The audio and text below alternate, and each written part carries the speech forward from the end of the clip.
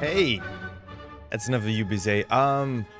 My string deck is not communicating with OBS. Its entire purpose is to communicate with OBS. So when I hit a button, it does something. OBS is the open broadcast software. It is the streaming software that I use, and many do.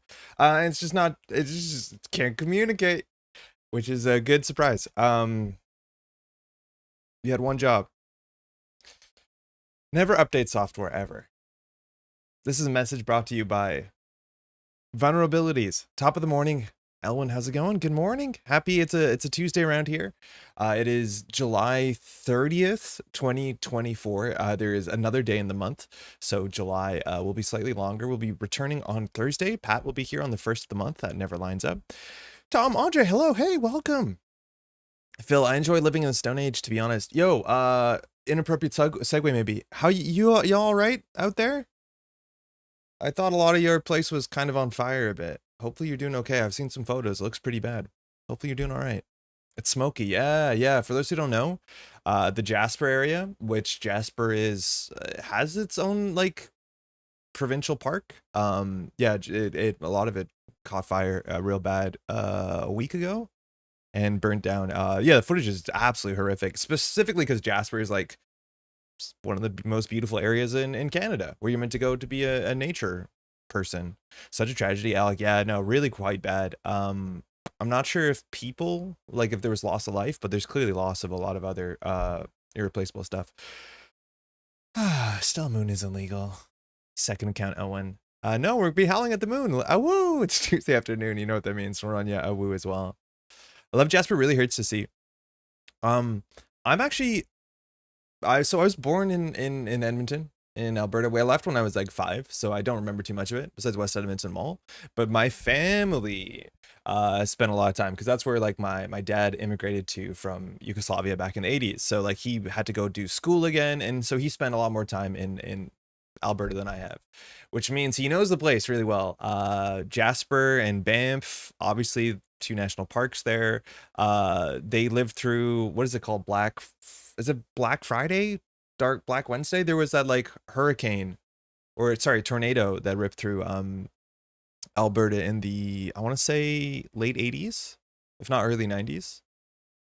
Yeah. So anyways, there's some amount of Alberta pride in my family, but I haven't been back since I left. I definitely want to go back. There's also the 6th largest ever fire going on in California right now. Oh fuck. 6th largest ever? All right. Hope everyone's doing well. Let's start on that tone. It's been a busy weekend, that's for sure. There's been a lot of Netrunner tournaments. There's more Netrunner tournaments coming up next week, and then even further from that. I've been pretty busy. This deck list of the week, you might know, Luck to Burn 2024 East Canadian National Championship. This is John. John played, and a bit of a spoiler, won Canadian Nationals. We have the footage of Canadian Nationals. It was filmed on a phone that Terrence put up during CanNats, and the footage is pretty good, actually. I've already edited together like 3 of the games in the top cut. We're not doing any of the Swiss. We're going to be doing 4 or 5 games from CanNats. It might actually only be 4 games from CanNats. But not dissimilar to a year ago when we had live tabletop gameplay on the channel for CanNats that we hosted a year ago. We're going to have a couple games up in probably a week or 2 because the editing is, most of it is done. I just need to do audio and do like commentary, have Pat, and I'm going to do some commentary with some other people online. But yeah, that should be back up soon. I'm really excited. It's been a while since we got tabletop gameplay. Of course, we are running NaMPC Montreal, the penultimate NaMPC stop of all time, if not at least this year, and we will be recording that as well, probably through a phone, because it turns out it looks pretty good. Hey Tom, can I ask something about your Built to Blast deck? Me and my friends argued about something about there. Yeah, go ahead. Please ask away. I've seen a bunch of people post like Built to Blast lists and are bringing them to tournaments. One showed up with some nice modifications at CanNats. Shout out. And I think recently someone was posting it that they brought it to, I want to say East Coast Nationals, which is this weekend. Hey, actually, too many tournaments. Talk about 3rd place Swedish Nationals, if I'm not mistaken. Axu's busy this weekend. But yeah, Ashbo, Built to Blast Bristol, top of Swiss at SW Regionals. SW Regionals was this weekend. It was 50 players. Top of Swiss is Built to Blast. What? That's pretty sick. Let's go. That's incredible. So really well done out there. We argued if we should replace hedge fund with NGO front. I don't think so. So we did a whole video about Built to Blast. You can check it out. Obviously link on the YouTube channel. And the idea with Built to Blast is everything that you want to be doing should push you forward largely, right? So you need to be as aggressive as possible. We had also a replay review that came up. The last replay review we had on the channel called Lead the Dance. And that replay review is talking about the idea of having initiative and pushing things in a remote server and pushing the games forward. It's really cool because just about anything we put in the remote server install advance is a threat. Mind you, Ashbo here made some changes and played fewer Atlases in Oaktown. I think in the write-up, they said they want to switch that back. And I think you probably do want Atlases. They're really, really strong. Having your agendas face up is sometimes a downside, especially the mid to late game. So you don't want 3 of them, as much as Oaktown's really good. But if you do an NGO front and you do install advance, that's most of your turn. And if they don't run it, you spend your whole turn to make, what is it, like 6-7 credits? And that's not a really good turn. NGO front is only really good. We actually talked about this very specifically on the last stream. NGO front as an economy card is obviously a fair bit better than Built to Last. But if you do install advance NGO front, you spend 2 clicks and a credit to make 5. So it's not good. You basically spend 2 clicks to do a hedge fund, which is not amazing. Like, that's just not very good. However, if your opponent runs it, let alone breaks ice and spends money running it and time and credits, and then you pop the NGO front, that's when it's good.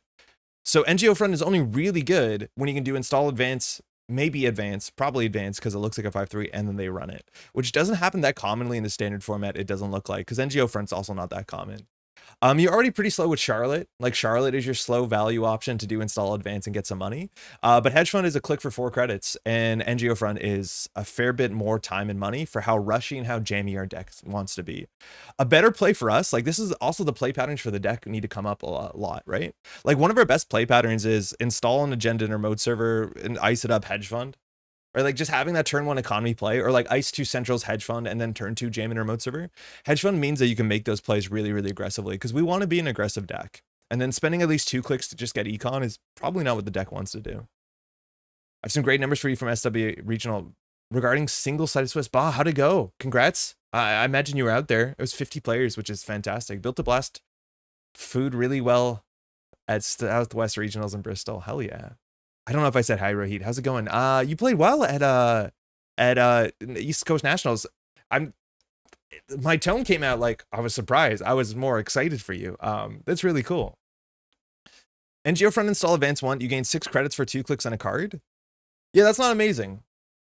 That's basically saying, like, if you had a card in your deck that said click for 3 credits, would you play it twice? And generally in standard, you try not to. So I don't think it's that good. Now, it's only good if they run it. I actually think versions of this list I played with more advanceable stuff. If you want more advanceable stuff, like, you can look at things like, what is the one from System Gateway that does meat damage? You can play reversed accounts. Like, I feel like there's other cards that do something similar. They're not econ cards, but if you want to advance more things. NGO's 2 clicks for 4, so it's opportunity cost as an econ card is just 2 credits. Yeah, it's really rough. How's it going, Turdog? However, in Built to Last, it's slightly better, but it's still not stellar. It's still not incredible. I've been having some fun with this deck. I did pop into cheeky Econ Warfare. Yeah, Tanuki, nice. It's totally worth mentioning, and I've said this when I put the deck together, is that when I build decks for like Alphabet Series, or specifically, here's a good deck for a new player, I try to go out of my way to play as few one-ofs as possible, and also I minimize the amount of FFG cards we're playing, just to keep it approachable. I think Econ Warfare makes some amount of sense. I think I played versions of this with Econ Warfare. You can also play Snare, not that it doesn't fall into the camp of being NSG, and you probably know what the card does. But yeah, Econ Warfare is super cheeky into the public trail thing as well. Essentially, it's a click for 2 credits with the utility of tricking runner to perhaps make them think your credit pool is smaller than they really is. That's my argument. I think the credit pool thing doesn't matter. The credit pool thing doesn't matter that much because your combo fires on 7 credits. It's public trail into end of line. If you do install advance, they already have to play around it being a Charlotte. And so Charlotte is a clickless 7 credits, right? Like, you can just play Charlotte like NGO front. You can do install advance Charlotte. And I just don't think you need a 4th Charlotte that doesn't draw a card. But yeah, install advance Charlotte's like slightly better than it looks sometimes. You don't fire it all at once. You fire this, and then if she survives, you fire that. But yeah, I'd be really surprised. NGO front's just kind of slow. Not that there isn't a home for NGO front and Built to Last. If you look at the deck list that won Worlds last year, it's a Hyper Glacier deck that is very happy to spend its whole turn doing install and advance NGO front. I was running it. Numbers are 7 rounds of single-sided Swiss, 50 players, 0 people dropped, 3 IDs all day. Firstly, 0 people drop is really good. 3 IDs all day. That is a very much single-sided Swiss thing. I think you'll see slightly, oh no, you won't. Maybe you'll see more IDs if there's prize support at a certain bracket, but IDing in single-sided Swiss only gives you 1 point, so you generally don't hit brackets. Yeah, that sounds good. That's more, I think, what people want. Again, I don't want to do another DSS rant 3 days in a row, 3 streams in a row, but yeah, that's really, really good. I like SSS. No worries. Pretty good. Grinding Identity Crisis for the team tournament of German Nats. There's so much stuff you can do. What are the rules for the German Nats tournament? Oh crap, Etienne messaged me. I need to look back. Etienne's doing some streaming stuff for German Nationals. I need to review her stuff. And she is also useful in my Trappy Providivos for being both a free target for my ability and being able to make me look poor but able to res ice, and its value is not run there. Don't need NGO in this deck. Yeah, I don't think you need it in this deck. Providivos, I'm not the biggest fan of Providivos just generally. I think NGO and Providivos, sure. I think the whole idea of like, can I res ice? I don't know. And then they res an NGO front, res big ice. Like there's people misplay into an NGO front, right? I think the time that you most see it is like when you try and interact with a Jinteki deck and they don't have money for snare. And then like, oh, they res an NGO front and suddenly snare is live after you've committed to Axis. Like that's my best case. I'm not sure what I'm face checking into NBN that I'm not concerned whether they have somewhere between 0 and 8 credits. I could still see something being rough. Sweden had 2 IDs. Nice. Is score from hand decks a thing, or is that really bad? Like fast advance? Fast advance is a thing. There's not a lot of decks that are like 100% fast advance. Classically, there were entire archetypes of decks that were just fast advancing every point from their hand. Biotic Labor out, score out of 3-2 with no text on it. You used to be able to do that. Modernly, I don't think there's a deck in the standard format that wants a fast advance out all its points. I think you could argue that you could build an outfit deck that kind of wants to do that. With the outfit, you have access. You want to get bad publicity. So you have access to like Hostile Takeover. It's a 2-1 that gives you bad publicity, so you can fast advance these from hand. And then once you get enough bad publicity, you can do Regulatory Capture. Regulatory Capture is a 6-2, but its advancement cost goes down for every bad pub you have. So it becomes a 2-2, so you can score those from hand. So that goes. And then if you want to play 1 copy of Big Deal, it's not uncommon. And then with Big Deal, you can fast advance out any agenda from your hand, and you should have a lot of money because you have a lot of bad publicity. That's probably the closest to a deck, as much as this is not like in meta and hasn't been for a bit. I think when you're expecting Shaper to be pretty common in the competitive field, and Shaper has the ability to pull Clot at instant speed, that can be pretty tricky. I think the other deck you could probably do some sort of fast advance stuff is something like Sports Metal, where you have to fast advance a lot of agendas because you're often running a lot of small agendas, like 1-pointers. But then you can build decks that play things like the Biotic Labor we looked at. Audacity is also really powerful outside of Wayland and in Wayland. And then you can play cards like Bast Chiraboga. And there are decks that can score out not all of their points, but a lot of their points fast advanced out. It's like some of the old school fast advance cards, like Sansan City Grid used to be a monster in Netrunner like 8 years ago. Because this on the table means any 3-2 agenda I top deck, I can do install advance a score. And for many, many reasons that I honestly don't know how I'd be able to unravel them, Sansan City Grid sees no play whatsoever. But back in the day, we were much happier to score a blank 3-2 with no text. Snare Bring Snare Bear? I think the Snare sports from early after the ban list was full FA. Not exactly. How's it going, by the way, Lucas? So this Sports Metal list that was like at NPC Boston, is that the one we're talking about? So if we do cards used, did it have a biotic? I'm not sure I'm going to find this. Sports Metal. I'll just do Ikoa. Why have bad pub decks fallen out of the meta? Giving bad publicity to Arisan is like one of the worst things you can do. It's so bad for you. It's so bad for you. The Shaper matchup is terrible. This is the closest to it. And like this deck had 2 Biotic Labor, 2 Audacity, and a Bast Chiraboga. But if you watch like the NPC Boston stream on Neon Static, the deck actually scored surprisingly amount of points on the table. It scored way more points on the table than it didn't. Right? Like Ikoas were being scored on the table on like turn 3 and turn 4. The Alex Boyd list from NPC Boston. Oh, you're right. Alex's list. Yeah, Alex's list was full fast advance. And we haven't really seen this list. He actually hasn't published it, so I can't really pull it up. But Arizan was playing a list that I know he said he's worked on, but we haven't really seen too much of it. But the list was using, mind you, you can fast advance with Holloman, but the list was using King Making and fast advancing King Making using a convoluted combo of like red level clearance and sudden commandment. It's been a while since I've seen this deck do its thing. And then scoring and getting a bigger hand size by scoring out the 3-1 from the core set that gives you more hand size, a superconducting hub. So that deck was actually never building a remote server and literally scoring everything from hand. That was the only deck I think I've seen that has only the fast advance plan. Chaparwin, how's it going? I used to play remoteless FA only Tenon deck. Yeah, I rotated a while ago. Tenon. I have a focus group as Mari. It's quite good, but not top tier. I'd say 1.5 to 2.0 tier. It uses remastered focus group biotic labor and build your own biotic as subliminal and sudden commandment. Oh, subliminal messaging was another part of that sudden commandment combo for sure. Focus group is the one where it's like name a card type based off of the same number of cards in hand, put advancement tokens. This card has been like so incredibly inconsistent. It's also really expensive. It's technically cheaper than biotic labor, but it's like 3 credits and then you have to pay X, which is like kind of unfortunate. And also you have to commit to the card to the table before you play the card because it advances a card. So the card needs to be visible. So it has to be on the table. We've tried playing focus group back in the day, even when we had like more support, like cards like Slot Machine, where we were more consistently seeing the top of the deck. And it's kind of funny, like a card like this actually seems a bit better if you look in context of parts of the meta. Like this deck is like 24 events, 32 events, all right? Like how hard can it be to say event when you're playing against Kit? But yeah, I would be really surprised even if we hit tier 2, I'll be honest, Tyler. There's so much that needs to line up for this. And even if they realize you're on focus group, they just played a low hand size and then your deck can't do anything, right? I don't know. It seems tricky. I played bad pub deck versus Arasana. It's really, really bad. Jonald, how's it going? How's your weekend? Did you play? Bing Bonk, how you doing? Can I put a link to my fast events deck here? Links are not allowed. You can try, Tom.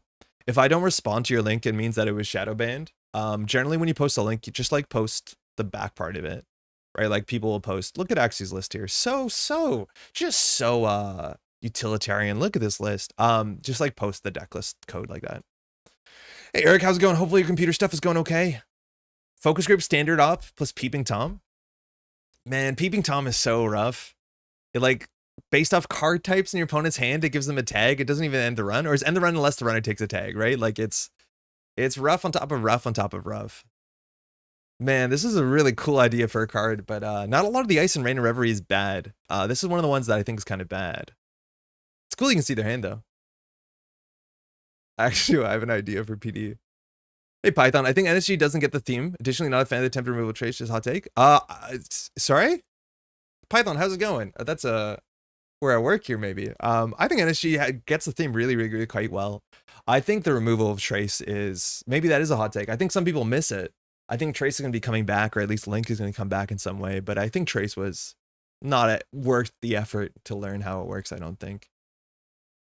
Hey Veronica, I'm interviewing a position NSG today. Wow, wish me luck. Yo, let's go. I'm you keep your position secret, but best of luck there. I think that's gonna be fantastic. Glad you're getting involved. I played at Bristol Regionals, published my list for it. Bet you can guess what I played. Jonald played op.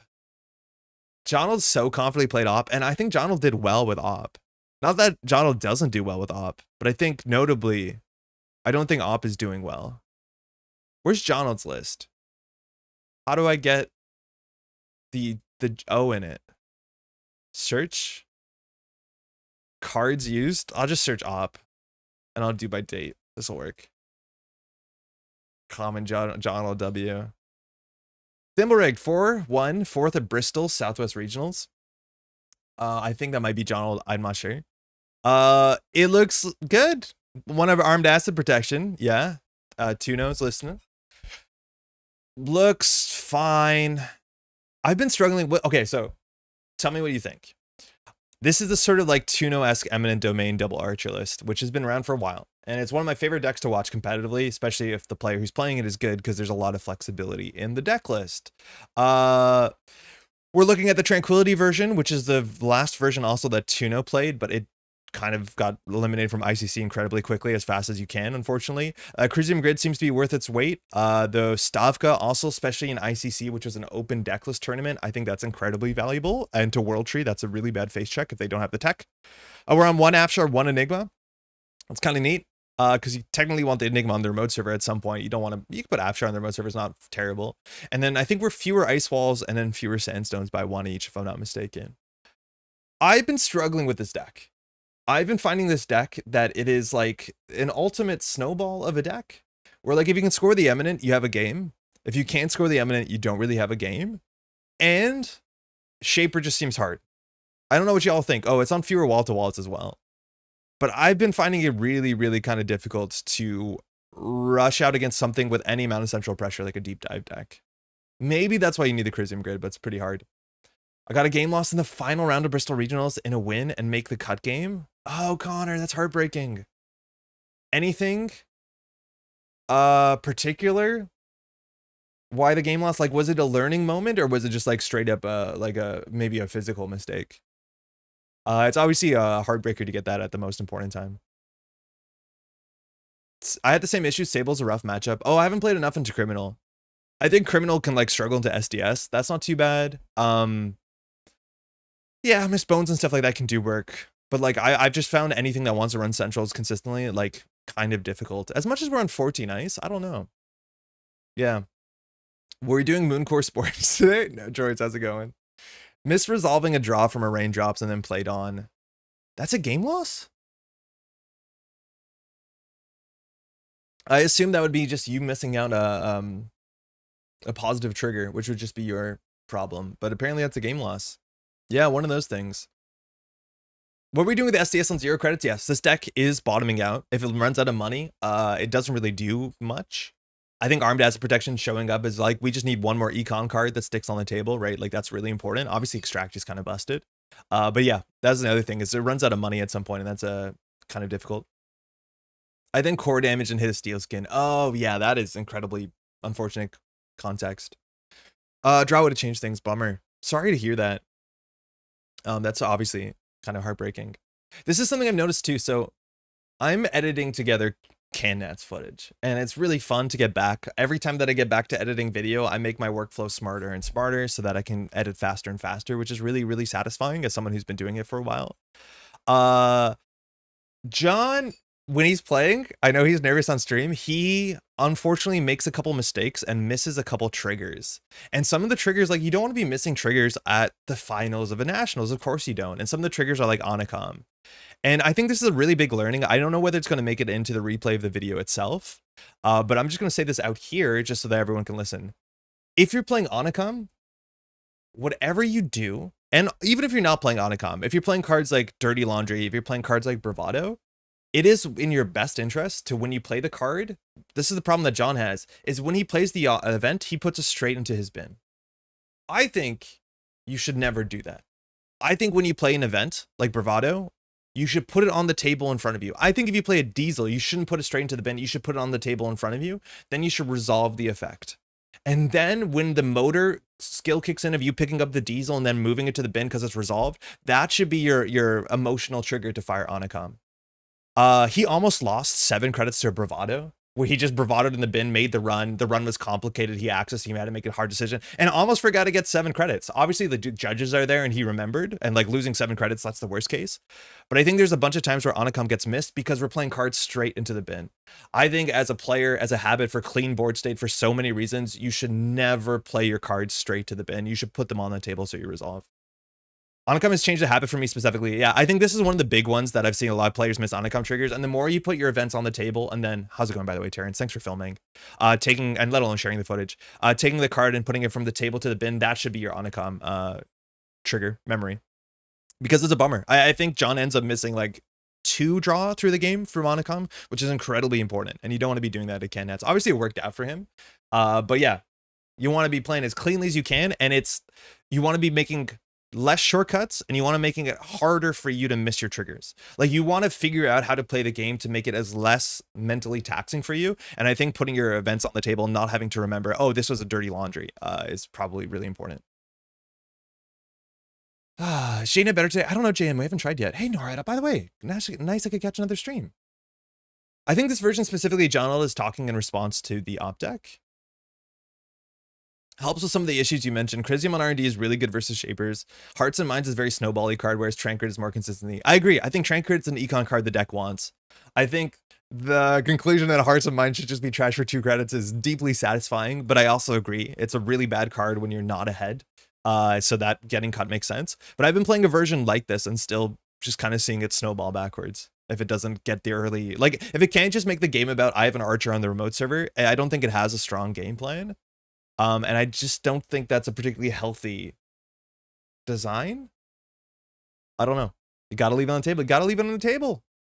I still feel like this is Tuno's list, so I feel weird trying to teach it as if it's my own. But no, John, don't. You have your experience with it too. But maybe I should make some teaching content on it, commentate over a couple of my replays. Yeah.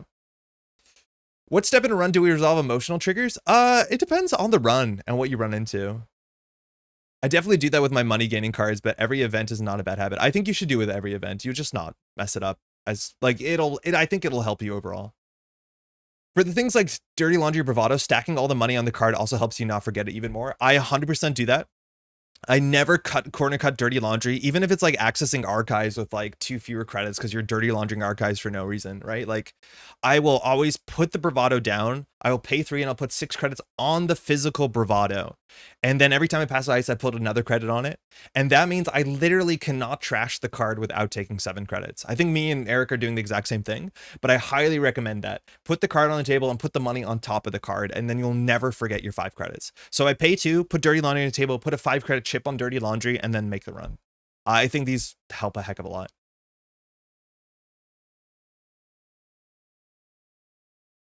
I'm a big fan of tapping cards with first time each turn triggers. Yes, I do that too. As playing as, the whole board state's tapped. It's fun though. If you have a lot of start to turn triggers, stack them up to the side while the corp takes their turn too. Yep. And I think that's another thing that comes as muscle memory is like looking through your start to turn triggers. Before every turn, I'll always sweep my board from left to right to be like start to turn triggers. No, I'll go. I'm ashamed to admit it. I tilted off the face of the earth against Ob yesterday. I just got wrecked at every turn. Oh, that happens though. I tried to recenter, but I just ran it down into a loss. It happens. I can see it happening. I think Rush Op is a bit worse for that when you lose like your breakers to like the 1 of Stavka, or I guess that list can be on 3 of Stavka. General Tiebreakers def needs more content creator. We're building a media empire, changing the team name to NBN Breakers soon. Lamau. All right. I think we're going to place on this list. So there's a bunch of news. We're going to look at some information of like what happened this weekend. There's a lot of decks being posted because there's a lot of tournaments, stuff in the UK, stuff in Sweden, stuff in America, stuff online. Mind you, this upcoming weekend is also a West Coast Nationals. That's in Cascadia. It's technically an NPC event, I think. That will actually be streamed. I don't exactly have the stream channel offhand. I think it's like Rain City Netrunner. I think it's like the West Coast Canadian. Does anybody know the stream channel? I don't know what it is, but that will be on, I'll update on Thursday what the channel is, but that will be streamed. There's Rain City Netrunner. I found it. It'll be streamed here. Link in the description. I think this is it. All 4 followers will enjoy it, but that will be streamed. I'm going to be doing casting on Sunday for the top cut. There's going to be other people casting on Saturday and Sunday as well, but that will be coming up real soon.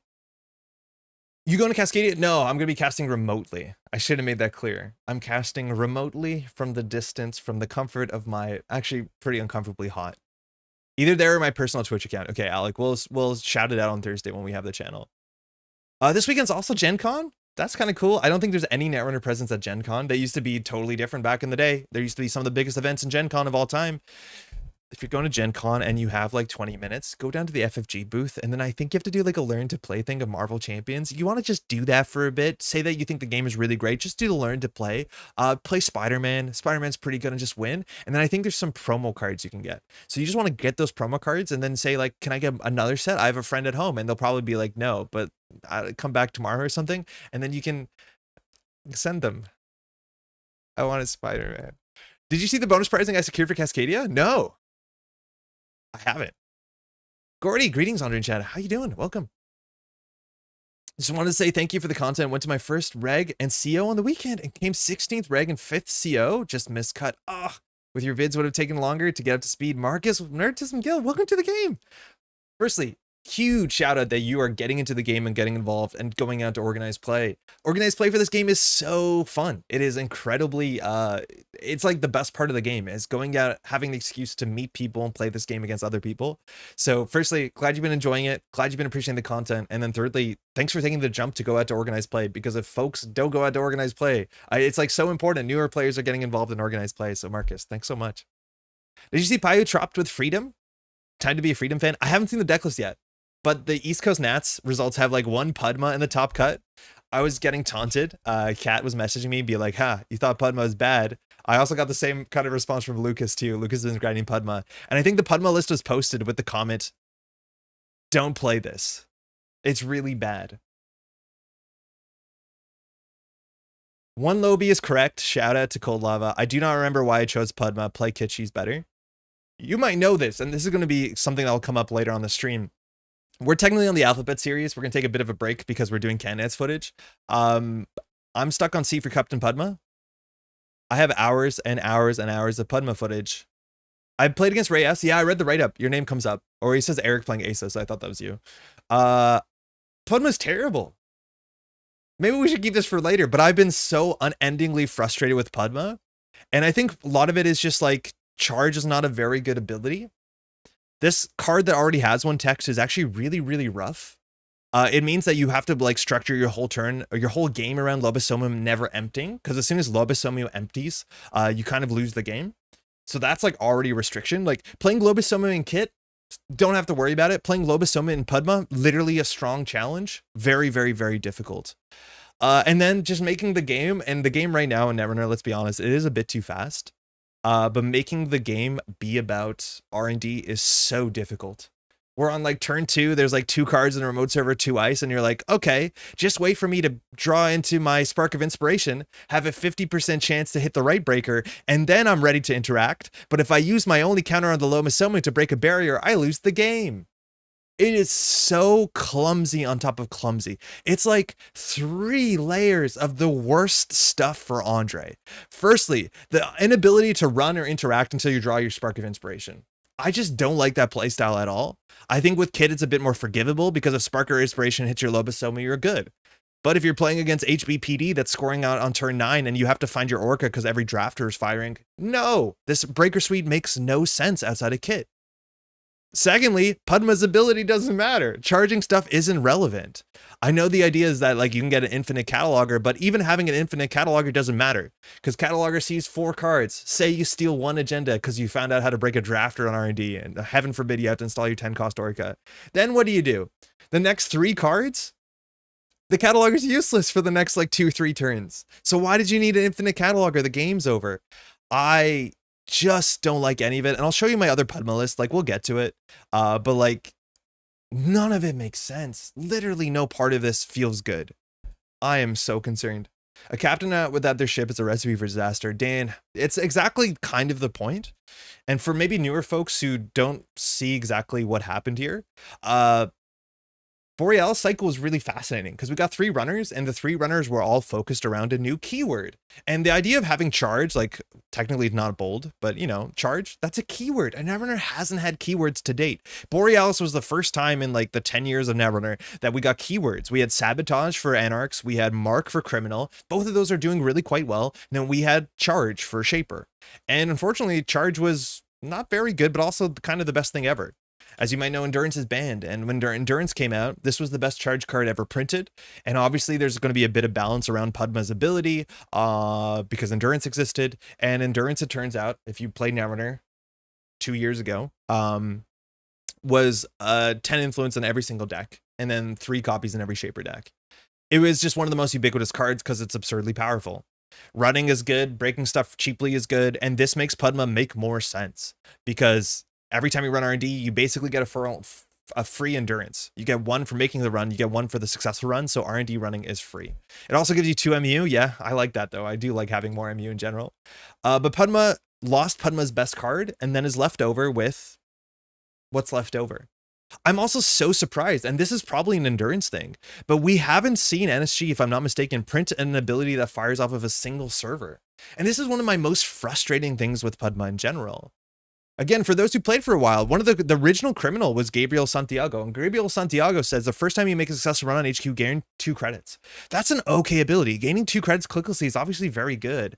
However, obviously, not only because you're playing a criminal, but because you're also playing Gabriel damn Santiago, they ice up HQ relatively well and relatively quickly. It doesn't mean Gabriel Santiago is useless, but it's just such a narrow game plan that the Corp can very aggressively respond to. And the last version of Gabriel we saw was in System Gateway and was Zaya. And NSG was like, we're going to actually say R&D on a criminal card. And when asked about this, because this was very surprising, we've never seen R&D show up on a criminal card. Don't look at Morbius. NSG says, we don't want to be criminals to be pigeonholed to be about HQ pressure. We want criminals to be about central pressure in general. And Xayah slaps for that reason, because Xayah, you feel like a criminal. So you'll run whatever is runnable, and you will kind of like take that window of opportunity to get in, to get your money, to get your accesses. Whether it's multi-access on R&D, multi-access on HQ, sometimes one is better for the overall macro game plan. But at the end of the day, that flexibility, imagine Xayah just said HQ, Xayah would be terrible. It'd be so bad. And so I was really excited where then she was like opening stuff up, and I never feel like I'm sitting against a corporation with 3 ice on HQ and I'm playing Gabriel Santiago. And it's for some reason Padma says only R&D.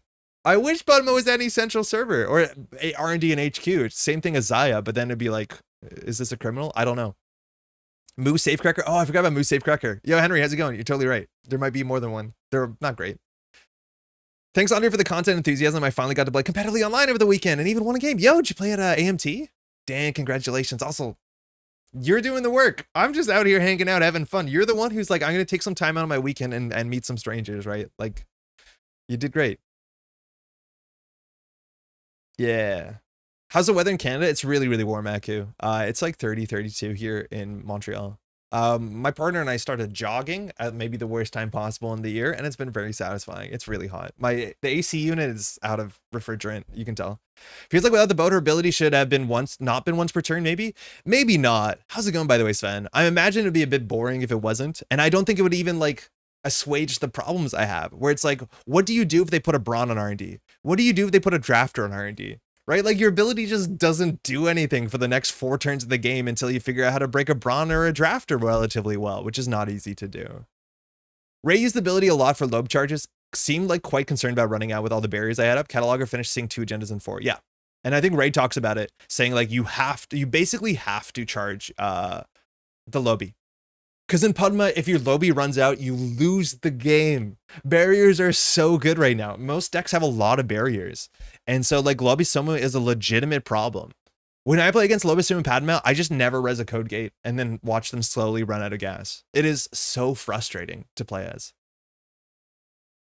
Mark took rotation of HHN to be playable. Oh yeah, 100%. But like, we're happy about that. Hey, Cactus. Hey, I'm pretending to work. This is way more exciting. Hey, how you enjoy your work? Oh, man. Have you noticed the new Burgle Bros Kickstarter has NSG Netrunner tie-ins, including alt-arts? Yo, I was meant to shout that out. It showed up in the NSG feed. I guess I'll open that really quick. I think some people want to know about this. I've never played Burgle Bros. Anytime a run begins would be a bit too flexible. No, anytime a run begins would be too flexible. Anytime a run begins on R&D, maybe. But anytime a run begins on, first time a turn run begins on a central server that's not archives, maybe. This came up, I don't know how this happened. This is Burgle Bros. I think this is the newest one. It's a cooperative heist board game. I've never played it. It comes in a really weird tall box. It actually uses floors and physicality, I think, or I might be confused with another game. This is the original one though, right? Yeah, I need to look for the 4th one or whatever. There's a tie-in with Netrunner. Is it 4? I think it's 3. Poker deck including VR access. That is such a cursed sentence. In the upcoming Burgle Bros deck, is it 4? Can I just not find it? Oh yeah, this is it. So upcoming in Burgle Bros, there is a tie-in with NSG Netrunner. So some of the characters you can play in the game are your favorites, Lu, Dao, and Xayah, which is pretty cool. 10 programs and ice cards from the Null Signal universe to mix into Burgle Bros 3. I don't know how their game works, but that's pretty cool.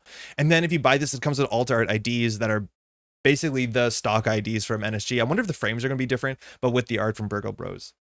I think that's cool. That's neat. I think those tie-ins are interesting. I'm not a big tie-in guy. I think the fact that this is kind of a cyberpunky heist game, at least this 3rd version is, which seems to have more of a tech-like lean, that makes more sense. It feels a bit more organic. But yeah, if you like Burgle Bros and you like Netrunner, I imagine this is exactly for you. The actual NSG click there. But that's cool. Oh, you played an event hosted by Man in the Moon. Oh, very, very cool. Ellis, how's it going? Welcome. Thanks for all the content. Thanks for enjoying the content. Jeremiah, hello. Love to drop in and hear something like Assuage. How's it going, Jeremiah? Frozen Summer Showdown. There we go. Never res a code gate is such a theme. It's like against Kit. That's the thing. Against Kit, Lobisomem just doesn't end. The party never ends because everything is a code gate once a turn, right? Like you can just do Lobisomem forever. You can technically still tax out Kit. I've never seen it on abstract, but you can. It's just like, this feels so bad. Hey, Zyrath, went to my first CO a couple weeks ago. It was super fun. Thanks for the encouragement from you and Not Yeti. Yo, let's go. Again, I've been just repeating this. A lot of people are coming in and getting involved in organized play.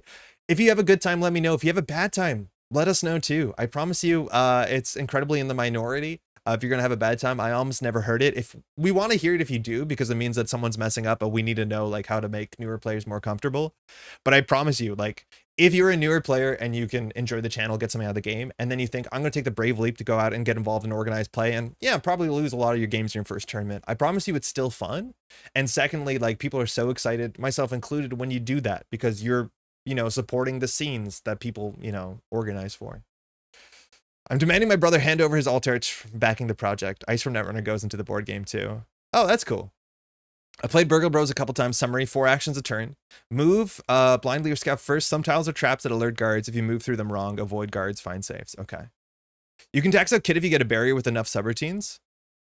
Lobisomem doesn't work that way. It's X credits, break X barrier subroutines, but you only spend 1 hosted power counter. I think maybe I'm pointing out something that you already know, Tom, but it sounds like when you read this that you're meant to spend X power counters to break X subroutines. You're not. It's always only 1 power counter. Oh, sorry, my bad. No, you're not the first and you're not the last person to think it works like that. It is surprisingly hard to tax Lobisomem out. I'm actually kind of surprised it wasn't power counters equal to barrier subroutines. That would make this feel a bit more fair.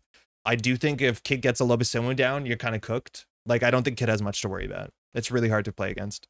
I don't think there's much counterplay to this card once it comes down in Kit. It's fun to see FFG Android characters across different games. Cool to see that they're null signal characters too. Yeah. I honestly don't know if FFG Netrunner characters showed up in anything outside of Netrunner. The 3 floors thing requires you to solve all 3 floors, and guards only move after a player's turn if they're on the same floor, so there are reasons to split up. How close is it to Invisible Ink?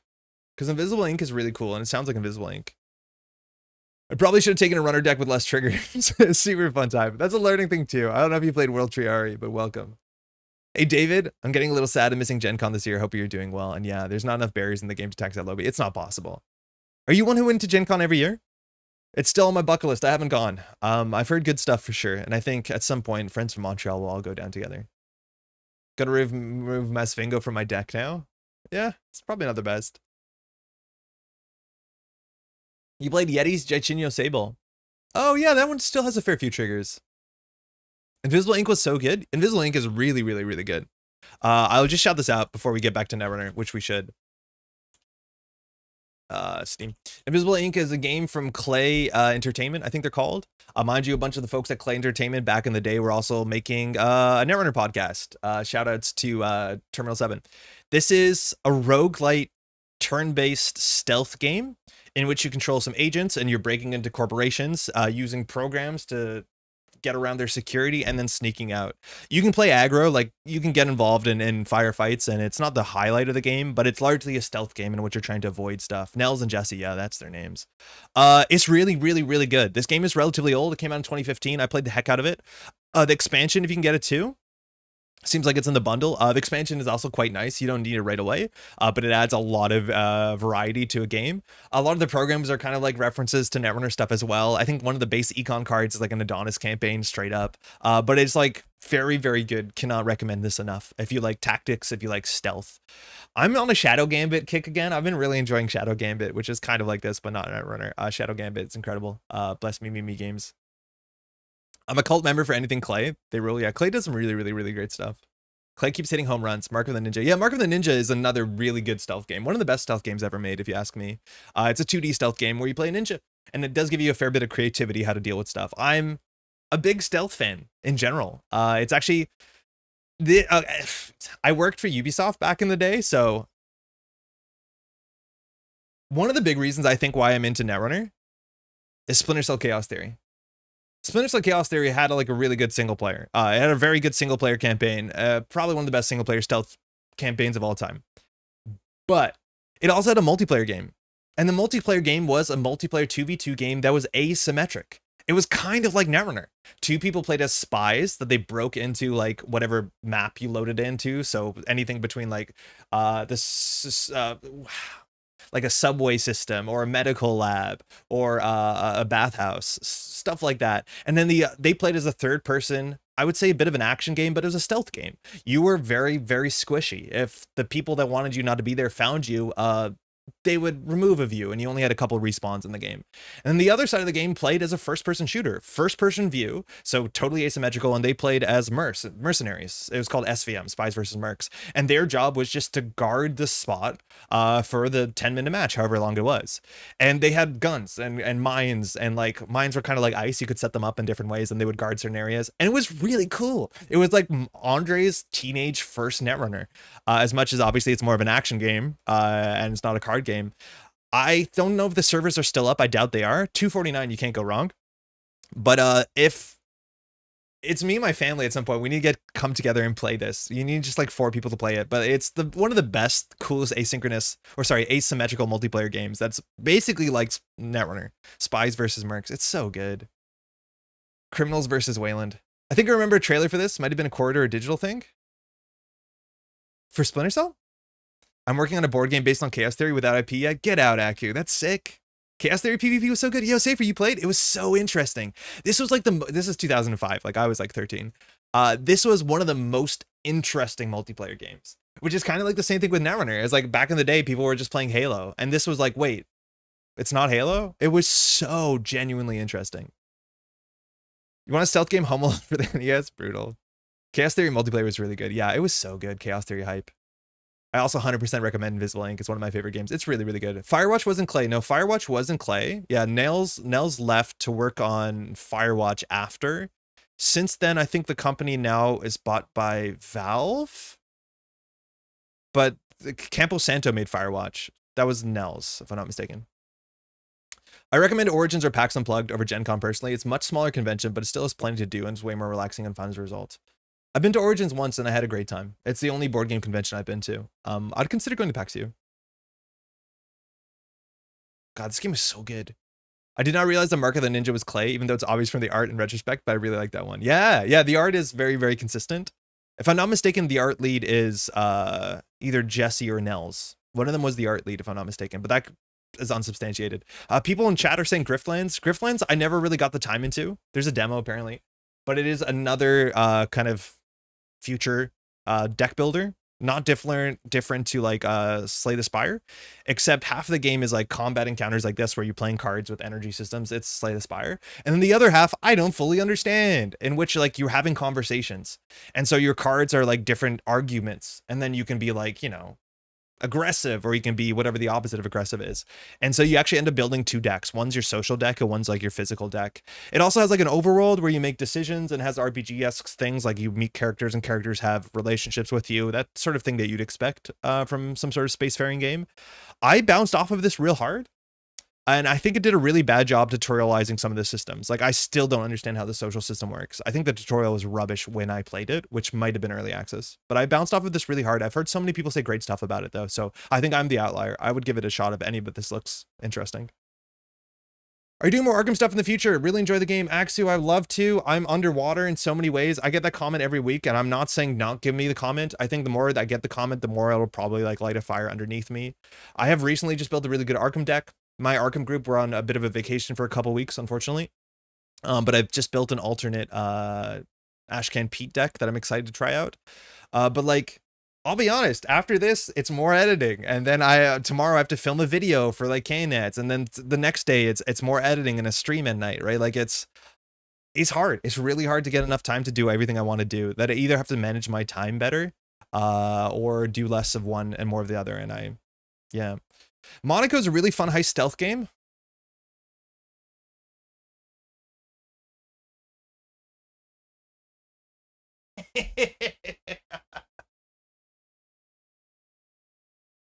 So I'm gonna out myself from my public Steam account. But in Monaco, I used to do some level editing when I was in college because they had a really good level editor. Monaco is a fantastic stealth game. You can play it as a bit of a party game where it's a bit like nonsense, but I love these sort of stealth games. And they had a level editor, and I actually ended up building a level that's on the Steam Workshop that you can play. And the folks liked it so much at Andy, who was the level editor head on the Monaco team, which was like 2 or 3 people, reached out to me when I was in college, and he was like, "Hey, we're having an official speedrunning tournament. Can you create a level for the tournament?" And I did, and the level turned out quite nice, and they sent me like a shirt and some stickers back in the day. But I'm a huge Monaco fan. Like I think I spent more time level creating for Monaco than actually playing Monaco. I'm not sure what's happening with Monaco 2, which they just announced, because I think Humble Games is kind of not doing well. I think they might have shut down all of Humble Games. The news is very unclear. What's the topic of the stream? Discussing A&R news or reviewing already released cards. Oh, we're gonna be playing some gameplay, but J Paolo, we're just kind of hanging out for a second here. I just kind of tunneled on stealth games. There's a book you could find in Firewatch called Terminal 7. Yes, I remember that. Griftlands was very cool as an experience for me, but I thought the mechanics as a deck builder were kind of flawed. Too many cards that are blank, unless you have another card first. Loss of infinites. Oh, bummer. I'm doing PAX U this year, and did it last year on crutches. I haven't been really aware of the lives outside of Terminal 7 podcasts. I think they talked a bit about their work in Terminal 7, but like you could clearly see some inspiration in some of their work. Grifflands also lost me at the conversations. I could never understand what was going on. I had no idea. Oxygen Not Included is a good clay game, but I'm not smart enough to play it well. How's it going, Ethan? I'm not a big survival fan gamer. I think Oxygen Not Included is a survival game technically, right? I'm hoping that Gen Con moves to Las Vegas when his contract with Indianapolis is up. When is that? For Arkham Horror fans, there's an Arkham Horror TTRPG coming out of Gen Con this weekend. Yeah, they have an article up on their website talking about what you can expect from Arkham. There's also the new Arkham campaign, like standalone. Not campaign, I guess. Standalone at Gen Con, which is exciting. I'm currently cooking the Tiebreaker second campaign with an Ursula deck. Oh, Ursula's really good. I think it's hard to go wrong with Ursula. I think you're going to enjoy it, Axu.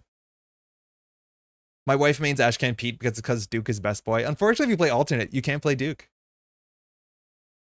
Monaco is a stealth game like 20% of the time. I think if you're not, like, it's kind of on you to make it a stealth game. I like to play it as a stealth game. You're streaming twice a week and working on edited content all the time. Don't stress about doing more. Thank you, Eric. I want to do more, though. Humble Games was wholly laid off, but they're not shutting down the brand. Kato, how's it going? Congrats on the weekend, I think. Do you know what that means for the future of the games that are currently signed under Humble? Like, does Humble own them, or are they going to be looking for other publishers? Yeah, for those who don't follow it, like Humble Games turns out like just laid off their whole division, like had a group call with everyone inside and basically said we're shutting everything down. And then that went out to the media, and then Humble Games spokespeople came out the media to say that's not the case. And then internally people were like, no, that's exactly what you told us. I don't know what's going on. I had the world record for the last main game level of Monaco for like a year. Yeah, let's go. We're talking about stealth. What about Dishonored? Dishonored's pretty great. I like Dishonored a lot. I hadn't put enough time into it. I don't think I've beat Dishonored 2. But Dishonored, I love that sort of flexibility when it comes to stealth games. I really enjoyed the Grifflands campaign, one for each character. Once finished, though, felt there was any replay value. Oh, day, David. How's it going? Oh, Quadrilateral Cowboy. Oh, Quad is so good. Okay, hold on. Last one. Quadrilateral Cowboy is made by the, I forget what the studio's called, but they actually made some of my favorite games.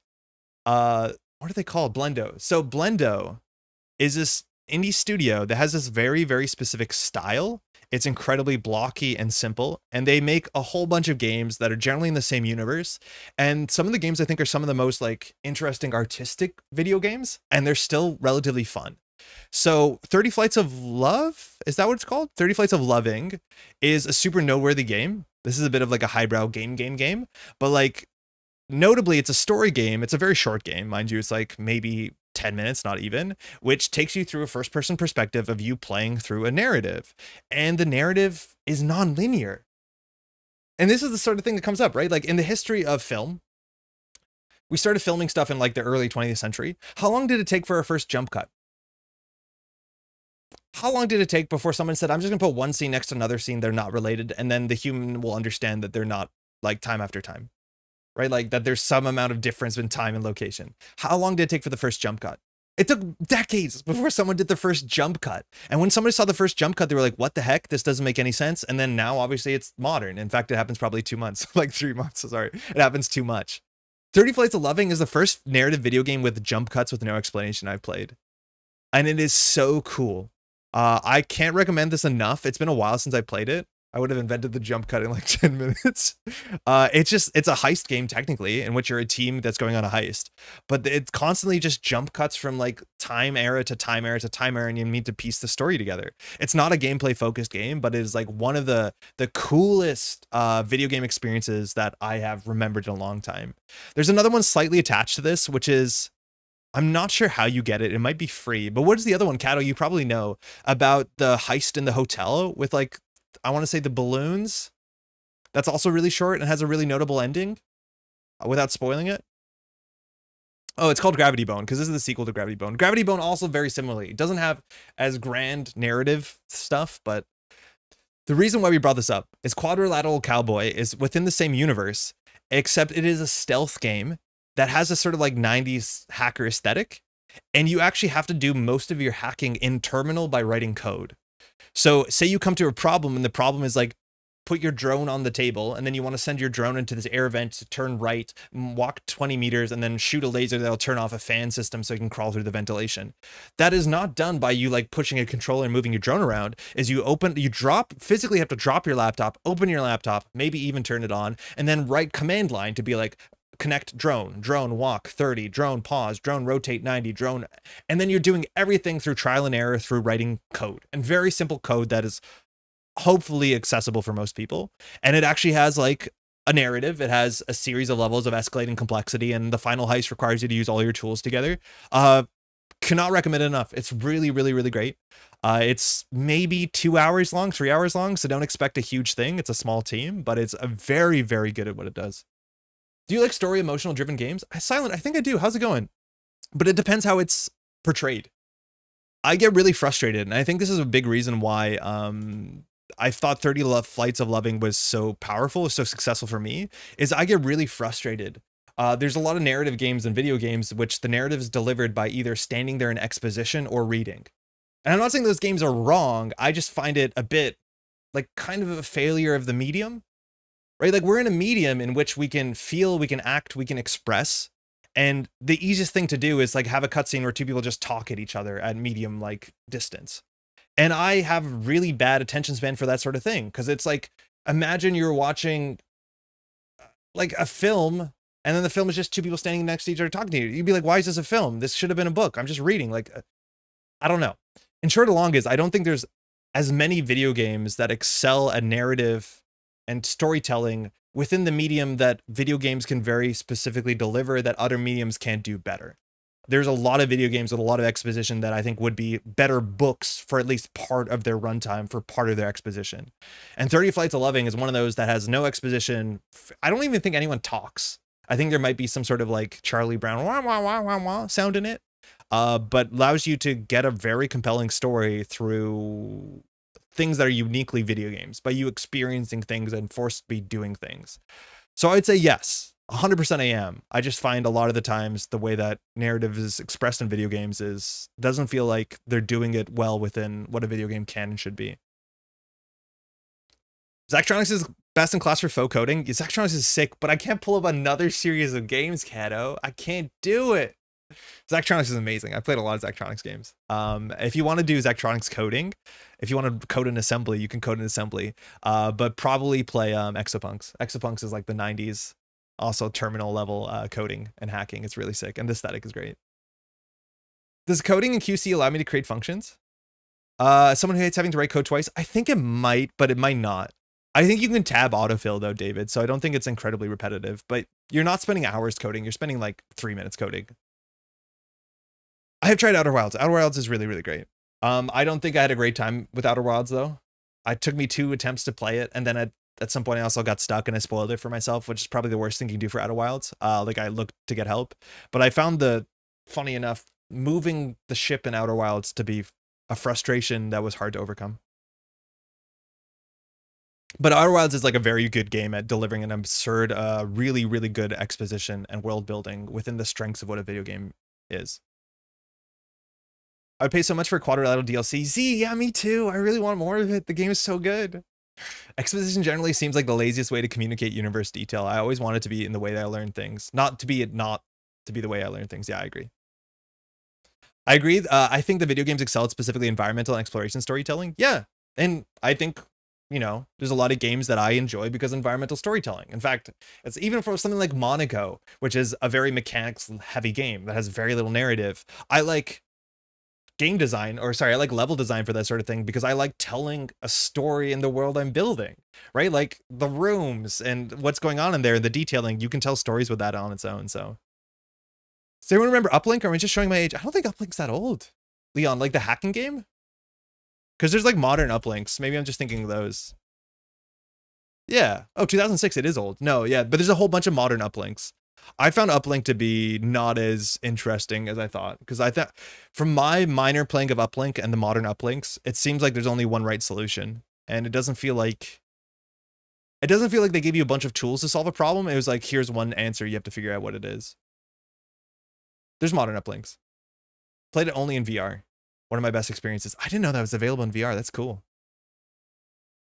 I think the best storytelling and narrative that uses the elements of a video game is Silent Hill 2 by far. It comes from I'm Silent. I've never played Silent Hill 2. I did not have a video game console until I bought my own PlayStation 2 when I was a teenager. So I didn't play any like PS1 stuff. All right. Thank you for engaging in my tangent. You want to play some Netrunner now? I don't know. We have here. We'll play this now. But I just want to basically, what we're going to do today is play some Lobi. See how it feels. I'm going to show you a bunch of the Padma decks that don't work and explain why it is. I already have to some extent, but you'll see a bit more why. I think Lobi Kit is a bit of a monster. No Netrunner, only podcast. Great TED Talk, Andre. Thank you. No Netrunner, only podcast. Eternal Darkness, Sanity's Requiem. Is that the one that like would start messing with your TV? I think. Silent Hill 2 is definitely one of the seminal classics of survival surreal psychological horror. For me, like the video game that gets that sort of, you know, horror seminal title is Resident Evil 4, which I played on PlayStation 2 a dozen times. I haven't even beat the Resident Evil 4 remaster because I was playing it with my partner and we just haven't sat down to finish it. Obviously, it's like different, but also really good in a modern way. But Resident Evil 4 to me was super, super, super important. Yeah. So Eternal Darkness, Sanity's Requiem was a game that had this sort of, you know, uneasy horror to it. I've never played that. This is what I've heard from a distance. And so it was a console game. And then every once in a while, things would go wrong in the game in a way that was a bit meta. So you'd be playing the game and suddenly the sound would cut out. And then it would just show like that green blocky mute text in the top right corner that CRT TVs consistently had. And then you would be like, why is my TV muted? You try to unmute it and it doesn't work. And it's because the game physically is showing that on the screen. Or like, I think it would mess with the vertical, or like it would just have like a bug crawl across the top of your screen, like across the glass of the screen. But I think it was in game. They would start to do that sort of like, kind of like Psycho Mantis talking about your save slots. That's sort of like meta horror where you can't tell where the end of the game is and the beginning of the physical world is, which is a pretty neat concept. That's much harder to do now. I think the one big time I've seen something like that, and a bit of a spoiler for another fantastic game. Oh man, you guys have played the Arkham series. For those who don't know, in the first Arkham Asylum game, there's a part where your computer blue screens. Sorry, Eric, for digging up trauma here. But your computer blue screens during a horror segment, and it's so sick. Like your computer shuts down on you when you're playing it. It happened on my Xbox 360 in the height of like the Red Ring of era of death. Problems, and at some point the game shuts down in a way that makes it look like your hardware fails, and it's sick. This game is incredible for so many reasons. Triggered, sorry, got him. Bug on screen would kill me. Yeah, I know, it's really good. Third person horror survival with a sanity system, and when sanity got lower the game would mess with you in a meta way. Yeah, I think it's really cool. Resident Evil without weird camera angles and tank controls, blasphemy. I've never played any of the original Resident Evil games. I played, well, that's not true. I played like the remake of Resident Evil, the original one. We never finished it, my partner and I. I played Resi 4. I played the Resident Evil 2 remake. Obviously, that's a third-person action game, but I've never played any of the old ones. The Arkham series is really good. I think there's one game in the middle that's like not fantastic, but it's made by a different studio, but it is just a phenomenal series. When Half-Life 1 came out, it made such an impact for me as a gamer. Having an FPS with a story being narrated as you went along was fantastic. It was technically around the time that, like, I don't think I played the first Half-Life game for me was Half-Life 2, but I can only imagine, right? Like Half-Life 1, going down that big train ride and talking to people and they address you in the corridors, like, and then you're asked to do something and then something terrible happens during your first day on the job or whatever. Like it's cool. And honestly probably hits really hard. Half-Life 2 on its own was cool, but that's what I mean. It's like in Half-Life 2 when you're standing in the professor's like lab and everyone's just doing an exposition dump at you while you're like run around and throw cactuses into the teleporter because you're waiting for the 5-minute unskippable, right? Like that's to me where I get upset. It's like I'm playing a video game and I'm just standing in a room and you're talking to me, and I'm just like throwing books because the source engine is fun. Like I just don't think it's slam dunk. I think the closest thing to horror video games I played were the first 2 BioShocks. Not sure those are even quite horror games. They are, Kolaba. I think BioShock, this is a weird thing too, and I've had this conversation with a bunch of people. I've talked to people who can't play BioShock because it's too frightening. My partner is a big horror person. She likes horror films a heck of a lot. She worked on a horror video game, classically. But her tolerance for scary video game is much different than me, someone who doesn't particularly adore horror films and, you know, can get pretty frightened by them. But I'm totally fine by playing horror video games because I'm aware it's a video game and it's still really fun, but it doesn't get me the same way. But I've seen people who can't play BioShock because the vibe is a lot. And BioShock does have a pretty, like, uncomfortable vibe. There's a dread vibe to BioShock. I think even BioShock 2 is really good. BioShock is one of the world-based BioShock is one of those games that does narrative in cool, in interesting ways. Not always, but a lot of times it tells a lot of its story by just letting you walk around it, which is a huge success. BioShock Infinite, yeah, BioShock Infinite is pretty bad, but wasn't it cool? Wasn't it like edgy and stuff? BioShock is definitely scary for me. Yeah, there's a lot of people that BioShock is a bit much for. And I mean that, like, bless them. I get it. That's cool. Big horror fan. Soma is probably my other favorite game. My brother's name is Simon. My brother lives in Toronto.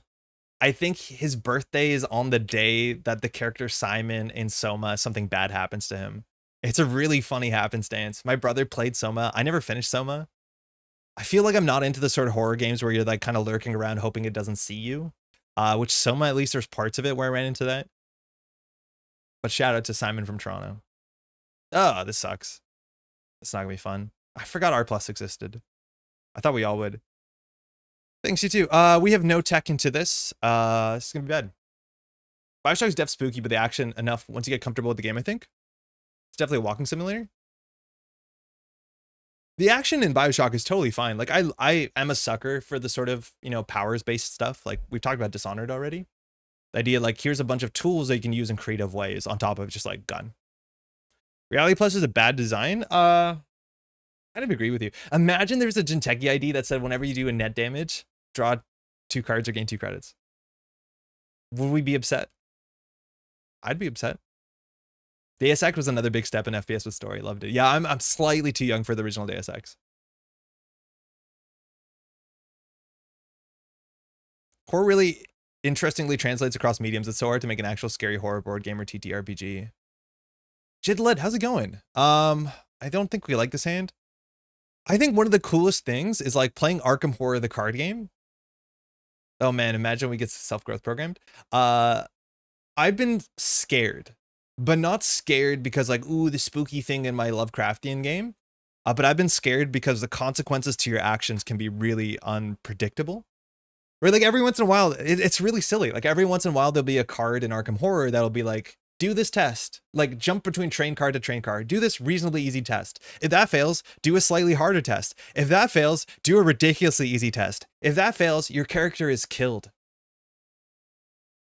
And it's just a fun thing to read your character is killed on a card, because that means the character that you've brought through this sort of RPG card game that you've spent XP upgrading is gone and is not coming back. Normally in Arkham Horror, if you're defeated, you just come back in the next round with a bit of traumas that they call it. Maybe that's tasteless, but within the game it makes sense.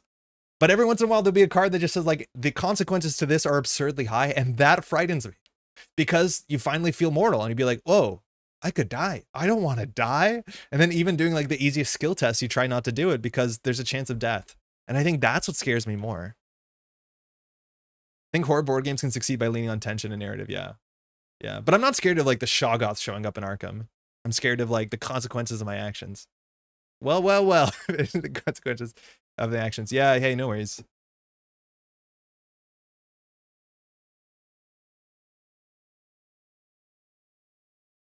Hey, Nominee. Exapunks is the most underrated Zachtronics. Netrunner is such a bet.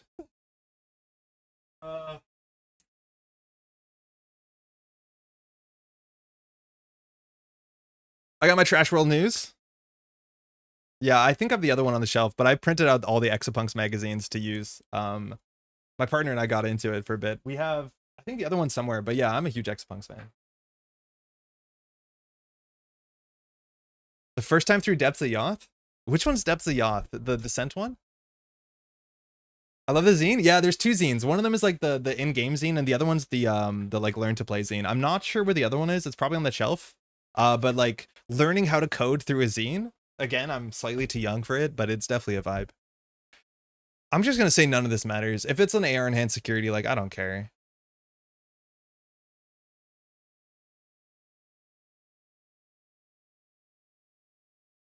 I was gonna say if we draw into our Lobi with Spark in our hand, it's gonna be pretty bad. Got my encounter card. You fall asleep, have a dreamless encounter. Okay, so DJ Fenris is interesting. DJ Fenris for like glue is not the worst in a matchup where we have to trash things. The problem is like we have no tech at all to trashing assets. Like no miss bones. You obviously don't want to be playing. Imagine Spark of Inspiration hitting a Parisha. That's pretty rough. We could like just DJ Fenris trick shot. There's no like Gmod that interacts favorably with tags, is there? I don't think we just want to send it because this is probably like we have no econ play here. I'll check one of these. If it's a Behold, we lose the game. Like Behold. 75% through Exapunk. Oops, 4 credit swing. My bad. I should have touched your cards. I honestly find parts of yeah, I do find RP to be like pretty really boring. And now we're gonna get output for free. Like we don't actually have to clear tag there. Oh, technically Seb qualifies. Yeah, you're right. Technically Seb qualifies. Just trick shot. Trick shot's really risky because we can see 2 cards, and then if we see like Behold into Think Tank, it's a disaster. It's not fantastic. We would want to do like this into the table. Exapunks can be tough to summon the willpower for sitting there on your own, but it's a great wife time. Yeah. It's really great with as a team game for sure. Depths of the Yoth is a descent scenario for Forgotten Age. It features a moment very similar to what you were describing. Yeah. Jezminder's actually never mind. Jezeb. I don't even think Jez is not in the format. It's Jez. I think Jez rotated. How's it going, Tron? I also got stuck on this issue that no one else has coding, so it's just too big brain for me. I do love the idea though.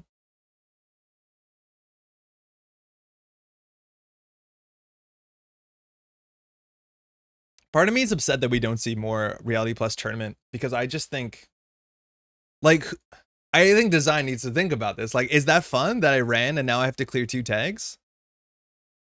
Because they did it for free. Like, I just wish R Plus was more popular so that there was more data points of frustration. Because, like, I don't think this was fun.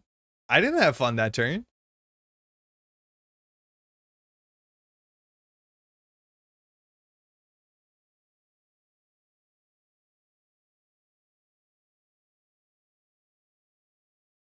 Go did DJ Lu. I'm thinking DJ Lu for sure.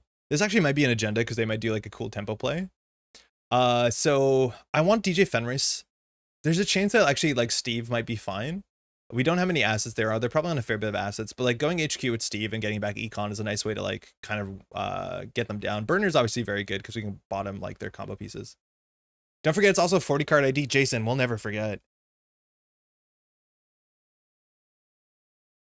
Would you rather Asmari re-education kill? I would rather that because at least the games are over faster and you can tech into it. Notably, only one person on Asmari at EC Nats. Yeah, I find that very surprising. The deck is very good. And I don't know if people teched into it or not. But like I think everyone who played at Can Nats made top cut. You gotta treat R plus like you treat PE. You're no longer playing Rush or whatever your deck is doing. Just clear tags and make money trash as. Oh, 100%. But it's like, it feels way more frustrating than PE. Because like, we shouldn't touch cards on central servers. Like, this is the biggest issue, is if we run HQ and we touch a Behold and they pay 2 credits to give us 2 tags and then we trash it and then we get oppoed, they paid 2 credits to give us 4 tags. We're like, no, that's not fun. And then like, what's the tag punishment? The tag punishment is probably return your 8 cost breaker to hand, which like we did throw out our compile. That's maybe on us. I tried to pet my runner for Asmarian, my corp for World Tree Ari, and there were exactly 0 those decks of Switch Nets. Hey chat. That's surprising. It's really surprising that there'd be 0. There's this idea in like competitive card games of the level 1 meta and then the level 2 meta and then the level 3 meta. Level 1 meta is you bring what's the best, right? This is what's good, I'm going to bring that. The level 2 meta is you bring what's going to beat the stuff that you expect people to bring. And the level 3 meta is you go really deep in the tank, and as you might imagine, you bring the stuff that you expect to beat the stuff that expects to beat the stuff. There's certain metas where each level has its own, you know, amount of what you want it to do. Like, what do we do here? I don't think you can do that on my turn.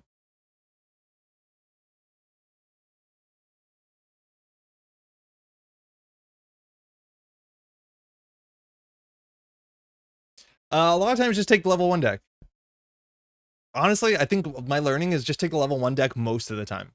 I think it's very, very difficult for the level 2 deck to be correct. Also, the bigger the event, the more level 1 it gets usually. Right? Like, look at Cannats. 1/3 of it is playing PD, and rightfully so.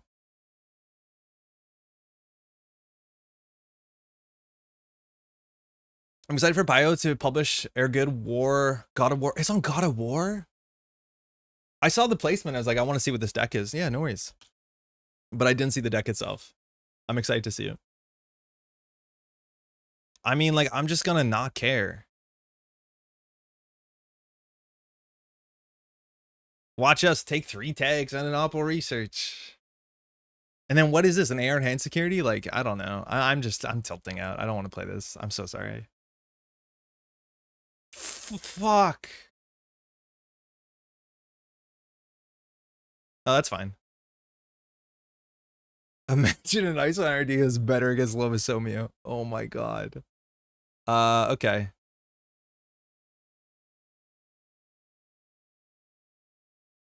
So we just don't install resources. Remember when you had to deal with this? Yeah, I know. It's like a nightmare. And then like every single ice in the history of the game has to be balanced around Reality Plus that gives the tag.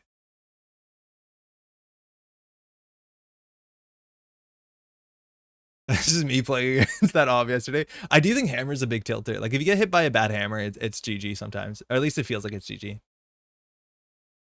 We should ban Bologna again. I don't want Bologna back. I just don't want any RP in there. But I kind of wish some more people played RP, right? Like we have our local meta group, and there's conversations like Diogen's sharing a deck. He's like, "This is my NBN tag deck." I'm like, "Wow, I never want to play against that." And it's like, I don't know. If that's what's showing up on Casual Tuesday nights, like, you installed a credit card. Okay. Market forces, great, phenomenal. RP's replicating perfection. You cannot. I honestly call Reality Plus replicating perfection a lot, and I probably shouldn't. Oh crap! Oh no, that's fine. We're not,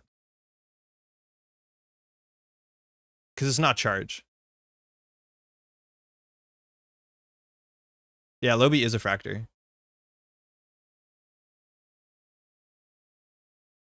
Yeah. So we can't charge this, but we have no charge targets. We need to find a code gate, and by find a code gate, just run the wraparound on a following turn. I mean, yeah, but we're gonna get oppoed, so we just need to keep our money up. Any econ card here would be sick. I don't think that's it. Public Trail is really bad for us, but we can't beat that. So we can either click for a credit, but we might as well draw, because draws give us faster, closer to an economy card, and an economy card is what we need more than clicking for a credit. Not gonna lie, when I first got System Gateway, R Plus was the idea immediately maybe go what? But in System Gateway, Reality Plus is not that bad. It's just in the context of the greater card pool. It just unfortunately ends up playing. Oh, they have Federal. I forgot about that. It ends up. I should have maybe considered trashing the Federal because I've already trashed one card. It's just like, yeah, the sort of play pattern where anything with a tag on it is worth spamming forward. I don't know.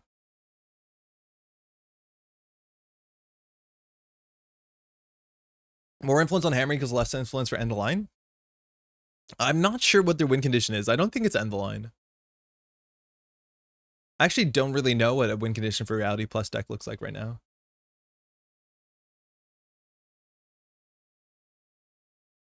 Just burner their punishment away. I don't think it's gonna do enough. It definitely helps, but like 3 runner factions, 3 core factions. We have deleted a faction. All right, 2 assets. One of them's an agenda. You might as well put it behind the wraparound, right? We can't. Well, we can break it. Oh, we didn't get output. Okay.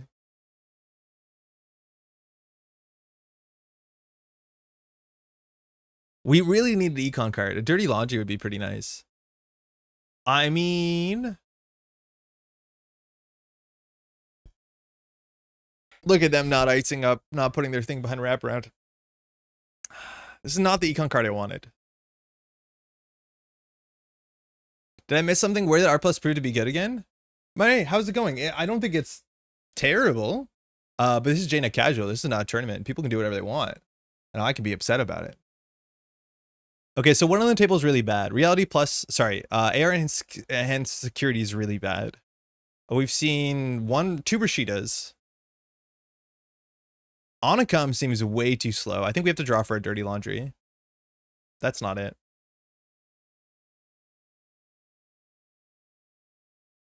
Like, do I want to bravado a wraparound for 3 credits? Not really. We're going to throw out the compile and I don't know if they can produce enough centuries that we actually need to get our Orca down. Imagine bouncing 18 credits worth of cards. I don't know what to do with this hand. I think I'm just going to go for it. Whatever. We could click for a credit, spend a credit to charge the Lobi, but I don't think it matters that much.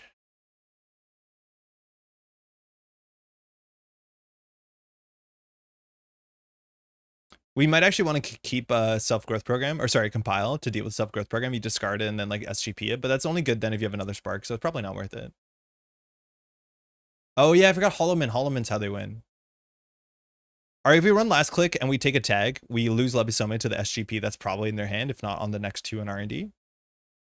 We probably should just take the federal fundraising down here. We didn't get Opod last turn, and I don't think we can let them do this. Our econ's really bad, that this is definitely a bit risky.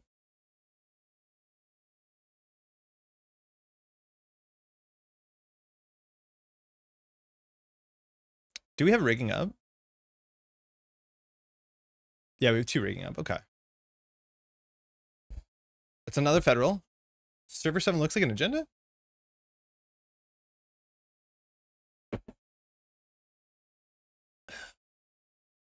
These are just sort of decks too that like, unfortunately, kind of, let me ban that. Unfortunately, I feel like they stifle creativity a fair bit.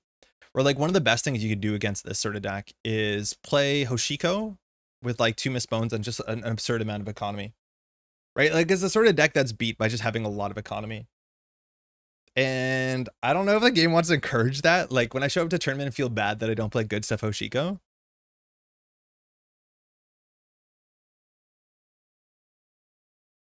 Feels rough.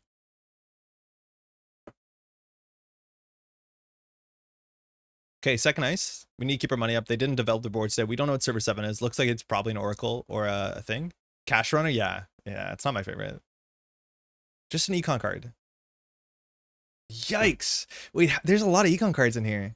There's 32. Most of them are like playable. I played R Plus at a CO last Saturday. I ended up using SGP and a total of 3 retributions and my opponent's Marrow. Yikes. Woof. Hey, Max. An interesting discussion. What is fair and unfair in Netrunner? It's a really, really hard conversation. I think I just install this click 2. I don't know. Like, clearly they're going to push something in a turn. We're going to have to deal with Holloman. We can burn her at some point if we're worried about tag punishment in a pinch. Lobisomem probably can't get taxed out here. They would need a third ice. And obviously we're letting Federal fire. We don't know where the oppos are. Fair enough. I got one wish. Let's say pod. I think when it comes to fairness, like there's this axis of expectation of what requires interaction, what doesn't require interaction, and that interaction should be rewarded or penalized on what amount.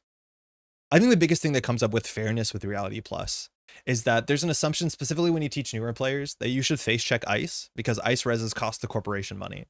A lot of the traps are designed around that, and not so much the new NSG traps, and I think they get some flack for that. But like Snare is obviously a detriment to the runner, but 4 credits is a lot for the corporation. And with our Reality Plus, like face checking into ice, resing a ping for free, and we still have to clear the tag, like that doesn't feel fair or reasonable. Resing a VSA for free, firing a Behold for 2 credits, like these interaction points just feel like there's no way to keep them down. Right? Like I don't see what a downside is to Reality Plus besides having more money than them. Where like it's easy to like economically denial a Jinteki deck, and check us tagging for 0 is super strange. There's a lot of like almost all the cards, mind you, from System Gateway fire on 0 credits. And I think that is a legitimate criticism. That like I wish even if it was like the old Junebug cost 1 credit, you could check when they're on 0. But unfortunately there's no safe time to check a double advance cards now. Besides Cerebral Overwriter, which is the one, you know, legacy card. Small Apple for free and R plus is the most unfair feeling thing. Yeah, I think that's the worst one. Is like no opportunity cost besides the card. Like also the card shouldn't encourage you to do that. Like I don't think these reprisal type cards should encourage you to do these like really minor stuff where like you can afford to do this without setting up a play. It's like imagine that every time that you draw a Neural EMP, you play Neural EMP for free. It feels like that. It just feels bad. Okay, so one of these actually might be a B1001 is my read. This has to be an agenda. We're always going to start with this. Okay, we had no good way to run their mode server. I don't think we can afford prepaid. So if this is a ping, we lose to B1001. So I'm going to do Sure Gamble, run server 9, assuming it's a B1001, and then run server 4.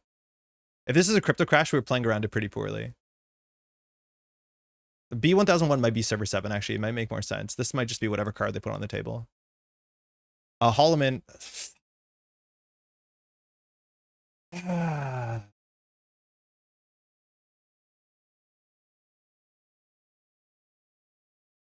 So if we don't close the tag, we clear Lobisomem. If we clear the tag, we go down to 0 credits.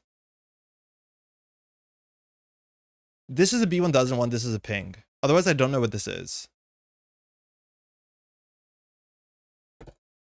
Yeah, I think we concede and walk away.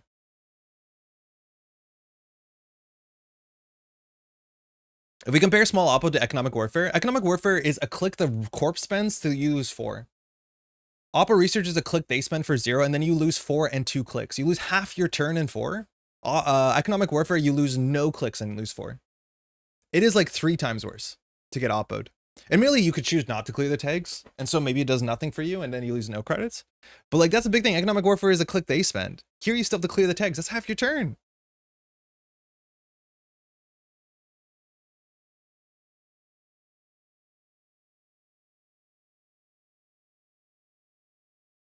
R plus used to be the best NARAD. Right now, it doesn't seem to be competitively, besides, I guess, Mari decks, but it's definitely not fun. The thing is, like, the more consistent, like, tournament viable, like, economy decks generally beat it. What is this? If it's a crypto crash, we go down to 0. We're going to get Oppo no matter what. We know the Lobi's going to get bounced, which is a problem, because we're only on one Lobi in this deck, and so, like, we can't reinstall it. So I'm going to remove the tag. If we get crypto crash to 0, we can concede. Well, we're going to be on 0 credits in a second. If we're assuming that's a crypto, which is what it looks like.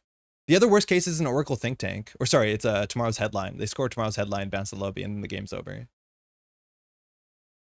R plus rotates on Dawn? No, R plus isn't system gateway. It'll be around literally forever. It is one of the hardest cards to rotate because it's in the gateway. I think Server 7 is a B1001, but maybe I'm getting into my own head too much. Maybe we should check the card on the table. Well, this has been here for a moment. Man, if the crypto crash we go down to 0, it's so bad. Oh, that's even worse. All right, we're out.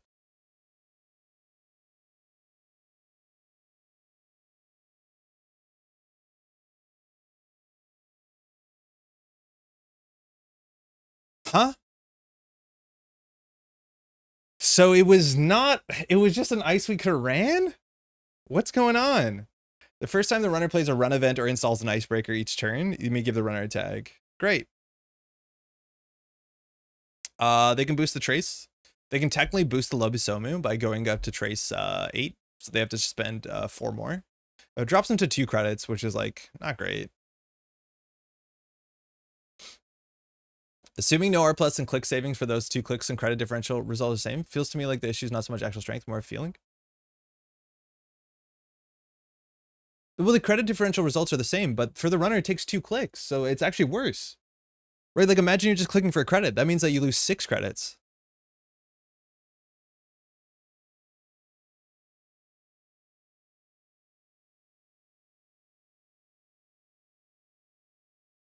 All right. We're out. A good game. Yeah, that's a bummer. Self-growth program. You forget about self-growth program when you play an expensive program, that's for sure. Yeah, stay with Amani. I know. I hate Amani. I really hate Amani. Thanks for the game.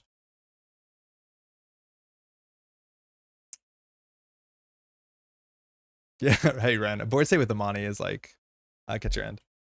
It is, yeah, I don't know. It's not great. Like, this is our... This is our 10-7 board state. Like turn 7 against PD, there are like everyone's on game point. This is our turn 7 board state. 1 nuke is 7 credits. Like shit. Yeah, I'm really excited for Amani to leave, that's for sure. Let's give it again. Our best matchup is probably like PD. Like something that cares about ice. And something that's not trying to return an 8 strength program to our hand that we have to install again. Like I don't know if we can imagine a worse matchup.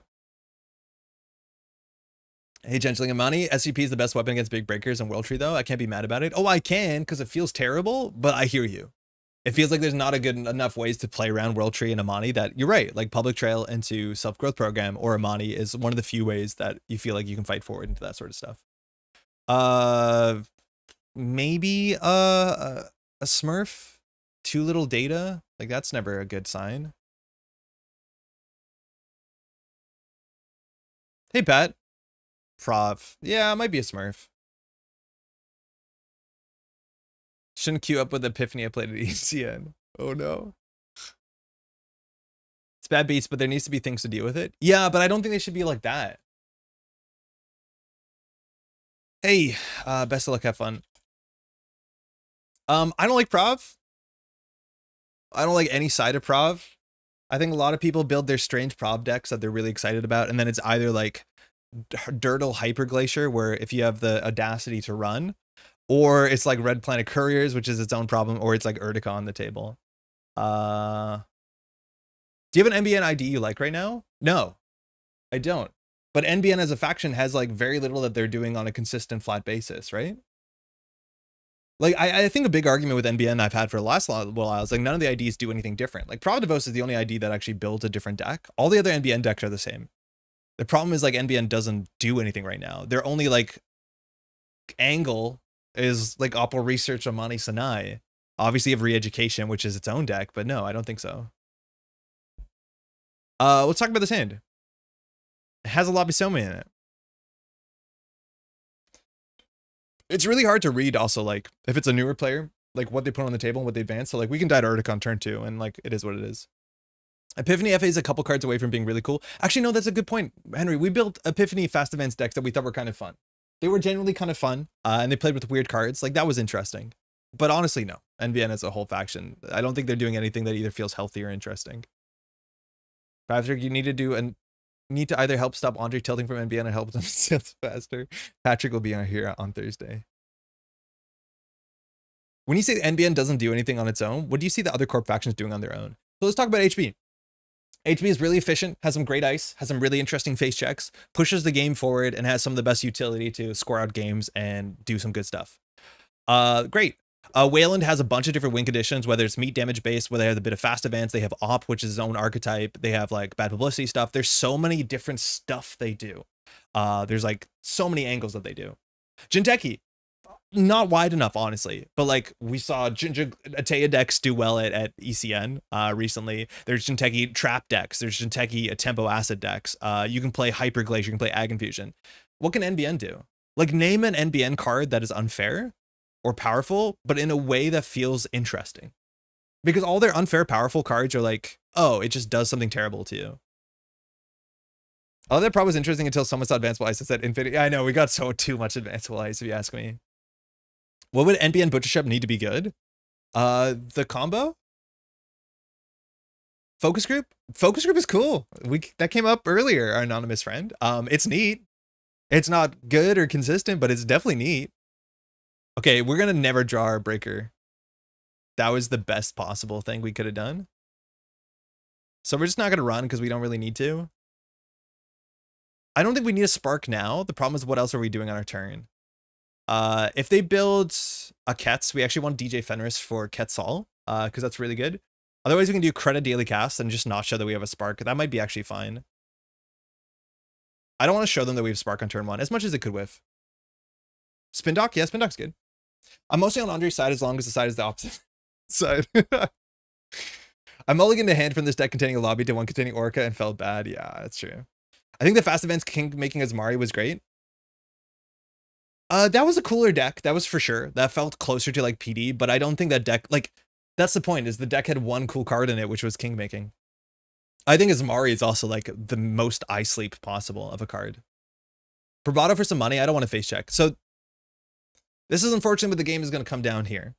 Is if we run this and it's an Urtica, we take 6 damage? 5 damage.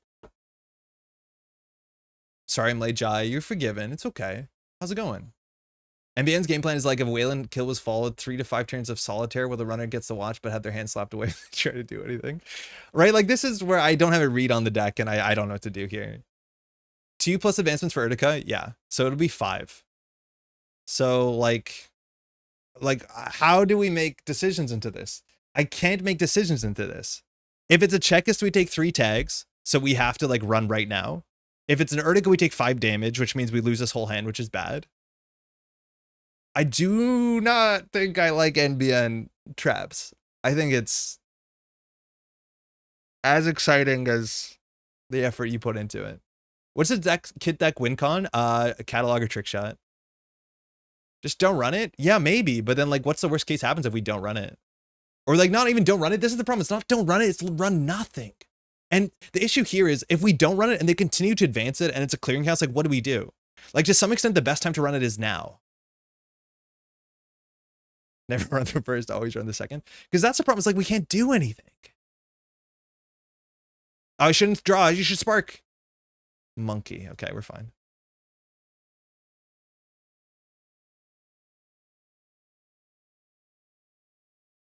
I was quickly disabused as Mari is a card I thought was interesting at first, like it required mind games. Yeah, exactly. It's not. Unfortunately, it's not. It's just like Steve, though. In some ways, it'd be so much. Obviously, like Steve would be worse. As Mario would be even worse. But if it said 2 different cards, like, are we cooking? I'm just gonna do credit card. I don't care. We can win with this hand alone. Just say I'm not running that if you risk your cast. Now I'll concede. Ain't that dead. Check the ice and look if it's an Odoroshi. They promised a weird deck. It's pretty weird. I'd be expecting more of Vasilisa. Like, there's just no line where interaction is great. And I think that's the thing that we need to be concerned about is, like, I like decks where interaction is encouraged. I don't want to run a lot. Right? It feels like kind of like, what's it called? What's the NBN from Ashes no one knows? The Disney one, right? Like, I don't like decks that don't, I want to interact. So see, it's all about bluffing and mind games. But it's cockroach poker. It's not that interesting. It's like, what is this card? I have no way of knowing. And it's like, do you win the game or you lose the game on turn 2? And I don't want to find out.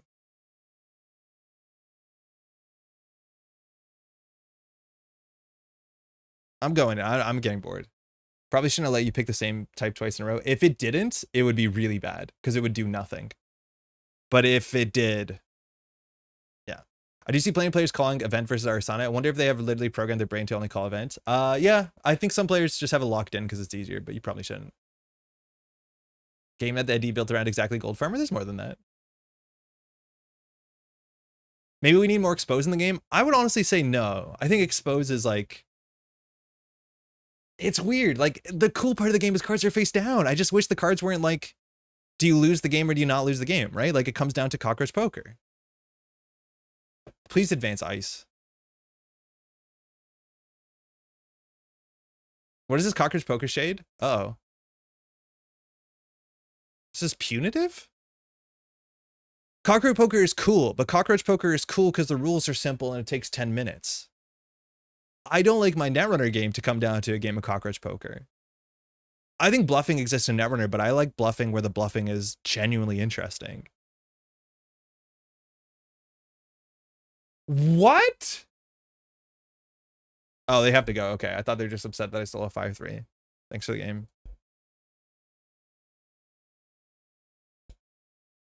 I don't know. I think the interesting bluffing at high-level Netrunner play, like, I don't know. I've been bringing this up. Where, like, watch the NPC Boston footage where, like, corporations are scoring on Project Iqua slowly in a remote server because there's no way it's an Iqua, or it looks like an Iqua and it's not an Iqua. Like, that's the sort of bluffing I like, where it's bluffing based on board state, where it's like, oh, I see an ice on top of R&D and then you install a different ice on the remote server. That's the sort of stuff that I appreciate, which has a huge impact on the game, but not when the bluffing is like, do you take 3 tags from a checklist and lose the game? This is Andre's check sign. Make sure you pass it to him. Yeah, we won. Cockroach poker, great. I don't know. For what it's worth, like, if I'm being salty about it, I think a lot of people would be equally salty playing against a Kit deck because Kit makes your ice not matter that much. So, I mean, NGO Charlotte are cool bluffs when the decision to run or not is potentially game breaking. I feel like at the speed of the game, we don't see that many like Charlotte bluffs or like NGO bluffs anymore. But the speed of the game right now, just putting a card in the remote server is like, is it like the Tranquility or is it the Luminal? Like, that's already such a big cockroach poker-esque bluff that unfortunately has too much impact on the game. Only way to win is not to play. Hey, Aurora.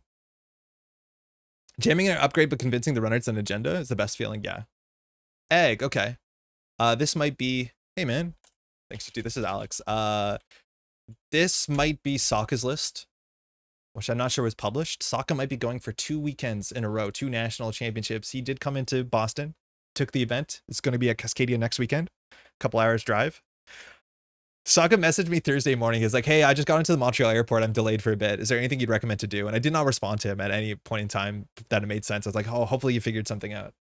And I was like, go win one of the American Nats for us Canadians. And then he messaged me on Sunday. I did it. I was like, yo, that's the best. And so now he's also playing next weekend. So maybe he can get 2 nationals in back-to-back, which will be sick. This hand. Rigging up Onacom like technically works. We have no economy besides overclock. Run events are not that great into ag. Our win condition not that great into ag. Like, trick shot's not great into ag. It's hard to use cataloger into ag. We have a spark though. This honestly might be on the verge of keepability. A better hand would just be like, I don't think we have telework, but just money. Yeah, we don't have telework. I'm gonna keep this. It's fine. Wonder which ID should support similar event heavy shaper list once Kit goes. Padma's really hard because Padma's not very good. But I think you could play Dao, I guess. We had a lot of fun in our intro games of Gateway with Ertica bluffing. Chaparwin, yeah, and that's fun. I think a lot of people like. I think System Gateway. It's really good that there's a card that says this looks like an agenda, but it's not. I know game length is supposed to go down, but I like for the game to involve occasionally advancing 4-2s, no seamless. Yeah, the game is unfortunately a bit too short right now, if you ask me. It's a bit too fast. This might not be the fastest matchup. So this looks like Rashida. He's on 6 credits. We want to run. If this draws our thing, we're in a bad spot. Oh, great. So we can do Dirty Laundry R&D. We get Spark of Inspiration. And on 6 credits, I don't think we have to overclock the remote server. What if the R&D part of Trick gets egg booped? What happens? You don't see an additional card and you don't get 2 credits. You can still run a remote server though, I'm pretty sure. Because that's not conditional on success. Did Alex mull? He kept, so there might be an agenda in hand. I'd rather know the hand than the top of the deck though. Difference between good ID decks and tier 2 fun decks is a problem. I agree, Tuliville, there's a huge difference between, which is like why Padma's been such a struggle. Especially when last week was like the PD deck list of the week. It was like, it is such a big difference in power level. We can afford to not play a run event here. Yeah, good decks versus good decks is fun, but I do think there's a big difference in the power level. Whereas like, yeah, Padma. Recently introduced the game to a friend of mine, and it always hurts when I, Corp, with double seamless advance to send a message when they were on game point. Yeah, it is. Ooh.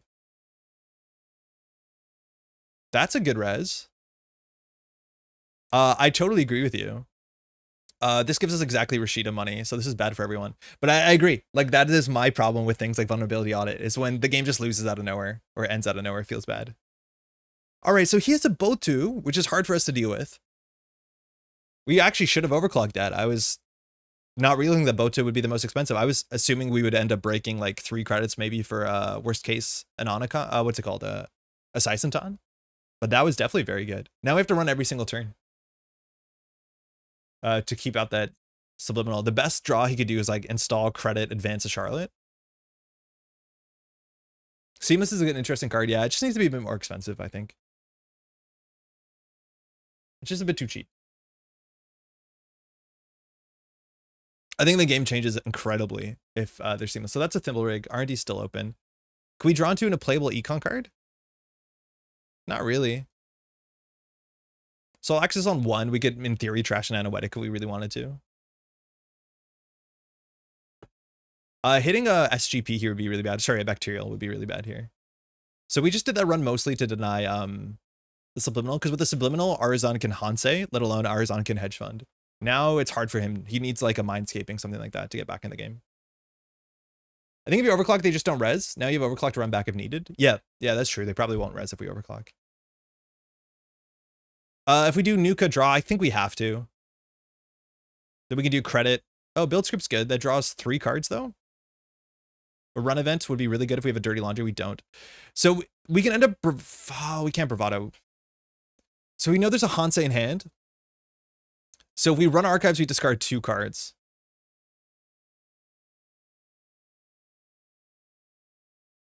We can get rid of the Compile, no problem. The Spark is obviously valuable. We get Trick Shot. Now, if Trick Shot trashes, Ag Infusion can put us on the Botu. That's like not good for us. That's pretty bad, but it burns that. How much do we need to like play around thinking? How much do we want to play around the one of Subliminal? Mind you, this purple glow means that there's something in Archives that matters, if I'm not mistaken. I don't read the patch log updates, the patch notes for Cyberfeeder, but I've noticed that, and I think it's pretty sick. So if there's a virus or an agenda, it's purple. I think also if there's a resed, what's it called? Nightmare Archives, it'll be purple as well. That's a Cyberfeeder thing, not a JNet thing, if I'm not mistaken. So what do we do here? They probably have an agenda in HQ. Thing is, like, if they boop us into the Botu, we can take 2 net damage in this hand. It's honestly okay. Like, it's not the worst 2 net damage hit. I wish we were on 1 more credit just to Bravado, though. The purple goes JNet. Oh, Rahi, for real. Oh, okay, never mind. Thank you, though. I think the purple's a JNet slope. Thanks, Jeff. How's your weekend, by the way, Jeff?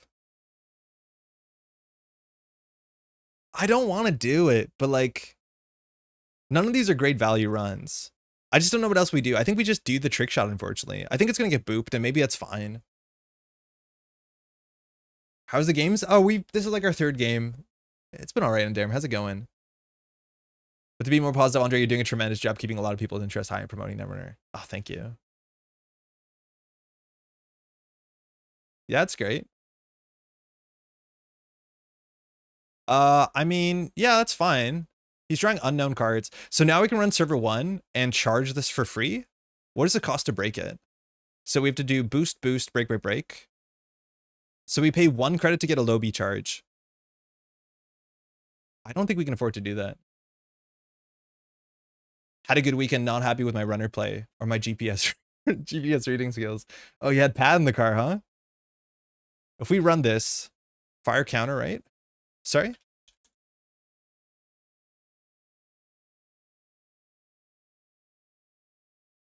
I'm thinking about running the remote.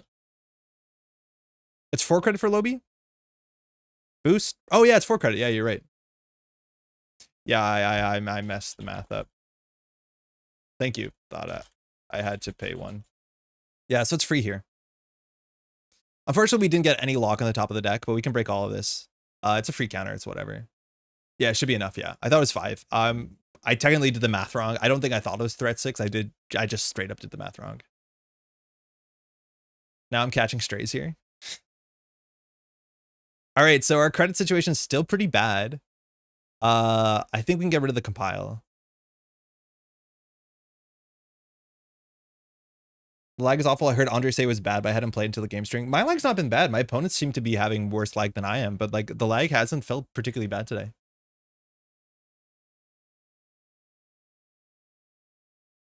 Notably here, if we go to the chat section, don't read any of this stuff. It says performance patches, which that's like a really good sentence. So obviously they're aware. So credit draw Hanse, card and archives, could be a punitive list. Diesel draws 4. That actually might be a bit much that we want to do Nuka credit, dirty laundry archives. Creative commission last click's also kind of fine. Don't do undo click. Don't know if you saw the discussion on Stim Slack. No, Lucas, what does it do?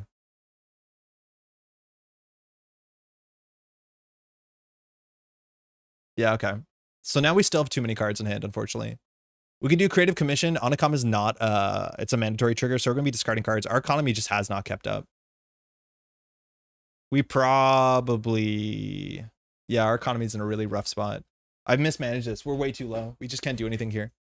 Currently working theories, undo click is somehow correlated to lag. Oh, whoa, really? So if I'm grinding JNet, I'm destroying JNet by undoing my clicks? Whoa, that's fascinating. At least they know. That's super cool. There's definitely agendas in HQ.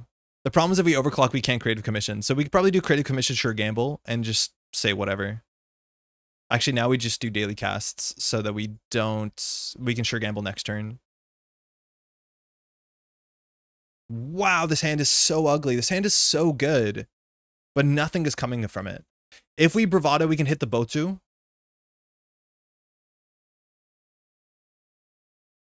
We know nothing about the hand. We know there's a thimble rig. Yeah. I'm just going to do it. If they throw us into the Botu, it's fine. We can always break the net damage if we think we need to, but with this hand, we don't need to break the net damage. Andre, #1 aggressor. Lag has been fine for me until a game where someone took back 2 clicks and then it ground. Very interesting. Okay, it's a thimble rig. That's great. They can now move the Botu. We'll pay 1 to access. We know nothing about the hand. We can still trash 1 costers. Saisentan, okay. Our beloved. So now we have to throw stuff out. The deck is on, I think, 2 cataloger. Yeah, it's on 2 cataloger. We've seen no points so far. So what do we want to keep? We need to keep Diesel. We need to keep Spark. We should keep Sure Gamble. Daily Cast is definitely a good enough economy card in the matchup. So what are we throwing out? I think 1 Overclock? No, Overclock's really good on the remote server. I would keep... Next turn we want to do Sure Gamble, Diesel. I'm going to throw out a cataloger. I don't think we need it yet. I honestly think it's daily casts. It's super unfortunate it's a daily cast, but it's probably a daily cast. I think the overclocks are so much better for us. Okay, at least now we can play anything we top deck. We all have to play JNet Iron right now. Dev here, not for JNet though. If you want it to be fixed, give the dev logs and examples by triggering the bug. Do more undo. Oh no. I heard undo click leaks your tax return on the dark web. It's got to go somewhere. I throw out the overclock before the daily casts. I really want the overclock for this though. Right, like I think overclock is how we beat this. Like I think we do Sure Gamble, draw a card, overclock the remote server. We're assuming it's a Charlotte. I'd rather have real cash in the second overclock. I don't think I would, but I hear you.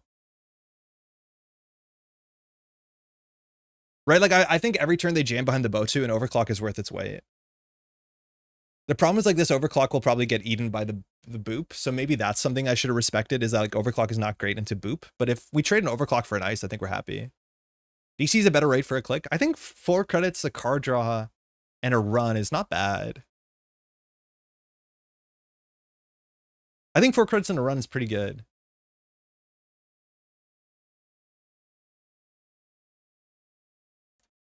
So we're assuming it's a Charlotte. That means Arzon will be on 9. We probably should Spark before we do the next Diesel. Yeah, it makes sense. We should run HQ here. Man, if we Diesel and we draw the Orca, it's really bad.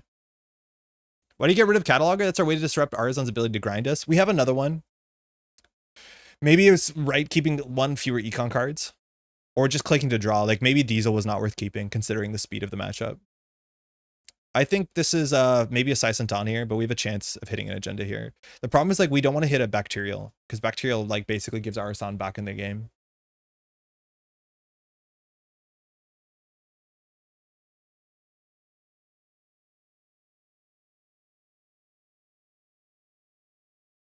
Cool. Yeah. Fuck.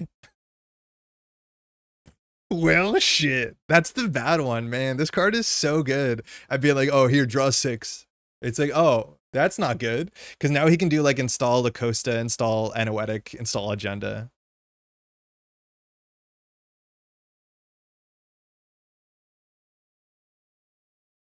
It's pretty bad. There's no good way to interact with it. Doing it last click is the worst. Doing it second last click, at least we can say that's okay. JNet server crying the minute the back pro got scored. Imagine you have to undo click 3 times on back pro. The memory leaks into itself. They fixed it. Added 5 cards to HQ. Range of top 2 cards R&D. Okay. So we have to set up to contest the remote server next turn. If we do Diesel, we discard a card. I think we can just Spark here. We're going to Diesel next turn anyways. 6 counter or Lobisomem. This is what I mean. Like, it's really hard to tax this thing out. Mad Dash stock has been doing nothing but rising these days, all the 5/3s. I totally agree. It's a bit harder to Mad Dash Ag Confusion because it doesn't work fantastically with Cataloger, but I think Mad Dash is a card I would put a 1 of in most decks. When I was playing Padma, I put a Mad Dash because you're pretty Cataloger pilled. Didn't Donkey Kong 64 have a game-crashing memory leak? I didn't play that one. All right, so the card on R&D is known, 6 in hand. We have 1 pinhole in the deck, which is kind of important because Anoetic is around. But did they put 3 cards? If he puts 3 cards on remote server, in a bad spot. In practice, for USC Snats, Mad Dash was great. I believe it, yeah. Okay, so. Let's go. Okay. We have a lot of different ways we can do this. We can sure gamble. We can either overclock the remote server or bravado it. How many Mad Dash is too many? I think 2 is probably too many, unless you have a really specific game. Like, unless you're playing like Stargate and Cataloger and ways to set it up, because you need a way to set it up. It's hard to play unless you have Expose or like some sort of, you know, rearranger. So what do we think this is? This is unknown on 7 credits. It can't be that bad. Botu would be the worst case. That drops ours onto 1 credit though, which is fine. Thimblerig is 1, and then Botu we actually have to break for barrier counters, which is totally fine. We're assuming this is Anoetic. So the play here can be like run, force the Anoetic, maybe burner.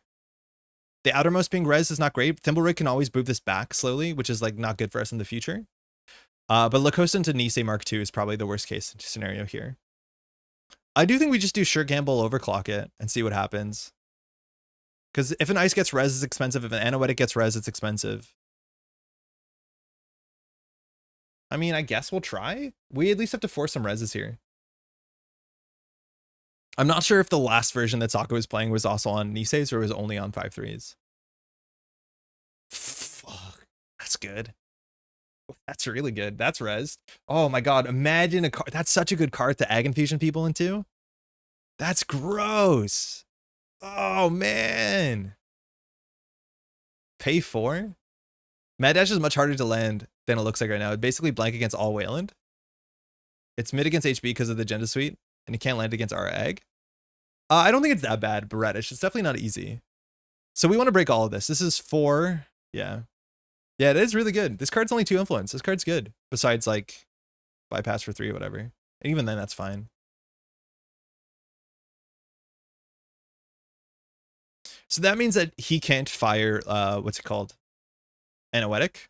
So I think we're in an okay spot. And we can last click Bravado if we really want to. The top of the deck is known.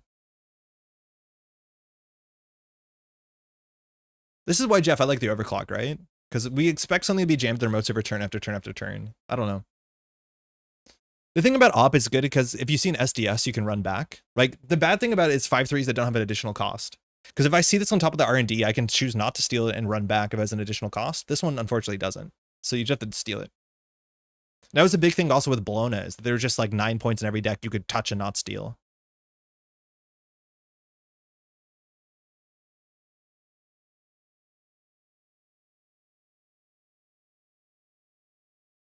We could have made credits overclock plus 3, DC is 5, and we had clicks. But overclock's also 5 credits because it makes a run, right? So like if I play overclock as an economy card and run, that's functionally 5 credits worth of value. Unless I spend my click for more than credit. So we could use Catalog, we have contest every agenda and save the money. I think Cataloger here would be really good. That's obviously right. Okay, so it's Spin Doctrine 2 La Costa, I think. So now we'll Bravado HQ last click. If he sends me into the MIC, we don't care. Oh, I just hit pay for the trash. It wasn't there when I clicked it. I was clicking continue. That's a bummer. Okay, so we're not gonna Bravado HQ this turn. Also, if we could use Cataloger, yeah. Stargate or ESSA? Yeah, Stargate's a really good. You don't see a lot of Stargate. ESSA's great for Mad Dash, as much as it's hard to keep. Don't undo? Don't crash JNet. I definitely wouldn't undone, because we have to undo the whole damn run. Sprint is probably going to put stuff into R&D. We can definitely Bravado R&D, but we should try and do a last click so MIC doesn't actually have a concern. Right now, Arzon needs to get like a Charlotte in their mode server to get back into the game.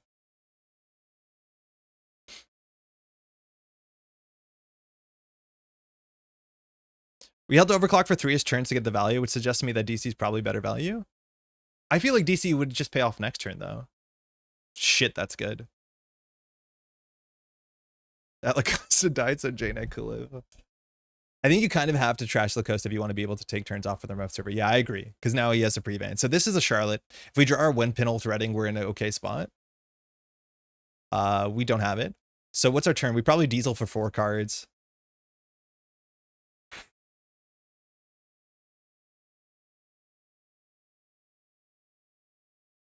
Is JNet having issues? It's not that bad right now. I think our opponents have been struggling more with lag than we have. So what do we do here? What's with unclick to undo? So apparently the lag from JNet, excuse my sweaty armpit, has something to do with people undoing clicks. Janet. So we want to pinhole this. We need a pinhole by having 2 credits. I think it's important we keep the Charlottes down. One got shuffled back in. What's Charlotte cost to trash? I think she's 2, right? Charlotte Casador. 2 to trash? Yeah. Okay. So we need to make money here. So we can do credit, run R&D. If Arzon throws us in the MIC, it's pretty bad. Build script, Bravado pinhole. If we do that, we draw too many cards. This just draws 2 more cards. So we're on 8. Then we can Bravado HQ. Yeah, that's actually probably fine. I was going to do credit, sure gamble. Pinhole, that's not that good. Yeah, okay, whatever. Is Bravado better than Dirty Laundry? No, we're still discarding a card here, yeah. Just discard Onicom? Oh, yeah, 100%. There's probably agendas in here. Bravado HQ, gamble pinhole. We wanted to break the Thimble Rig, because the access is pretty good after all this draw, and it costs a credit to gain a credit. So we want to try to. We're going to try and work and not backseat, but click credit, Bravado, Thimble, pinhole, remote simulate the line. Yes. I think the build script is the same as click for credit, but I think we largely got there. That's good. And then we can pinhole, discard the Onicom. Yeah, we just wanted 1 credit. It's a shame that we're using the pinhole here, but like keeping ours on off card draw seems good, because now we can win with either burner or if we draw into our last copy of Cataloger. Like we're set up relatively well. Yeah, build script is fair. Yeah, build script is totally fair. But that's largely the line we got to. So now the cataloger is putting a lot of threat on. R&D Ice could be bounced. Botu on HQ is sick. Their mode super gets a bit easier. Arzon has drawn a lot of cards. That's a second subliminal. Hedge Fund, back in the money. And now just putting something in server 1. Worst case, it's a Rashida. But now we need a face check R&D. Boto is now 6 strength, which is a bummer, so we can like be a bit like here, we can just play control. We don't have to go for singles. We just want to play slightly more control and then get a cataloger down and run R&D 3 times. We have to burn through this though. So we have to do cataloger run, go back. If that's a spin doctor, cataloger is not very good. We're going to diesel anyways. That puts us up 3 cards, losing 1. Well, it'll take us to 8 cards. So we can do diesel, sure gamble, dirty laundry. That's fine. Yeah, we're in a good spot. I never know if prepaid voice pad's too slow. We have 11 cards in our stack and no recursion. I honestly think prepaid voice pad might be a bit too slow. I never like installing prepaid voice pad when I'm halfway through my deck because it takes like 4 or 5 turns for this deck should be good. Now we can fire it this turn. I don't think we install it. If we had Ashen, we would install it, but we don't have Ashen. So I think we just do sure gamble. Do we need a dirty laundry archives for a credit? I think we probably should.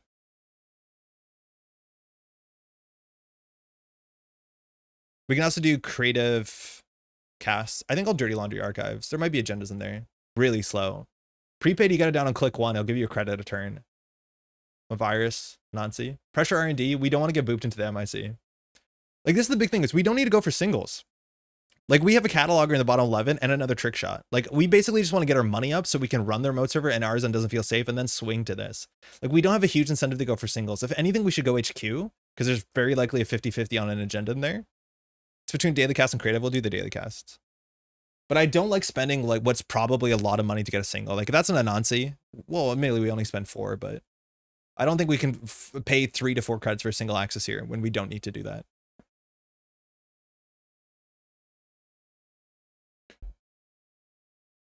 They lose ice, you end the run, and you just top deck. Well, they can throw us into the bow too, which we don't love. Don't like the dirty there? Okay.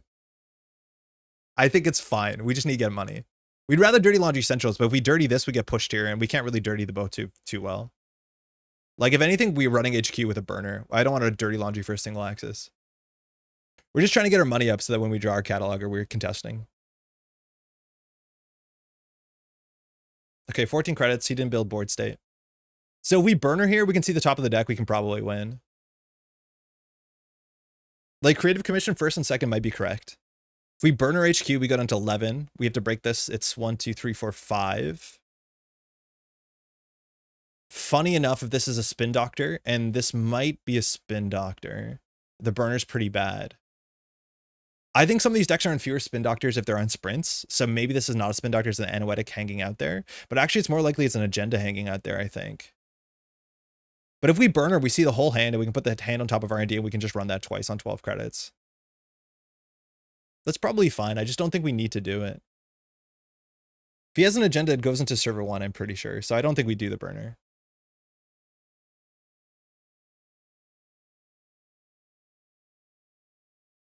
Nuka will draw enough that it seems fine. I'm getting to the point where I'll consider playing prepaid. We can throw the compile. Man, if we should have done prepaid last turn, I'm not doing prepaid now. If we run, we keep 2 Hanse's out, subliminals out. I'm actually going to run archives just to keep the subliminals out because I think anoetic is going to be really important for this matchup. Like, this is obviously a bit cursed, but I think we're okay just denying cards in hand. Because we lose to cards in hand. Because we lose anoetic to cards in hand, we lose burden to cards in hand. Like, we just need to stop cards in hand. Okay, that's good. We'll run R&D with a trick shot. You can also let up pressure for a second. They're not threatening to win. Yeah, they have so much work to do that. Like, we don't actually have to do that much. Okay, now it looks like he's pushing. So see if it's double advance on server 1 or whether something will go on top of it. If it's an anoetic, burner beats anoetic because he just won't have cards in hand. And then we can always just run this. We'll have to run this twice. Like, he did a good job putting the innermost to be the Ag Infusion Ice. But if he forces this out, that's fine for us. So we probably just do like trick shot, click 1 and see what happens. We can also Nuka, which we have a 1 in 3 chance of finding a cataloger and then trick shotting from there. But I don't think we have a lot to do. He needs to advance that for it to be scary. Oh no, actually, Okay, so that's Lacosta Anoetic probably, or even an Adrian.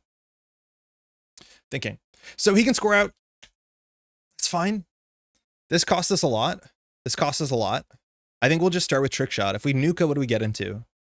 If it's the Cataloger, it's pretty good. Does Trick Shot work with Cataloger? You have to choose which of the replacement accesses. Do you want to see 2 cards or you want to see Cataloger? But the rest of gaining the 4+2 and running the remote server, that all works. So yes, but not perfectly. If we nuke it, we have 3 more cards in hand. There's no Spin Doctor here. Only way you lose if you create a big server 1 and keep pushing and get lucky. Trick Shot can be redirected. Yeah, but if Trick Shot gets redirected, we're fine. Like, we'll touch a card in HQ. The other thing here is we can just, like, burner. But I don't think there's agendas in hand. I don't mind if Trick Shot gets redirected. I just want to have as many clicks on the turn as possible. I'll start with this. Because if it gets redirected to the server, we're totally fine. If it was the Anoetic, though, we should definitely burner first.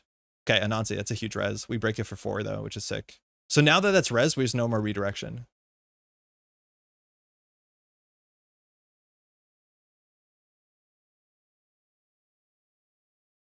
We can charge something, which means we have infinite Cataloger in theory if we get down. But like this sort of like charging with Orcas just feels so much better than Padma. Tattoo? Anansi, okay. So do we want to run server 1 with 2 credits? I don't think we do. Lacosta's 3 credits to res, 3 from advancement. Andrea, how's it going? Good evening. So that takes him down to 6. So if we can make him spend 1 credit. If we run this, this is 1, 2, 3, 4. This is a lot. You have 18? Yeah, but I just don't think we need to do this because we're going to spend all this money and then we're just going to be sent into R&D. So getting this ice removed doesn't actually matter unless we can win. Oh, you're right. We can like burner and then not have to deal with 2 of the subroutines on Boto. In fact, all the subroutines on Boto. That's kind of interesting. I don't think we run this though. Oh, that's good. Because yeah, this doesn't do anything unless there's a Spin Doctor. We can take the damage. This hand doesn't matter. He has to spend 6 credits to score out, though, if it is what it looks like it is, which would be Lacoste into Nisei. I don't think we care. I think we just set up with our Cataloger and say whatever. We have Fenris for HQ. That's fine, too, but I think we'll just do Cataloger creative and just say, go. But Fenris for HQ will be pretty meaningful. It actually makes the prepaid voice pad a bit better. Maybe we should have installed it. Prepaid with burner. We don't want to burner for no reason. We want to burner because we're going to steal the points or because it's going to shut down a Lacosta or slow the game down. And right now, we actually want Arzon to draw cards.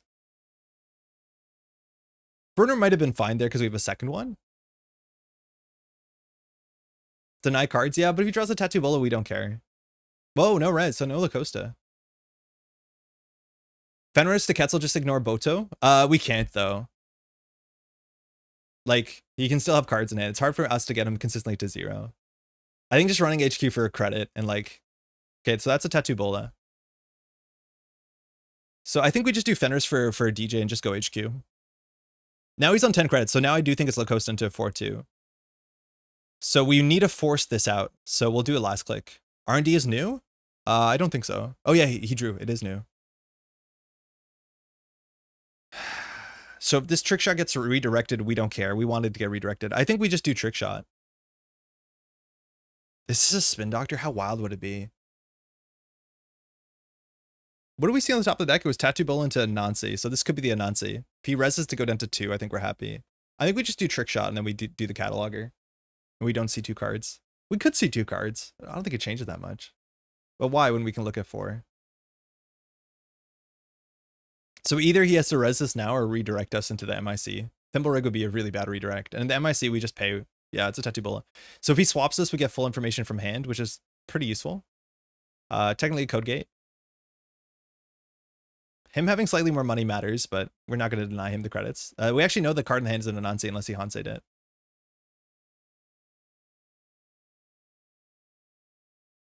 Getting into server 1 to kill Anoetic seems good. I don't think we're going to be able to, but I don't think it matters. Like, he can have the remote server. We have enough pressure on R&D. So that's an Anansi. You should burner? I think we're assuming that we're going to win off the Cataloger. If we don't win off the Cataloger, it'd be nice to keep that Tattoo Bola there. But if he rests as a Anansi, we break a Anansi for 4. I think we're fine with that idea. Def Cooks. I'm gonna charge the cataloger here.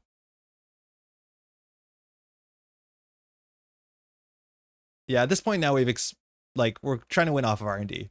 It's hard for him to score 7 points while we're seeing the top 4 cards of R&D. Like, he just can't draw into an agenda. So I don't think we have to care about server 1. Deny the ice and Hansei? Yeah, it's true. I don't think it's going to matter that much, though. I'm going to go for the cataloger.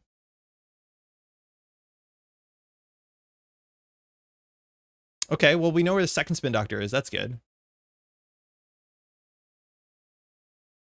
So what you should, in theory, do is you should do Spin Doctor Bacterial, Charlotte Bacterial.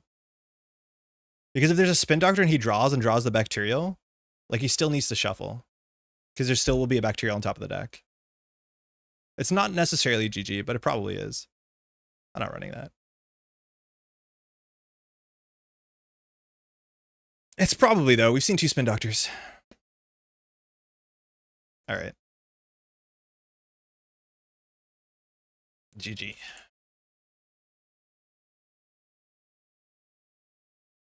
That was clinical. That's what we want to do. We break all the ice relatively cheaply. We access 12 unique cards, not a lot, but they were valuable accesses when we did. We charged the remote server. We kept the Charlottes down, which is how they snowball. Yeah, for sure. Events are hard to gas out.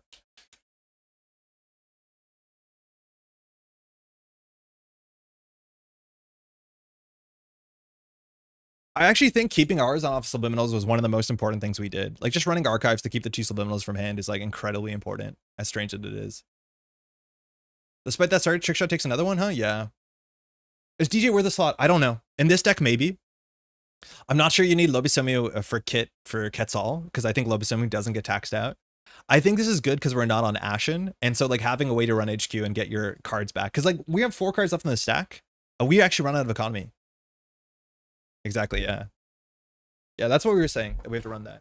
So I'm not 100% sure. I don't think this list is, like, the perfect version of it. I think John has some feedback if you want to read the write-up as well. But it has a lot of pressure, and any deck that's, like, about ice, you're generally pretty good into. You saw how bad this was against NBN stuff. But, like, Lobisomem breaks, Orca breaks Anansi for 4. But it's good. Cool, that's what we thought. That makes sense. Is this Sakas? Yeah, that's the thing is, like, if you don't get the Fenners down, if we look at the 4 decks, like, can we win the game with only a Dirty Laundry left and a Daily Gas? The answer is maybe. Probably not, but maybe. The rise of NBN, maybe Rollerblades could be considered. Now, I don't think there's a rise of NBN. I think it's just Jaina casual. But I don't think Rollerblades does much against most NBN decks. Because it's only on encounter, and there's, like, 1.5 on encounter NBN cards that see any amount of play. Oh, super cool.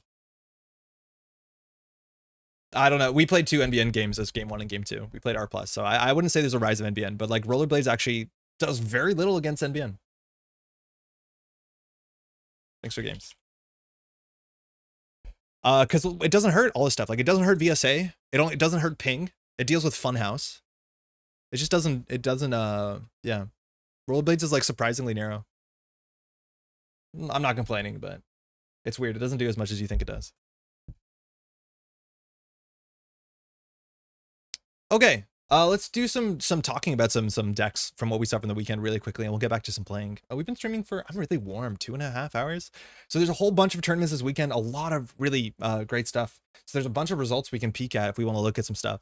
Firstly, going down, Frozen Summer Showdown. This had 18 players. This is Men in the Moon's online tournament. This is the second showdown he's been running. The first one was huge. This one's a bit smaller, but it has a lot of great prize support that Man in the Moon actually mails out, which having fantastic accessible online tournaments needs to be praised. I'm not sure exactly if people treated this like a super competitive event or if it's a more casual event. If we look at the top cut, boring deck. Ooh, Outfit. Ebental played it. First at Frozen Showdown. Mind you, Man in the Moon classically has been playing Outfit last year and doing really well with it. Boring deck. Same deck as well. Disc Elemental to catch R+. Okay. No One Home's Time to Shine. People are playing it. It's a bit narrower than you want it to be. It's kind of difficult. Are there EC Nats decks up? I want to see the QTM Freedom. It's not up yet, Radish. Some of the lists are up, but that one specifically isn't up yet. I imagine it is, I as QTM tries to do, what's it called? Audrey, which I'd be pretty surprised. What did they play on outfit? Let's find out. So there's 2 outfit lists. One of them is like the sort of like punitive kill list, and the other are, you know, bad publicity, going fast. This is definitely strange. 2 brawn, 3 border control. So this looks like the 6 cost outfit. If you do admin 6, you get through everything here. You get through brawn, you get through Valenchow, you get through Trebuchet, which is pretty good. Then 2 audacity, the pretty expected suite of agendas, and then Isaac for some reason. Looks like we just don't have a defensive upgrade. 3x Tucana, so just tempo outfit, 13 influence. I don't know what to say. Doesn't look like what I expected. Messna Chesso also notably strange, but like, talk about a bad face check on a code gate if you apparently have more influence to spend. The freedom is great. The only breaker's God of War. Hell yeah. Is it all? There's no way it's on Aquaceres crew. But that's only God of War. That's really fun. This is interesting. Not what I've expected at all, but let's go. Isaac plus Messny is wild. Oh yeah, that seems nice. That seems like some good synergy there. It's a 6 strength Messna Chesso, seems okay. Oh man, Atman 6 gets through everything. It's halfway between slow wall to wall, built to last. Yeah, it's really weird. Like the Isaac seems slow, the Messna Chesso seems slow, but then obviously there's the speed of Red Cap. Weird. Yeah, 6 strength Messny. So just Atman 6 gets through almost all the ice through the deck, which is very, very, very funny. Very weird. I would not have played well into this, I don't think. I'm pretty sure that this deck has not probably good into World Tree Ari and that sort of stuff, just because Messna Chesso gets bypassed relatively easily. Trebuchet gets bypassed relatively easily. There's Tomb of Virus though, so maybe that's doing something here. Economy in the deck, hedge fund too big to fail, hostiles, kind of what you expect. Surprise, interesting. This did well on the other side, and this is great. YDL kill. Is it on public trail? It is on public trail. Hollowman. Okay, so just saying tags don't make sense for you. On Degree Mill as well. Not, oh, Degree Mill, not Re-Education. Yeah, right. I get that mixed up. Yeah, it's just a sort of deck that I think you're going to make one bad run, hit Amazing Amusements, take 3 tags, lose the game. Why don't you take a seat? Great. Oh, NBC Montreal's coming up. Tickets are not up yet. They have all the information. Hopefully the ticket dates. I'm trying to get a video up this week to talk about NBC Montreal, but hopefully you're coming out. There has been more and more crochet prize support coming out from the Maddie factory. Thank you so much to Maddie, but we'll have more information on that again. August 24th and 25th. See you there. It is on the crew if I recall correctly, but I think Rongi robbed in their final matches, but Pailu also earned A's win. Very cool. Sorry, there was other tournaments though. Did I close the page? No. Other stuff that went on Swedish Nationals, we'll open that up. Mind you, Sheffield. No, that's not the one I'm looking for. I'm looking for Bristol. The first UK regionals had 50 players. That's incredible. Classically, growing up playing Netrunner about 8 years ago, the UK always had like the biggest scene, and people were super jealous about there. They're like, oh, it's a store championship, 70 players. And it looks like that scene is coming back. I'm glad that there's more organized play in the UK and people are coming out to play. East Coast Nationals, of course, shout out to Nottingham organizing that in Norden at the Battlegrounds Games. And what else was this weekend? There was an AMT. Australian Northern Nationals was last weekend. We can look at that. All right, Swedish Nationals in Malmo. Malmo's gorgeous. Was it in Malmo? Yeah, I was in Malmo. Malmo is a really gorgeous city. Definitely want to go there if I can. Cool. Bunch of players from the Nordics. Augie, I take it, flew in. Mind you, I think Augie plays out of, I want to say Ireland. Aksu also there in the top cut. Trat, Omani Sinai, Sleeping Hoshiko. Shadow of the World Tree, not playing World Tree. Team Sabotage, 35 at EMEA. What are these decks? There's an ESSA up there. Otherwise, if you look at the meta breakdown, a lot more ESSA. I think ESSA's #1. No, tied for #1 with Hoshiko. Criminal's still struggling a bit. I think Criminal's relatively well positioned right now. And then we have a whole bunch of lat. People are just not playing World Tree Arsana. Half the field's being HB. Lol. Very, very funny. City was great. Very, very interesting. Let's look at some of these deck lists really quick. This is Trap Pingvins. The deck got me second place Swedish Nationals, going 3-0 in Swiss, 1-1 in the top cut. Shout out to Axu's Hosh list right up. I think I opened it. I don't think there was much on it. Well, the list was like pretty sleepy, but I think there was a write-up. Singleton Amani Sanai. So the idea is that if you score on an Aziev protocol and then you trash a 3-coster, Amani will fire, which is really funny. We have 3-costers, obviously, the spare. Look at those barriers.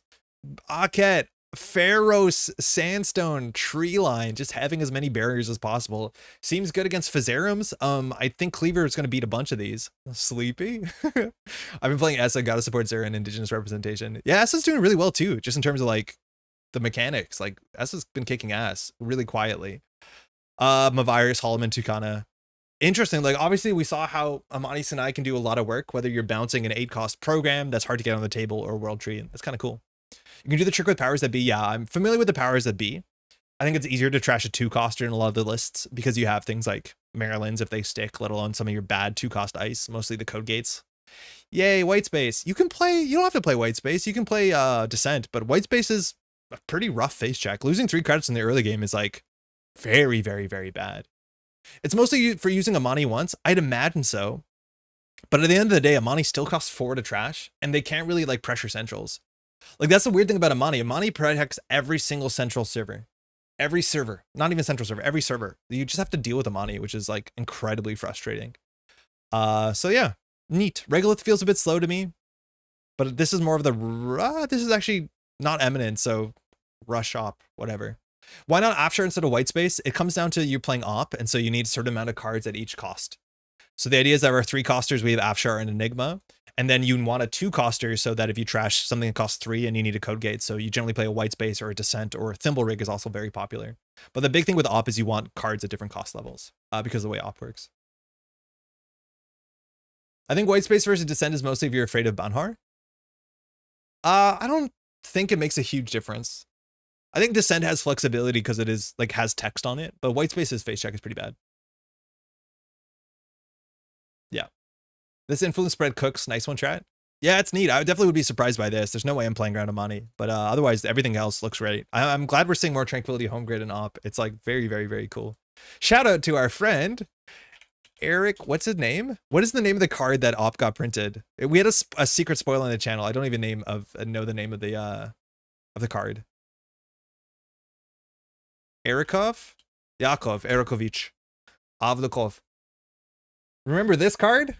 The op econ power engine? One day, my friend. Good old Yavkov. Oh, in the chat, you're talking about recurring Amani Sinai. Yeah, it won't fire. Not only will Amani Sinai not be there to see the successful scored or stolen if powers that be brings it back, but it's also not rezzed. So it doesn't work for 2 reasons. Firstly, it needs to see the successful score for it to fire, and there's no window to res it. I went up to 2 Trank my Asa. The card is just good. Hedge is cringe. I think I've been saying this last week. I think Hedge might be slightly too slow for the meta, and Tranquility Home Grid is just so good in Asa, let alone in NHB, that I do think it's one of your best cards. It's one of your best opening cards too. Sleeping Hoshiko. This deck got me 2nd place at Swedish Nationals. It's called Jai's deck Sleepy. This one is cooler. Somebody was playing a diversion of Fun's Hoshiko at a tournament. I think we'll see it come up probably in the results. Yeah, okay. I think Boomerang is really good right now. You need to deal with Piranhas, apparently. Hedge is a crush. Hey, Santa. Yep, you need an econ card, and I'd argue that maybe most factions can get away with not playing it, but there's some good reasons to play it. Shadow of the World Tree. Ruben Peters list. 4-1. Bubbling out, I think, at EMEA by 1 place. Classic Augustus's ID advice. But this was seeing play more than looks like the tiebreakers are not playing World Tree. I'm not sure why. Was it more so because folks are like teched into World Tree, or is harder to play, or is Lat just better? Is that what we come down to? That we have a really interesting, fascinating deck that's a prison for Netrunner, and people are like, just play Lat, it's fine. Like, are the fundamentals just good? Are we coming back to Hoshiko? Analyze Crystals on a copy of Doof and Hoshiko, I think. Oh, cool. Why is Piranha's good? Because it's 6 strength. And so if people are breaking it early with Unity, but heaven forbid Buzzsaw, it's incredibly expensive. We are pre-pepping for the expected ban. Sure. I actually have been like playing a couple games of Swift Lat with Deep Dive. I was playing the list specifically that Wenjong was playing at ICC, which I'm not sure which precedes the other. And I found the deck to be very, very easy to play and very, very satisfying. It's like you can play Onicom and you can play Swift, and obviously they're comparable. Onicom's a bit better into damage decks, but Swift is obviously very, very good for deep dive. You can always just draw a card with the Swift click if you want to play it like Onicom, sort of. But yeah, it's just very easy to play. The turn it comes down, you can get the click back, so it doesn't feel like a huge cost, and this deck plays really, really well. Pinhole threading is really good. I don't know. I want to play 3 pinhole threading. I talked about this at Toronto Nats. I'd play 3 pinhole threading. I probably should have. But this list is like very, very smooth to play. And I honestly think it kind of beats Hoshiko as here's a deck for a newer player to learn the game in. It's pretty straightforward. You have to focus on lat, and it's nice like Hoshiko to give a little mini game to a newer player to what to focus on. And obviously it's a very, very good list. Cool. 10 out of 10 list. These lists are very, very good. Team Sabotage, it is a PD list. Great. Sold out. Southwest Regionals. Hopefully got your tickets. There's some other crochet frogs. Yo, that's a real Hermes. Yo, that's sick. That's really cool. Unrotate Apox is pre-worlds mix-up. There's no way. Meta breakdown, not too bad. It's the UK, so people are playing as Mari.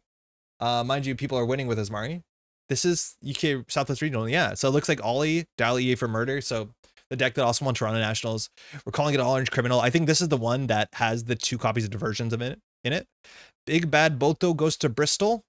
Okay, not Yeti, well done. And then this is probably Banhar Steve. And people are really enjoying Banhar Steve. Shout out to Built to Blast. Hell yeah, Ashbo did fantastic with that. Also Top of Swiss playing a deck dive we put up on the channel. I think they changed a couple cards.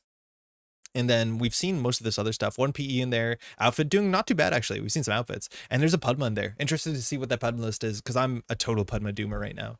Do not put your deck down. So this is the only world tree we've seen so far at all the results at the top cut. This is what we're talking about, Piranhas. We've seen this deck before. I think this card needs to be banned. I think it's miserable, but this deck is very, very good. I haven't seen a game go past like 6-7 turns. It's really strong. What if we change the format for Worlds to throwback? Between Reg Host, Swift, Lad, and Whiteblade Zaya, we have really good learning decks for each runner faction right now. Yeah, that's true. One for each faction, I think is true. It's weird. I actually think most of the Reg Host Technicos are actually one of the harder ones to play. Just ban Punitive. I don't think we'd see that. But I don't think the biggest issue is Punitive. I think the issue is that like dying to a 5-3 on the table never advanced feels really bad. I think Punitive is like, it's been around forever. I don't think it's worse now. It's just the speed of the game is a bit faster. So this is interesting. This is the Amakua Devil Charm Aquaceris Crew Trashing package. It's a package I've tried to play before, specifically in Sebastio, and I'm not surprised that Seb isn't doing it. It makes more sense to play in Hoshiko. And we've also seen this sort of package before with things like Aeneas Informant and Maw. And actually not even Maw. Some of the versions were also playing Patrick, but the sort of Aeneas Informant run and then close the game out with Conduit seemed like a really good engine. This is like a similar version. It's on Stargate for its win condition, which I like. If you're trying to trash ice and make sure Amakua is eating well, Stargate does really, really well. Obviously, watch out for Mavirus. You have Devil Charm and Aquaceris Crew. You have the recursion of labor rights for either diversion of funds. You have Contaminate if you get purged out, which is pretty cute.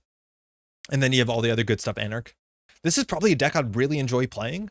I imagine there's some frustrating matchups where like if they just ice up and go fast, you have no pinholes, so remote servers PD can be like maybe a bit difficult if you're not catching up to speed, because it's going to be difficult to deal with a 6 strength gatekeeper on a turn that it might really, really matter. But quite cool. Overall, quite cool list. It's the sort of list that I wish I was playing more of. Singleton Ice Carver. Let's go. I'd be happy with a Punitive ban. I mean, re-education. Yeah, I'd be happy with the re-education ban. I died a Punitive from 2 credits, having like 12, double bacterial, YDL, Punitive. Yep. But I also think most of the problem is with the design of 5/3s, not with Punitive itself. The Padma list in the Bristol Regionals was doing Amelia things. Oh, super cool. My wish list ban list would be World Tree and Punitive. I don't know what banning Punitive does. Like, it just basically shuts down most Jinteki decks, doesn't it? I chose sides and crushed it with Op. Archer and R&D makes Padma very sad. Yep. Any ice on R&D makes Padma very sad. Such is the problem. This list is very cool. Big Bad Bodo goes Bristol. Shout out to Not Yeti. TMKF Netrunner. Punitive. This list looks exactly like the list that we saw Worlds last year. I don't think there's any notable changes unless I'm missing them. But yeah, this is the sort of like die on 2 credits of Punitive. The only thing that survived with the Puny ban is Egg Infusion Glacier. Yeah, and half of those are actually playing Punitive. Maybe less than half. Maybe a quarter. Okay, rude gesture in chat. We're going to block that out. This is the sort of Banhar Steve list. I think this list is one of the most fun Netrunner decks you can play right now. I think the matchup spread is sometimes tricky. I think you need a lot of player agency. Like, you need to be really good to play this well, because I think it's easy to misplay.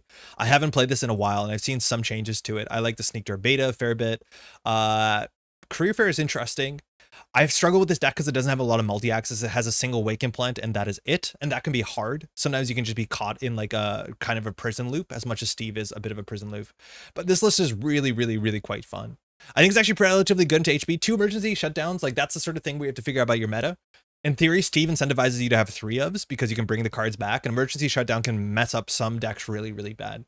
They res anything too expensive. Oops, Archer's down, Brawn is down, and then HQ can run cheaply and bring it back over and over and over again.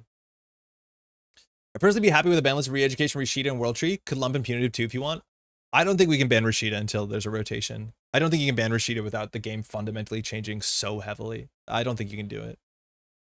Could lump in Punitive too if you want. I think it's really easy to tech for Punity in each faction. I don't see why ban is needed. Yeah, I think Punitive is relatively easy to tech for.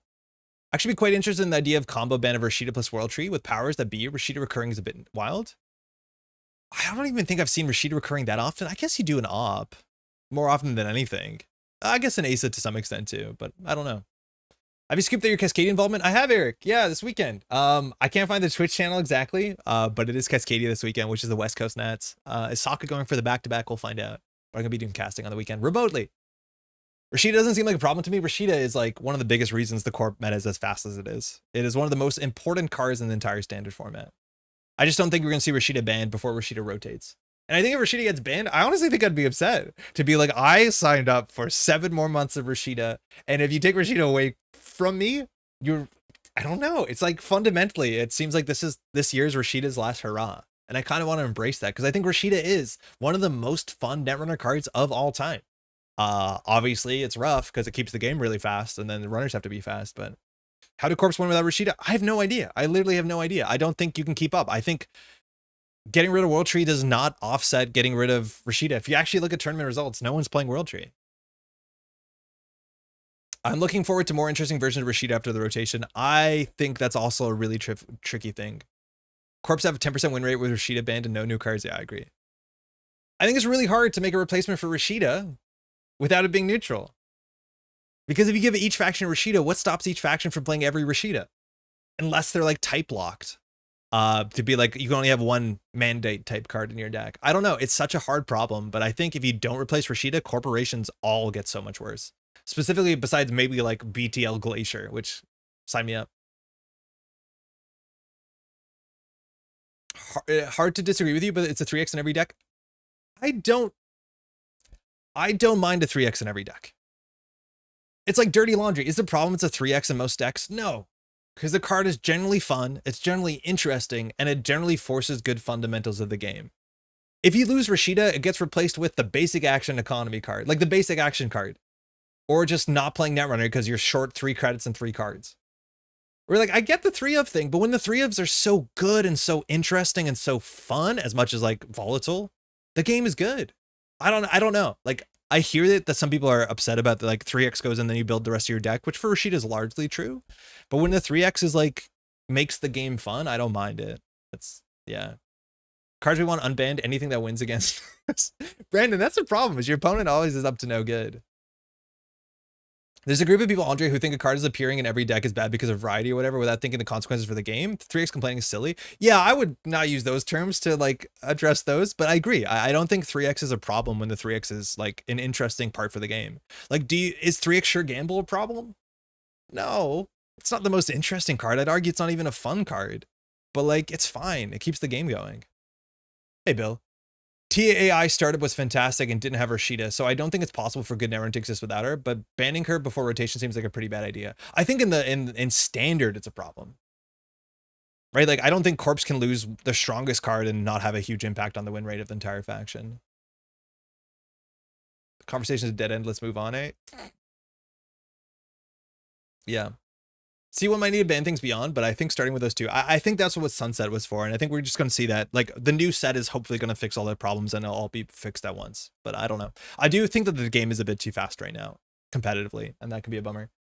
Shout out to Ashbo playing Built to Blast. I think there's some changes for the Agenda Suite, but mostly on, I think, card for card, largely. This deck is good enough, honestly good enough. It's a cool list. I don't think it's helped by open deck lists, like hitting the top cut, but I'm glad that this works out. Fantastic. US East Coast Nationals, that was this weekend, mind you. Half the field being Shaper. Cool. Criminal still barely showing up there. Anarch actually getting some smaller representation. There's equal amount Sables to Hoshiko. Freedom showing up a fair bit too. Only on 2 players though. A smaller event than NPC, which is kind of surprising. But more people were showing up to NPC just a bit ago. Sokka, mind you, coming in for the weekend with Ag Infusion and Lat. I don't think this is anything too spicy, but I'll wait for the lit. Same list, same for the Lat. I want to see this Freedom deck that Palu's playing. That sounds really, really cool. Playing God of War tag-based stuff. Ranji, very consistent in that area, doing really well, making top cuts. Same for Chris. Fantastic placements. Rohit, the 1 NBN in the top cut. And then just some good old PDs across the board. This Werewolf Padma, Ray does not have good stuff to say about the Padma list, as I don't. Not about the list, but about Padma in general. But some interesting inclusions there. Well done, everyone. That Criminal isn't actually bad, but people just suck at playing Criminal. I don't think Criminal is... Wait, but I agree with you. I think Criminal is actually relatively well positioned. I think, on average, it's harder to play Criminal well. I think Criminal does struggle, though, a bit with just missing fundamentals that it feels worse to play. Right, like when your Shaper deck is doing everything for you and the Criminal, you're like clicking to draw. Like, I do think emotionally it feels bad. I still think you win half those games, if not, that you're clicking to draw. It just, like, it does not feel good to play. Yeah, I don't know. I think Criminal competitively, like, I would probably play Criminal at an event. I just don't think it feels as fun as anything else. Counter Surveillance Freedom, are they clearing the tags? I have no idea how the deck works. I'm waiting for the write-up. I've heard it's really cool. Very happy for Dan, Funky Man Dan, to make the top cut. Did I miss Dan's name in there? Yeah, Dan, PD Ari. Nice. I don't know what kind of Ari was played there. There's a chance that like that Freedom deck can play like trash something and then clear tag with Solidarity Badge and Amanuensis and all that weird stuff. It's on Counter Surveillance. Oh, it's tagged me fully. Got popped twice in the cut. Got popped twice in the cut, and both times A1 on the first access. Oh, damn. No recursion. Econ is temporary. Shout out to Not Again for running this. I know the space was like double booked because there was what's it called? Open for Bloomborough, if that's what's called, a Magic event. It didn't look super crowded. There was more Netrunner players than Magic players. Let's go. And it's also recorded, so that footage will be showing up online on, I think, multiple channels in the near future. So there was no live stream, but you're gonna be able to watch the gameplay, which is great. Dan was on World Tree. I don't think I shot Rohit. Rohit made top cut too. Yeah, very good. Very good. Let's see what this deck looks like. Just Business, Surveyor. What? Amani Beholda guy. So this is actually very... We might have played... Can we say that we played this list? No, the list we played had not Surveyor. Surveyor, really. It had Hammer. I actually like Hammer a fair bit. But yeah, I don't know. I don't like playing against R+. It's based on Jai's Midnight Mission from last year, and while it doesn't have any cards from RWR, the changes they made to it were intended to adapt to the current landscape. Cool. Ban R+. Standard AMT. How many players? Like 20 players, maybe? 14 players, so a bit of a smaller one. So take from that what you will. Wenjong, 3 times nothing. Wenjong is not, I don't know. Have we bullied Wenjong out of Iswak? And this is the Swiftlet I was talking about, which is great. Zaya is good. Play Zaya, 6-2, 2nd of July MT on Jay Foley. Great. Cool. Bridgman's list, punitive, pretty good. Swiftlet, I really like this list. I think it's really easy to play, really fun to play. And then just play some good stuff. Criminal. I played this list yesterday, and I do not get this list. I think this list is like not the way I would build Zaya. Maybe Whiteblade if you want to talk about it, but like Poison Vial Tech, it's interesting. I like this in As. I think it does a lot of work.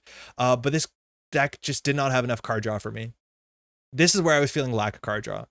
It's like 1 Earthrise, 3 Classic, buy bends. I was clicking to draw way too much for me.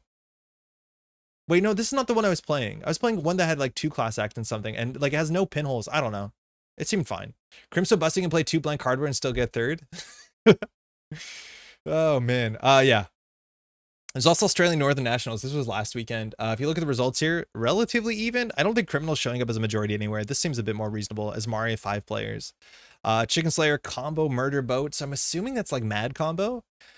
Kit doing well. Kit's doing well relatively everywhere, as much as we haven't seen a lot of top cut placements. And a lot more Shaper in the top cut. 2 S's making it in. Very, very cool. Altitude Adjustment. Great name. Nice.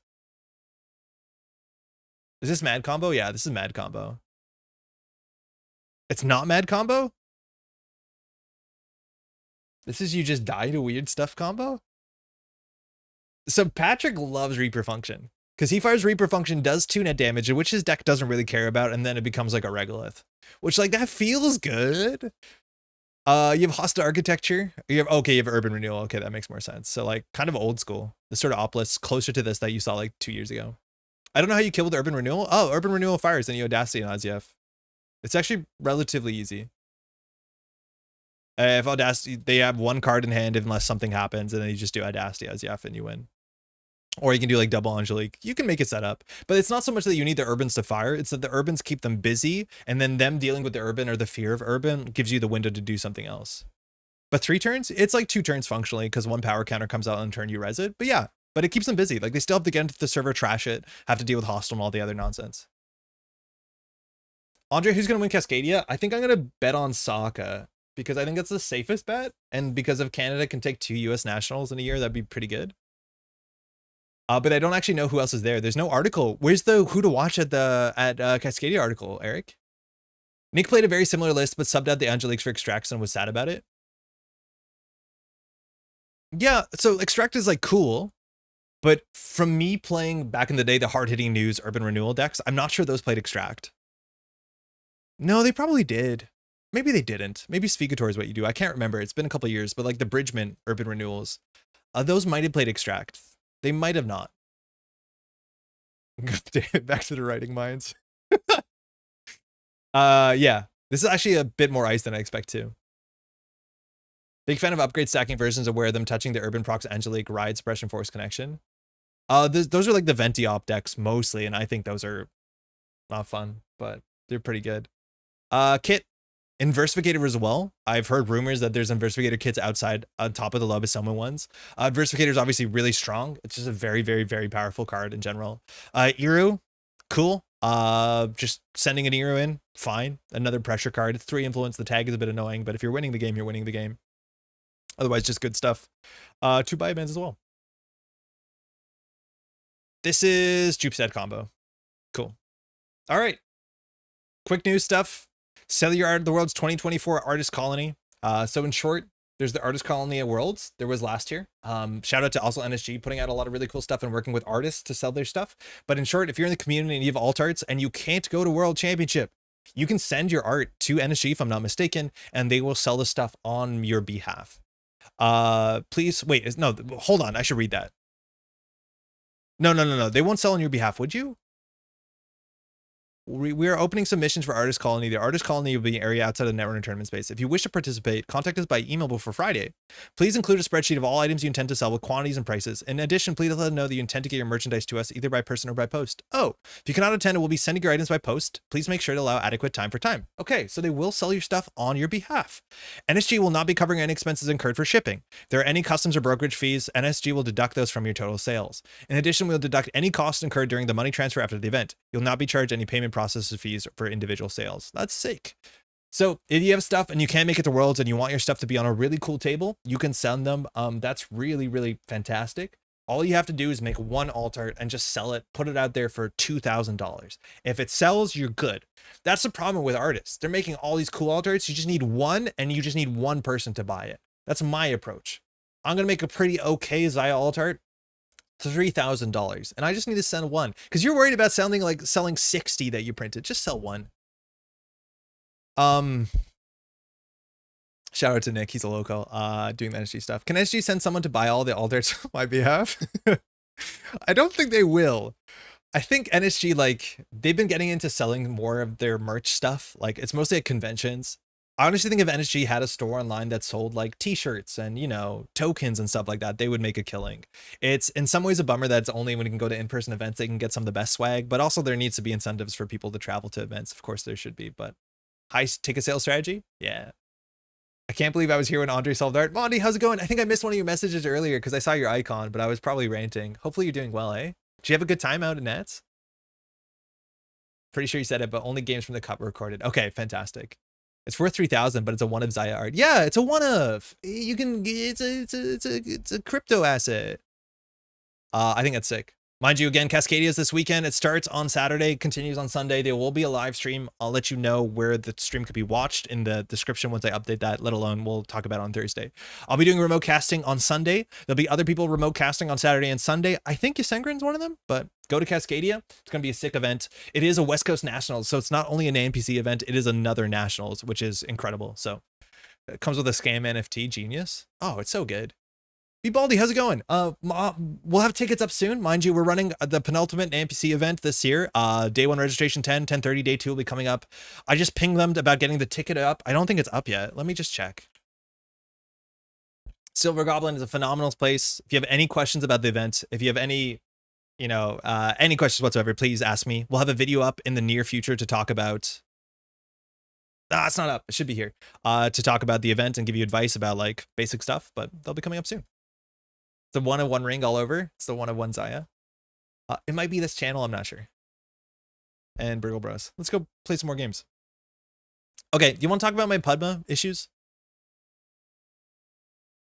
I built a whole bunch of Padma decks and I've tried all of them and all of them are kind of rough, but I just want to show you what this is. There's a chance I've done this before. Interrupt me if you've heard this before, but I want to show you all the Padma decks I've tried in the quest of the alphabet series. So we'll start here. Captain Crow. Okay. We started this to try and do Amelia Earhart. We played this on stream and we had a really good game where this actually did fire. The idea is that with Padma, you can charge Amelia Earhart by running R&D, let alone you can charge it by Stoneship twinning, Stoneship chart room, excuse me, and you can get Amelia Earhart to fire incredibly quickly and incredibly resiliently. Problem is, you need to run R&D at some point, you need to run multi-axis, so legwork has to connect. But I think at the end of the day, the biggest issue I have with this sort of deck, and I know that Sokka played an event, deck like this at, I think, an AMT, if not some online event. He was playing Real Breakers, is the more I play Padma, the more and more I have to come to the realization that Lobisomem Orca doesn't make a lot of sense. With Kit, it's really easy to get all the Lobisomem counters that you want. You need Lobisomem counters because barriers are pretty common in the meta right now, and you need to break barriers.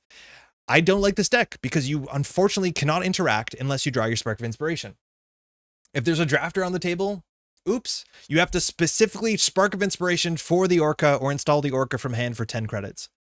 The big thing with Kit is that once you get your Lobisomem down, you can face check. The drafter doesn't fire. But having, like, heaven forbid, drawing the Orca and having to spend 12 credits to break your first drafter is so unimaginably bad that I think one of my big realizations, which is a bummer for someone making content who wants to show off Orca Lobisomem decks, because I think people think Spark of Inspiration is really cool, as much as I do think it's one of the sleepiest cards of all time, is that this Breaker Suite, it just struggles. And then if you want to do that, you obviously have to add more deck slots to be able to bring out your breakers really quickly. But like at the end of the day, one of my big conclusions is that it's really, really hard to play Lobisomem in what's it called? In Padma. The big thing too with charge is that if you ever empty all the power counters on this, while you can still charge this by breaking a code gate, and that's not technically charge, you cannot charge it by running R&D because you can only put power counters on a card that has power counters. I think we'd probably have to put real breakers and all that, and that slows the deck down, but I just fundamentally don't like a card that it says I cannot run until I draw one of these. And then if it hits the Orca, oops. From there, what else do we play Padma? We tried another version, and this is the pre-Padma voice pad. Again, very straightforward. It's not very different from the deck list of the week, except it's on Padma. So we have an Ashen for infinite value. We have all the run events that you want to play. We're playing a Singleton Mad Dash, which is pretty good because Cataloger is obviously very strong in Padma in general. It's one of your best targets. It seems like it is. And we have Miss Bones because meta, I hate assets. And then we're still in the same problem. We're like, this deck is all gas, but if you don't draw your Spark of Inspiration, you just cannot play the game. And if Spark Inspiration hits the Orca, you can't play the game. And if Spark Inspiration hits the Lobi, you can play half of the game because you still can't break sentries. Still a struggle.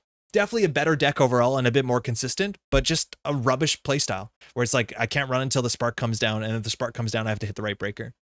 So then we try to do weird stuff. This is the copy of the Eye of the Cryptid. This is the more modern version. And I decided, let's just run R&D as much as we can to make it very good. We actually played a deck like this that, I forget the name of the person, but they uploaded the deck list and we played it on stream. I think it was the deck list the following week, but it was an Akiko Nisei deck.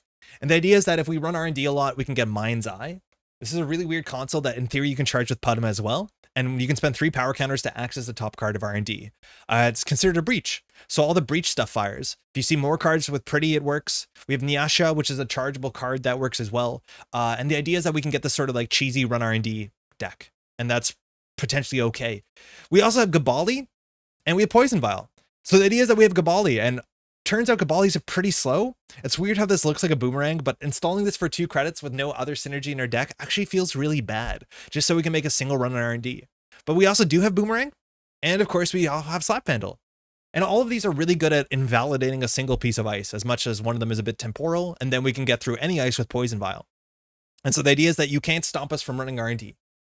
Now the issue with this deck is like, is all of this engine where we see multiple cards with Pretty Mary and Mind's Eye and all of Iru and all this, is that better than just playing Cataloger? And the answer might be no. Cataloger might just be better than all the slots we're putting in for all this multi-axis stuff, right? Like, why are we doing all this? Like, maybe do boomerang R&D for a Cataloger is fine, because then we can just hit the Cataloger button. Maybe it is. But then you can't run back, so you can't mad dash really well. Not that you can mad dash with Iru very well, but like, maybe I'm trying the too cute thing where like, if we just cheese R&D turn after turn after turn and run for as cheaply as possible, we can just charge the Cataloger and just use the Cataloger, and that's our game plan.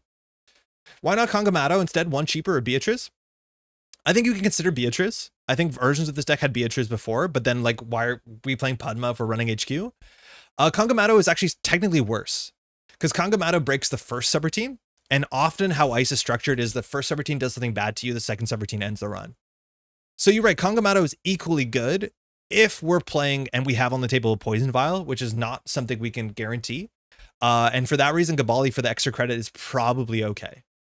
This is a weird deck where actually we don't need that much money, because installing our boomerangs and paying 1 credit for the Slap Vandal every once in a while, that's the most money we spend, because we actually don't spend a lot of money breaking ice. We break most ice in the game for relatively free. That saving 1 credit off Gabali and Kangamato probably shouldn't make a difference. So, hey, Matt, I've been trying with Padma with D99 Ace of Pawn Shop, which has been different and fun, not using the Orca or Lobisomem. Matt, so the issue that I'm running into, and I think one of the biggest problems is I played this last week, and if you remember the deck list of the week last week, it was that Man of the Moon PD deck that's trying to win the game on turn 8. Any deck that has this weird engine where it's like, I'm going to do this so I can do this, so I can do this, so I can do this, you just lose to PD on turn 8. And that is the biggest issue, that right now the standard meta, if I log on to JNet and play against competitive decks, I have no shot. When they have a remote server with 2 ice and a defensive upgrade on turn 2, and they're scoring out off-world offices and recurring their best cards, right? Like, the amount of work it takes to make a cute, weird engine deck, it only works if you play against a corp deck that bricks. I love losing to PD on turn 8. Yeah, it's like a very, very legitimate criticism of the meta right now, is that I'm struggling to make any weird, inconsistent deck work because it just loses to PD on turn 8. It's slower what PD can do. Yeah, exactly. And I think there's a bunch of weird engine decks out of there that, unfortunately, if you're playing competitively, are crushed out of the game. We probably shouldn't play the Cordyceps, by the way. It's not that good. This is exactly the same card. Like, I want Cordyceps to be good because I want to move the ice on HQ to R&D to make the R&D easier to run, but like, we just don't have time to play Cordyceps because you lose on turn 8. Another thing that I realized when playing against that PD deck, which like, it is a bad matchup. Unfortunately, you shouldn't have a bad matchup into the deck list of the week on the week that you're playing, is that Drafter is a problem. We're really bad at breaking Drafter, right? Like, Slap Vandal does not deal with Drafter adequately. Gabali does not deal with Drafter adequately. Boomerang is the only card in your deck that deals with Drafter adequately, and or Poison Vial. So if they just put a Drafter on R&D, like, we're cooked. The amount of work we need to do to break a single Drafter on R&D to run once to get a Mind's Eye counter to see maybe 2 cards on R&D, like, it just doesn't make any sense. So for that reason, we probably should try this in Cataloger. But that is one of the big issues. It just like doesn't make a lot of sense when we can't even break Drafter well. And Drafter is probably the most common sentry in HB by a mile. One problem is the heavy Poison Vial decks are click intensive and running the remote gets awful. Yeah, we had a window of opportunity in the deck a while ago to get install this cheaper. In theory, we should be good at contesting the remote server early, right? Like, we just boomerang run the remote server. Or we just Slap Vandal run the remote server. Like, that should be enough. You're right, we have a lot of installing to do. And I was actually even considering playing, what's the card called? In the Groove? Because there are a lot of turns that we just install cards. Maybe we should just be a Hushuk deck and run R&D and C6, but then like, why are we playing Padma? I don't know. Is there a good stuff Padma looking at power counter icebreakers, Revolver, Hyperbaric, and Kubarapira? No. And if there is, it's not better than anything else. Right, like, you can play Lat and you can play Turbine, and then your deck will be better than Padma. Because you're drawing clicklessly 8 cards and you're not dying to stuff and you have Turbine and all your breakers. I think I tried Kurapira, and the problem with Kurapira to be good in Padma is like, you can only charge a card with a power counter on it. So you need to get your Kurapira down, you need to break a barrier, and then you need to run R&D just to get a Kurapira counter. Right? For that all to make sense when Lat is drawing cards on turn 1, like, it's very, very, very hard to make it make sense. Padma's draft attack is Malandragem? You can. I think you can look at it, but Malandragem breaks 1 ice a turn and it's 4 influence. It's like really, really hard. Minus Era plus Paladin, minus Mind's Eye plus Cataloger. But I think if we play Cataloger, we should just cut the Pretty Mary. We should cut the Era. We should just play Cataloger. And then I do not think we can see enough cards with Cataloger to win before we lose. The Uber Eats delivery guy. Just, yeah, let her play Endurance. I don't know. Overall, I've been incredibly... I think, without reiterating myself, and I've said this before, the hardest part with Padma is making running R&D make sense with your game plan. There's just a lot of times where like R&D has a single ice or no ice on it, and spending a click to charge a card to charge your Nuka is not what you should be doing in the 8-turn matchup. It's just not a good use of resources. So I don't know, like I feel like I want to give up. I know people have been doing well enough with Padma or like making top cuts and regretting the Padma choice. I think if there's anything that's interesting, well, this is an earlier version. This was on Flux too, which is kind of cute. But it's probably this.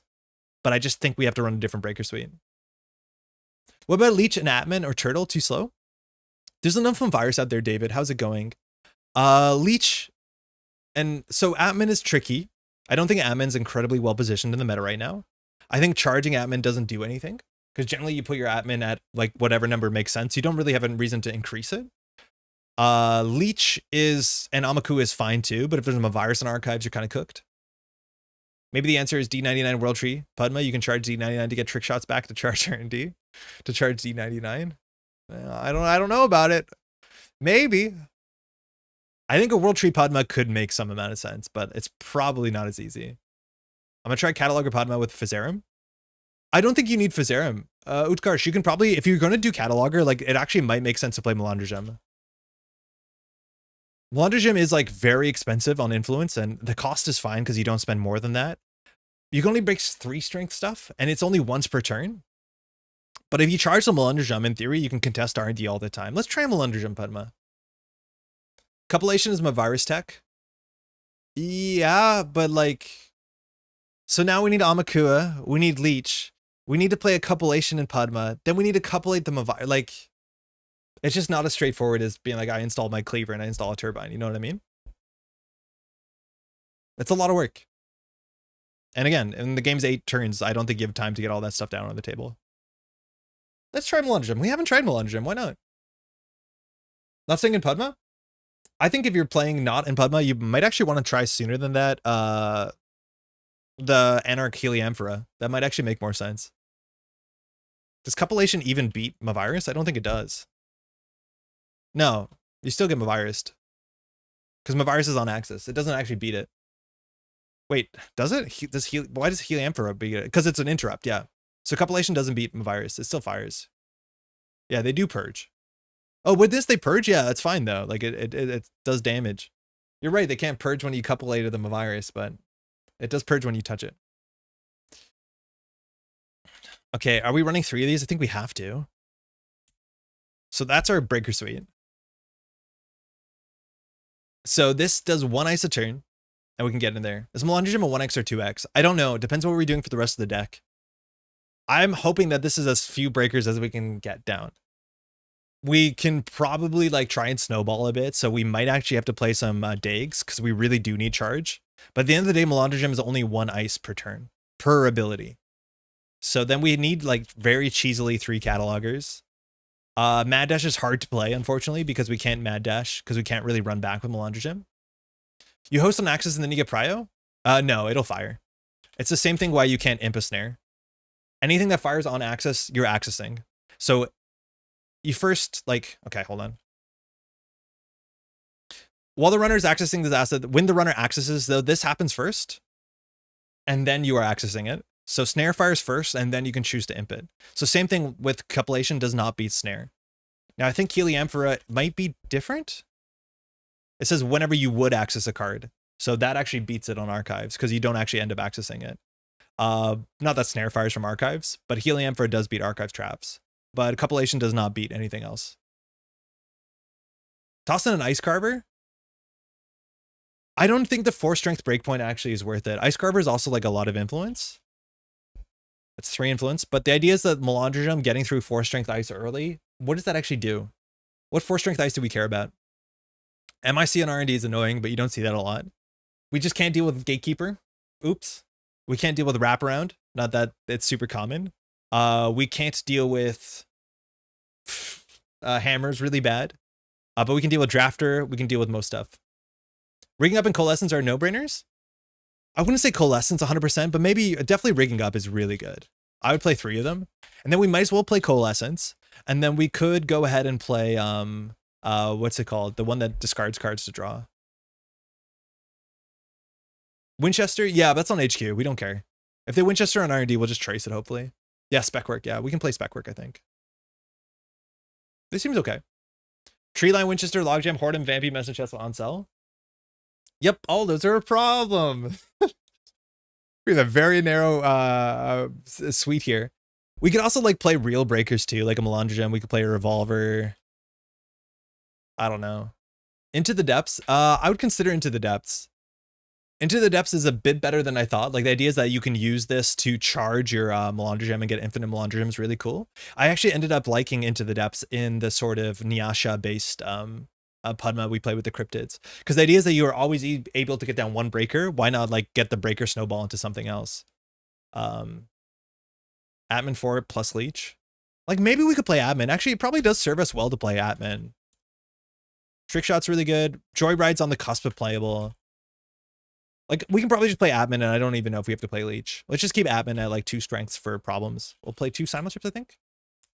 You can install admin 1 or 2 and charge it up to 4. Yeah, if we need to, or we can just pay 2 credits, right? Like I don't think a charge is worth a credit.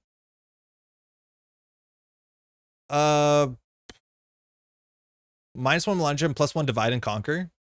Divide and Conquer is a pretty rubbish card, unless you have ways that it works with. Right, like Divide and Conquer, make a run on archives, it's 4 influence. If successful after accessing archives, access 1 card from HQ in the top of R&D. That's a lot of influence, a lot of money for a pretty subpar effect, unless you combine it with some other ways to see more cards, which with Cataloger doesn't really make sense. And in theory, you're right, though, but like, I honestly think if we want a way to like run R&D again cheaply, I'd probably play Eros sooner than I would play Divide and Conquer. Envy testing. Maybe, yeah. Yeah, I could see that. You can charge it. What are we playing for our console?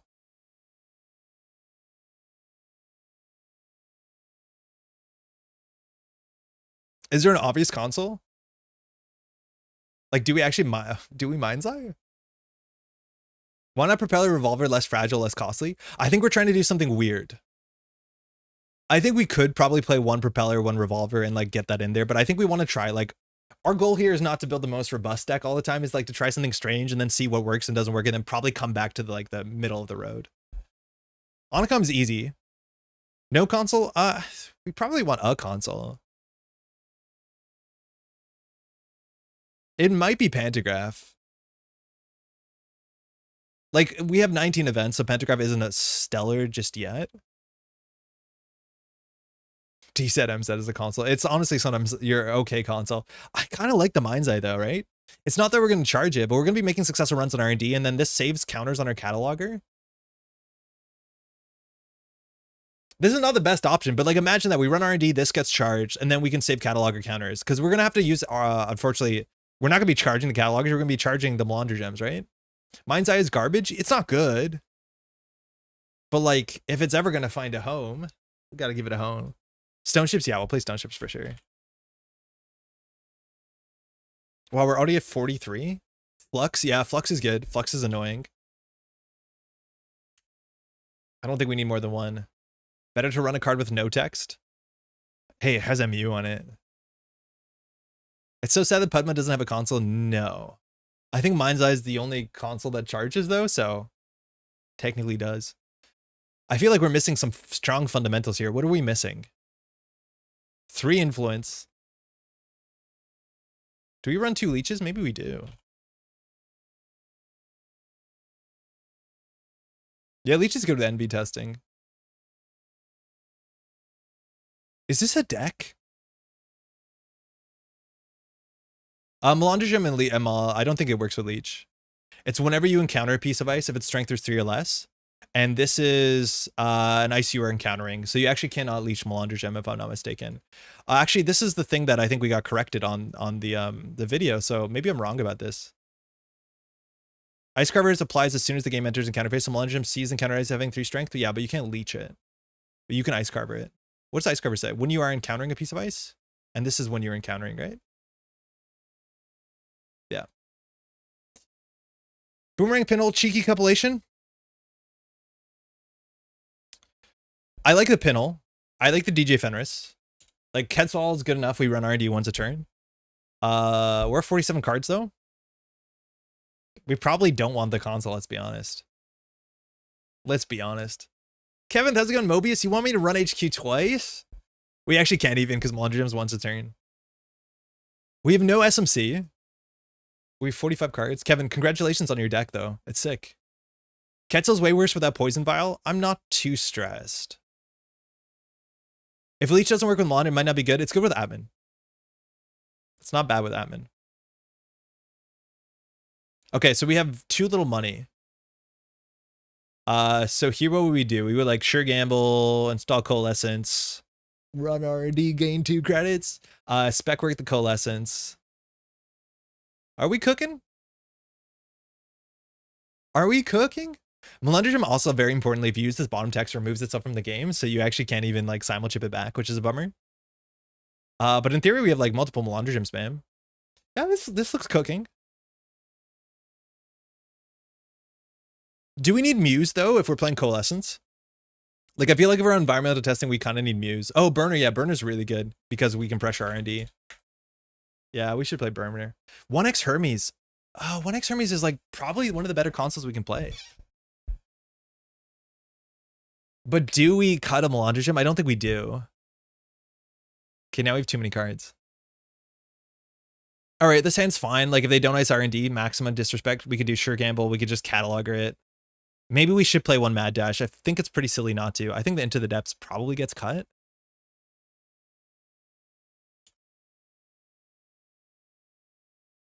Nuka for draw. Oh shit, yeah, we have no card draw. We have 3 diesels. Yeah, we definitely want Nuka. Okay, Dag is probably cut. Let's be honest.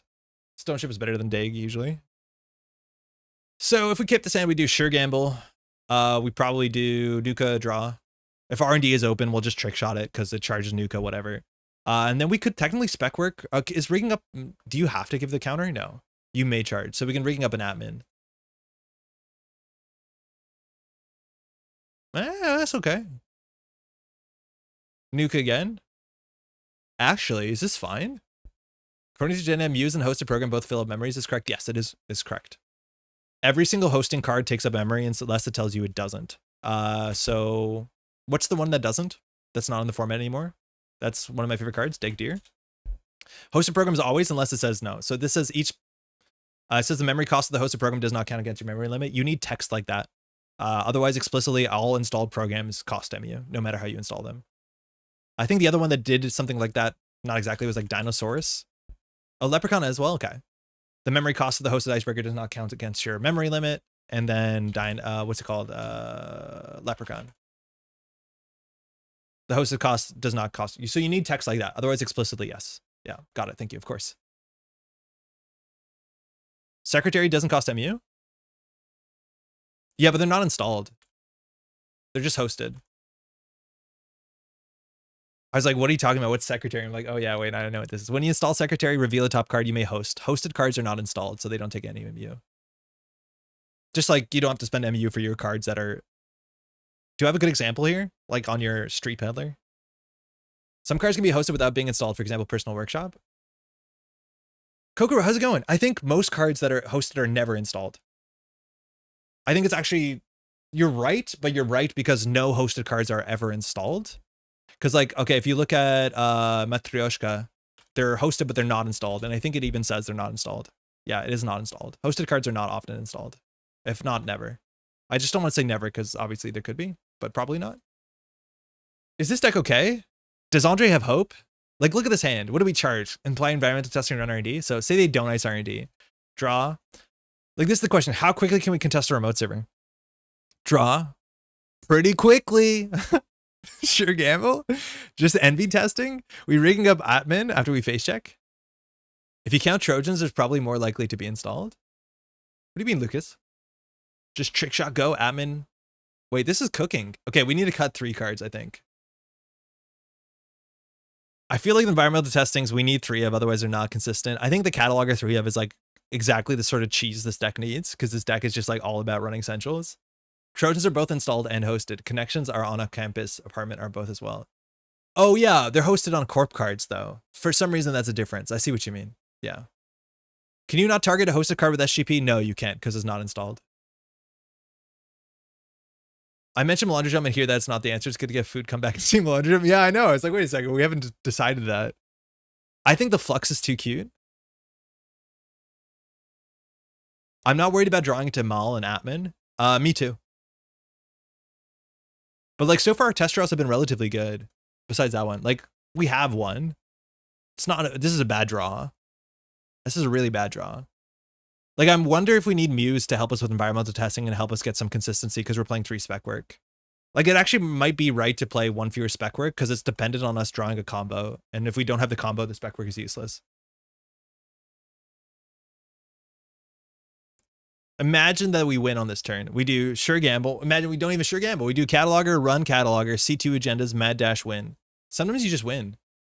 Magic Bowden, welcome to stream. Here we do Nuka draw. No rigging up target. Looks hard to fire NV testing. It doesn't look super easy. We can always charge a running R&D. Why Muse over SMC? Muse is a bit cheaper with Coalescence. It's a better target for spec work because you have 2 targets separately, and it fires environmental testing technically the same. But that's why. Because we don't think we'll Muse Malandragem, and even if we do, I don't think we have MU issues. I just don't know how we put Muse into this list. -1 burner, -1 creative, +2 Muse. I think we need upfront money. I wouldn't touch the creatives. -1 burner might be correct. I just feel like people under ice HQ against Padma, and that kind of is good. Spec work in 3 trash programs might be bad. Yeah, it might be bad. Maybe we just use Coalescence for Simul Chip and say that's enough. I could see that being correct. And then we could play like 1 Muse, but now Muse is bad. Rigging up with admin is kind of nice. Yeah, it is pretty cool. Okay, say that we have 1 card here. Like DZ? Like what are we playing? DZ seems a bit underwhelming. We probably just play 1 Onicom.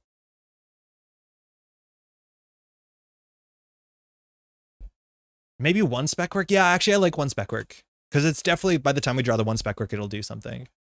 Okay. Malandragem. I just love butchering a language I don't speak. I kind of stopped playing for no real reason around the time the Automata Initiative came out. Here to see how the card pool looking. Oh, Magic Bono, welcome back. The Automata Initiative was really good if you play Shaper. It was an incredibly strong Shaper set. No DZ, even 1 pinhole is better. We don't have influence. Yeah, we're full up on influence. New runner deck. Malandragem. The TI had some really, really strong cards. It's like totally rebreathed life into Shaper as a faction. So if you like Shaper, like it's a really, really good set. If you play Criminal, it doesn't really add anything. If you play Anarch, you have to like the ID for it to do something. On the Corp side, there's some good stuff spread out. Mind you, Hollowman is a really strong flexible card for all options, but I wouldn't say it's the first set to pick up if you're behind on sets. I like the first half of the cycle a lot better. Unless you play Shaper. Unless you play Shaper, it's like the easiest pickup by a mile. What am I doing, Captain Padma? RWR is better for Shaper than TII? I don't think so. I think RWR is better for Arsana, but I think TI is better for every other Shaper. Oh my god, I'm mixing up RWR and TII. Sorry, I'm saying it wrong. Okay, hold on. I said all of that wrong. I need to think about it. RWR is the last set. Everything I said is true about RWR. RWR is the best Shaper set. It has some good, okay Corp stuff across most factions. TII is a banger set. TII is one of my favorite sets of all time.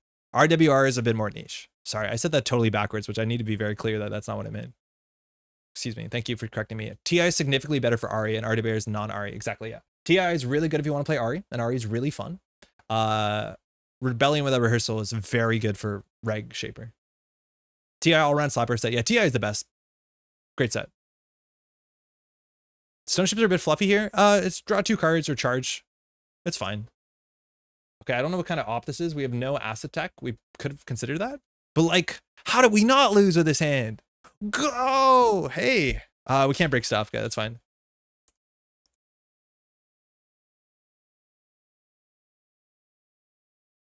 I'm out of coffee. I want more coffee. TI is good for Anarch too. TI is good for everyone, I think. It's not great for. Oh no, it has Hermes. It's fine for criminal. They just won't draw stuff. It's fine. They also have like an absurd amount of shuffle effects, so it's not like Cataloger is particularly stellar. But like, I'm just gonna send it. Okay, this is where we have to make a decision. We could just send in the remote server, or we could just install Malandragem, run server 1. I'm sorry, y'all. I'm not. Do we cheese or do we not cheese? Chat, you need to answer. Do we cheese or not cheese? The problem is if we cheese, like SDS is a bit tricky. I think we should probably just rigging up the Malandragem, run server 1, run R&D. If it's an SDS, we want the coalescent. Check for spins. It's not only spins though. We have to check for like virus. We have to check for everything. I think we just check the remote server. Like, it's not a Stavka. Like, this is really good. We break every ice for free. No Stavka, no sandstone. Sandstone we can actually work on. Fuck. So now at least this has to be Rashida. Like, they're not eminent domaining very easily. That's a Svigator. We don't care. I'll just run R&D for a single, I guess, to charge the Malandragem. That seems so extra. Like, that's not worth doing. Did Tang mull?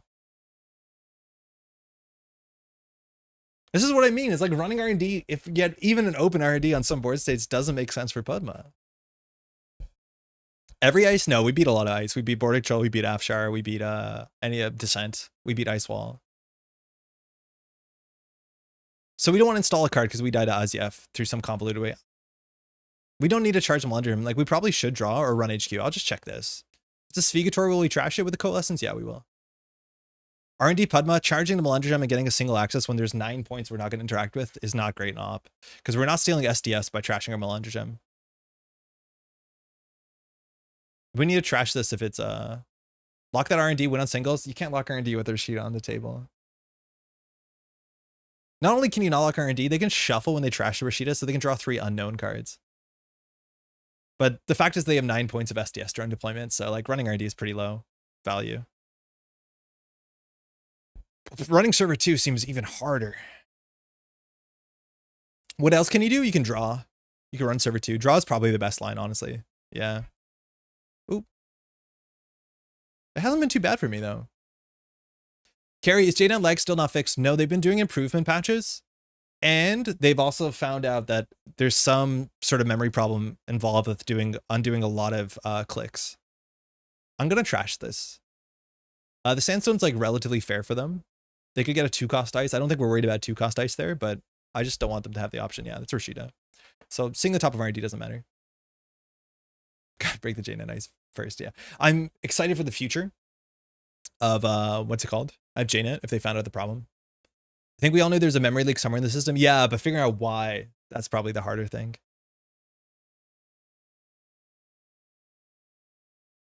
So we could have gone catalog or cheese there and been okay. But that's also the thing is like when we see the top 4 cards of catalog and we're like, okay, that's good. We know what they're going to draw. They just shuffle with Rashida, right? Like, and I don't mean draw, break, lock with Rashida, but literally when you trash Rashida, you can search your deck for a -1 cost card, fail to search, shuffle your deck and draw 3 unknown cards.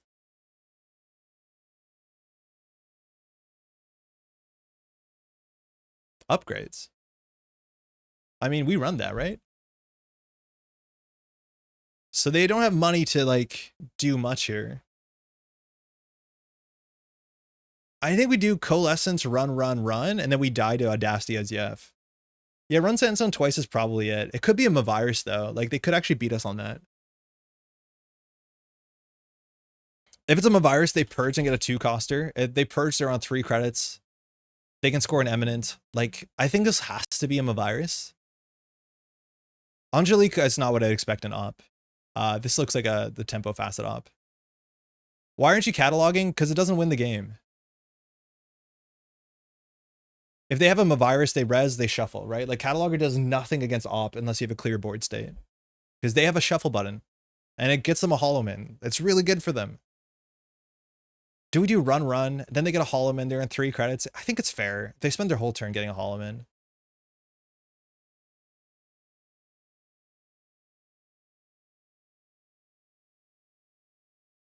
Yeah, it looks like a Mavirus to me. Otherwise, this play doesn't make a lot of sense. So we can run the 3rd time. If they purge, it's fine. He uses half his money. If he gets like a Regolith, it's bad. Like, we're playing right into our opponent here. We're going to see. You taught us to plan the turn. I am planning the turn. I want to run this 2 times. On the 2nd run, if it's a Mavirus, we'll respond to that. But I want to have clicks left in the turn, right? Like, a big thing is when you expect op to do op things, you want to force them to do op things not on your last click. Because if we do op on the last click, they can just put a Hollow Man and know that we'll never contest it. So you actually want to be running sooner than later into op if you're expecting an op shuffle.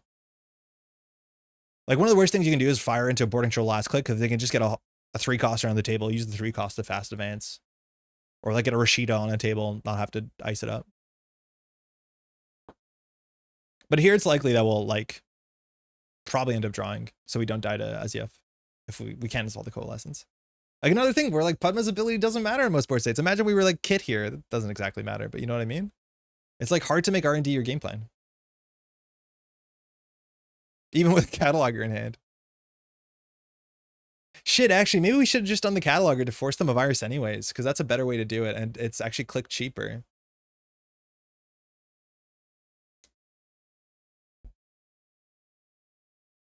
Interesting. Because they would have to purge.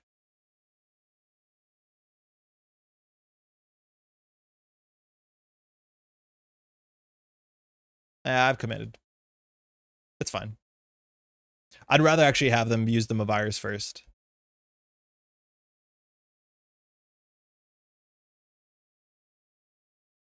Oh, it doesn't work. You have to run back another time. Whenever you encounter a piece of ice, and this is when the runner encounters this ice. Shouldn't. Because my ability has to go first. Oh, that's... and hella cursed.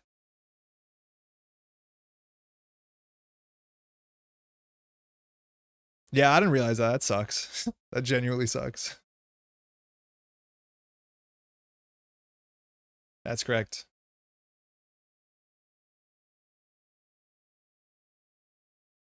Sunk cost fallacy? Well, at this point, they didn't purge. Unless they confidently knew the rules interaction that we didn't, which there's a chance. But it was... yeah, I didn't realize that either.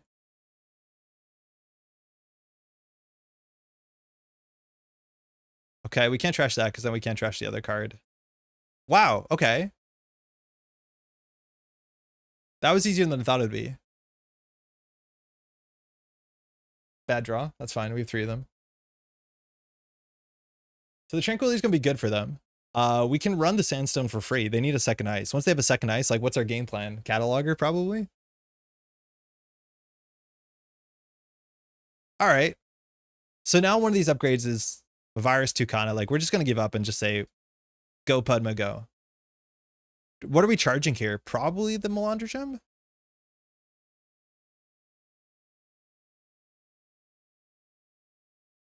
Oh, they're going for ice.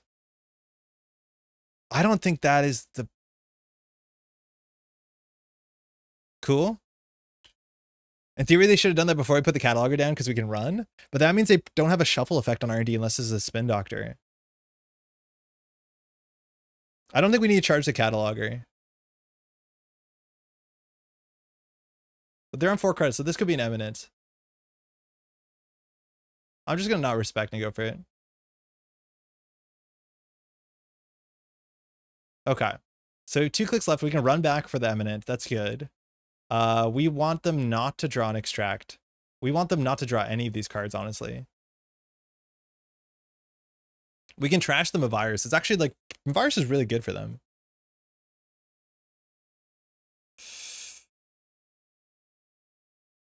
Charge the gem, right? Because you get another Cataloger? Yeah, I don't care about the Cataloger. We have another one in hand.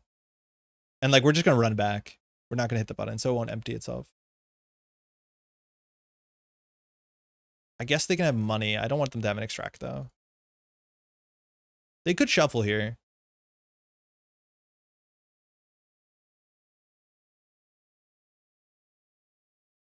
Okay. It's a lot easier when they don't ice R&D, let me tell you.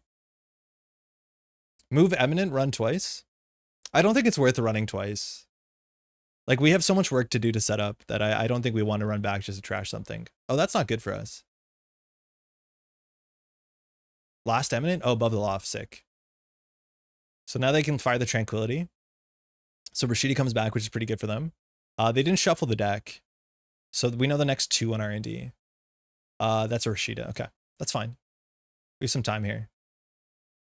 All right, so we probably need to bring this down, but we don't need to bring it down this turn. Rashida will break lock, so we should just take some time to set up. Can we contest the Rashida? It's not easy. No, we can't. That's good. Oh, wow, we the one spec.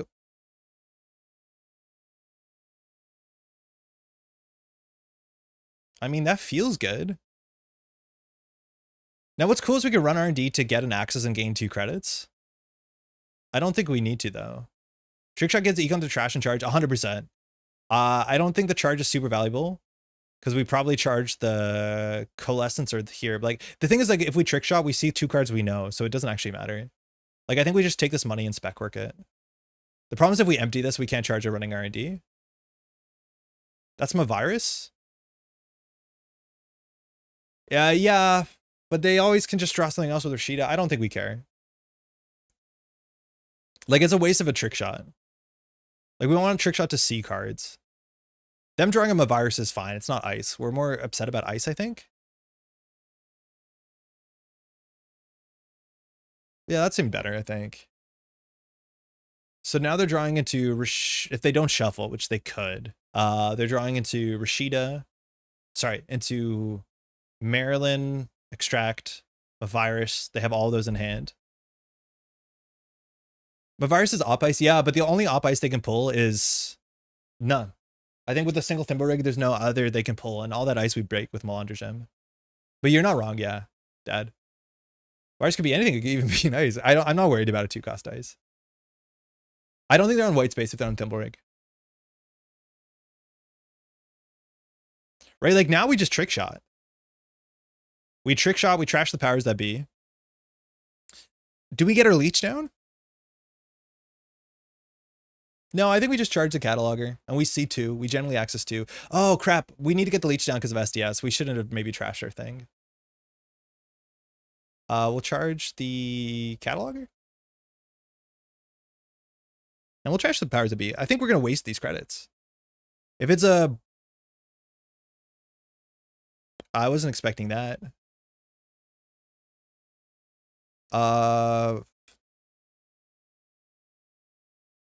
That's not good for us.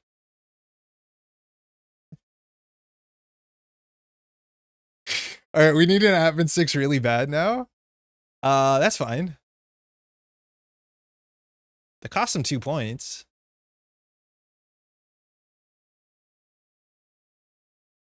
We can beat this.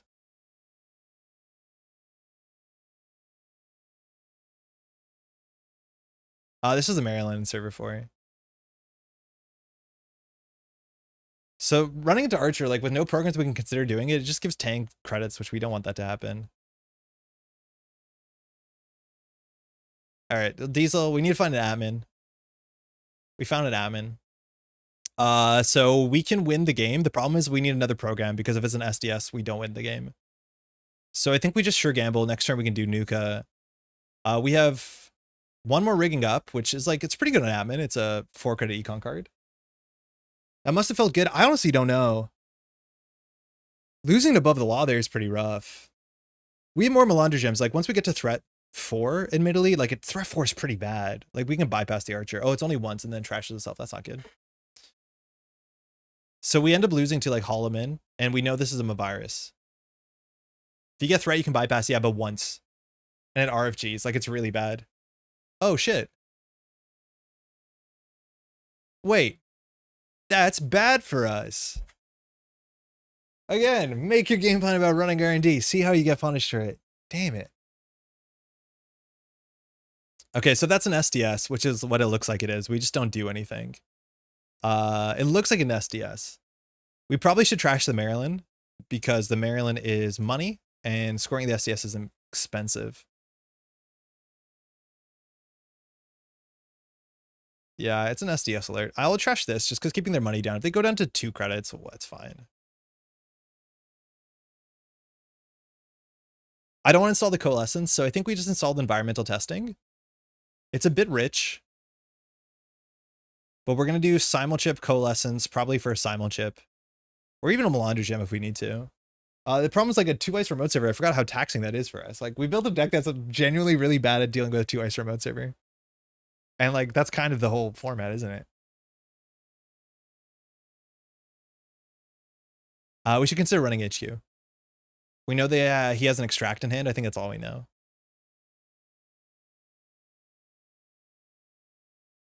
This environmental testing might be a bridge too far. Admin is bad? No, Admin's really good. Breaks Archer for 4.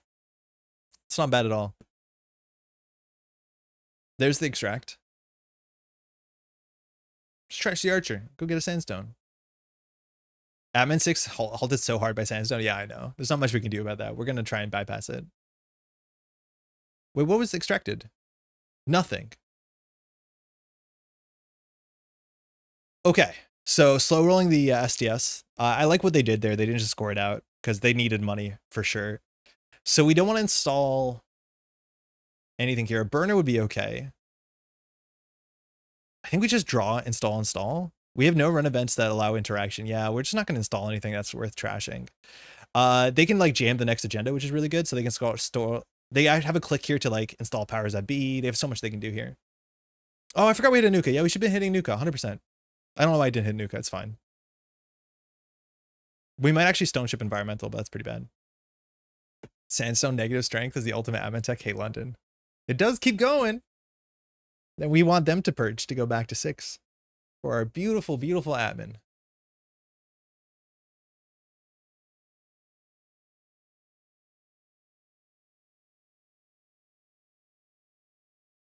Ah, man, we wanted that to be an Archer. That's the one good ice there for sure. I think that's the only ice in the deck that's besides Sandstone that's out of strength, if I'm not mistaken. Getting an ice wall. Let's see where it goes. Admin 5 with leech. It's so bad because we know there's a virus on server 1. We can't do it. Oh, that's really good. Hell yeah. I like how Tank is playing this. Okay, it's the SDS. So now this server actually can be beat. Can you admin 5 run the remote then give it up to SDS? There was a virus in server 1, so it won't actually work. They'll just purge. Because we know this is a virus. Oh yeah, so they can purge to make it 6. Actually, no, they have no window to do it. No, we could have actually. But we can't break the thimble rig. Okay, so here they can score out another SDS by purging my virus into Holoman. We have some issues. Has Padma been worse than if we played Lat? Yeah, 100%. I don't want to talk about it. So what can we do here? We need to get back into the game, which means we have to start committing for an admin. We need to fire the environmental testing. So we probably install coalescence, take the money. Oh man, the virus is really, really annoying for our build. Padma can boost admin from 5 to 6. Yeah, but you have to run the Archer. You're right though. Like it's a good line. We still haven't seen spin doctors. I think we just Nuka. Burner's okay. We can get a 50-50 on hand, but if they have an agenda, it goes in server 1 almost definitely. Like, I think this is an IZF. So I think we just start installing stuff. I'm going to pause before we take off the loss counter. If we install a simulchip, we're pretty good. I think we just install simulchip, install leech. And then hopefully, even if we lose the admin, it'll come back cheaper.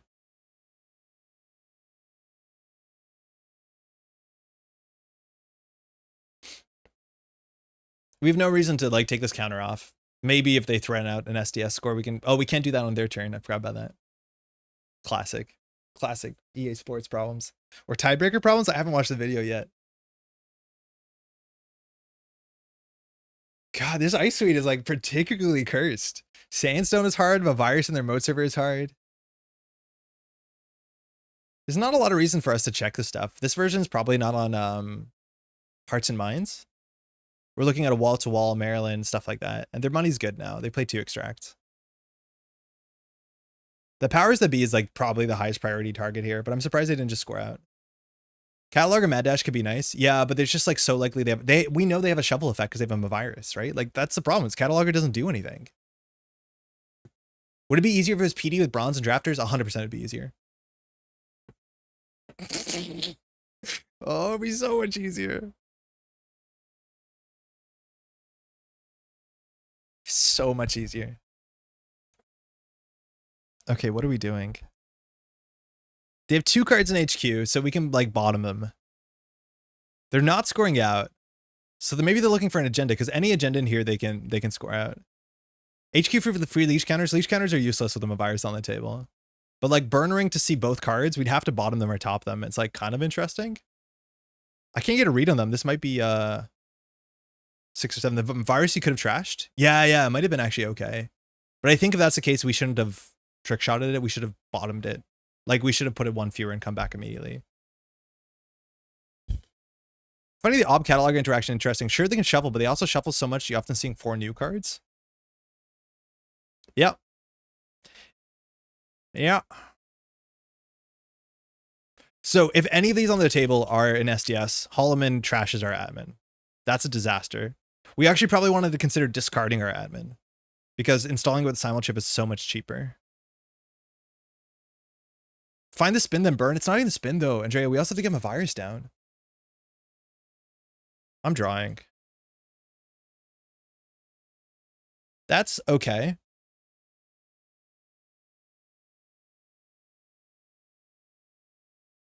Our money's pretty bad. Do we have pinhole? No, we don't pinhole. A DJ Steve here would be pretty good. Man, it's just like none of our pressure cards do anything. I think we pressure the remote server and just force some reses. We definitely want admin in the bin so we can respond at instant speed. That's so much more important for us. Gem admin, pull 6, pull cash money and go. It's a thimble rig. Whoa, they're on 2 thimble rigs. No? Wait, what? Didn't they trash this? What happened? Wait, what? Where did the thimble rig go?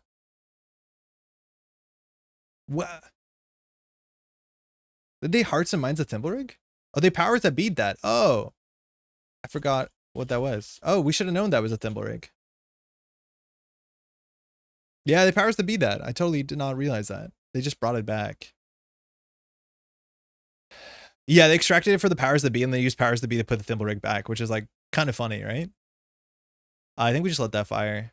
No, it's all good. Thank you though. So I don't think we bypass that. Because we can't break the sandstone unless we're on threat 4.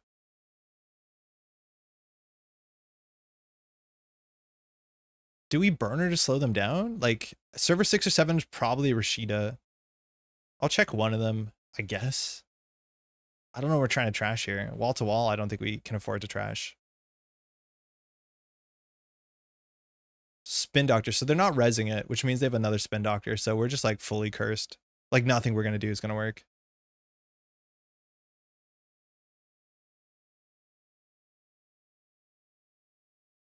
So 7's a Spin Doctor, 6 is a Spin Doctor, or 1's a Spin Doctor. We know there's a virus. Why are we playing Cataloger? Oh man. Okay, hold on. Is there anything we can do? We technically have more money than we think because of Simul chip interaction. To be fair, it's not a great matchup. No, it's a really, really, really bad matchup.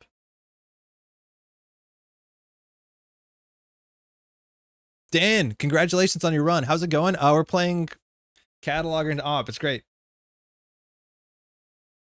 How's Archer for us? We're working on an admin 6. It'll take us a bit. Okay, so they're doing the Holloman. Burner to find an agenda, Mad Dash, and then they just res a Spin Doctor. Or they shuffle. Like, it doesn't exactly work.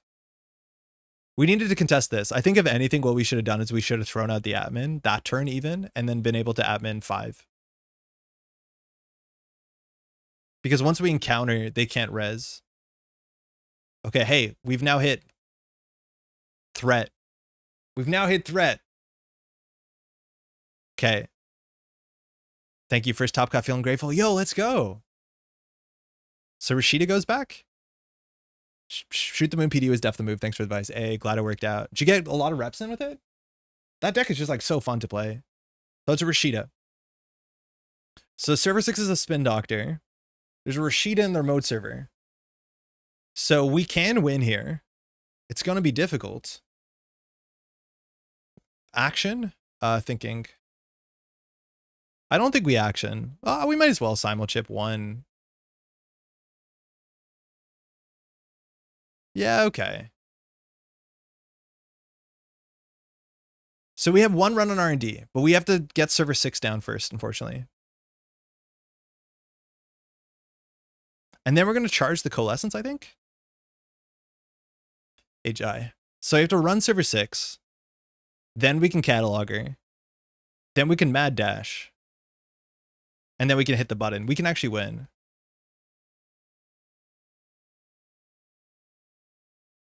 We just have to figure out if this is a shuffle card or not. It's a Sphere, okay.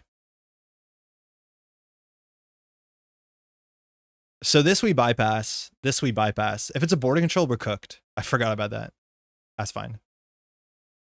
Admin in hand feels bad. It definitely should be in the bin. We should have prioritized getting that into the bin by now.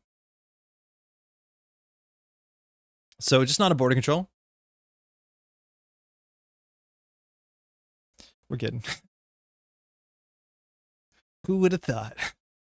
Who would have? Oh man, it's so bad. It's so bad. We have a line here and it's so narrow and still we're going to get nothing for it. Funny enough, we've removed this from the game so it doesn't even turn on simul-chip, which is like an expectation that I don't think I was ready for.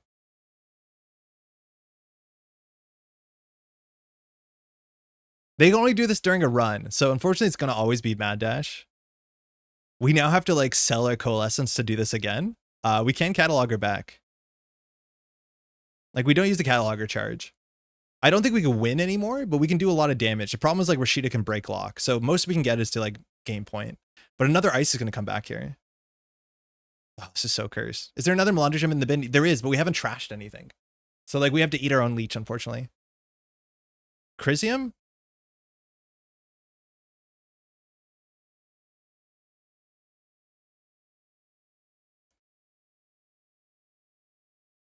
Why is everyone so mean?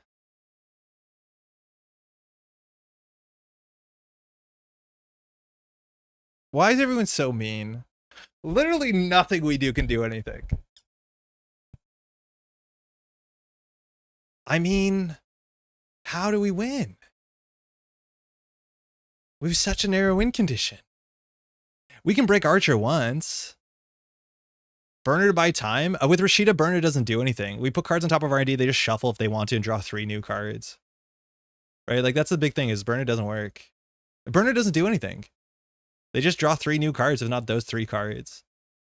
I'm assuming they don't have an agenda in hand, because they have an agenda in hand, it might have gone to server 6. Like, our best play here is contest the Holloman, and contest the Rashida.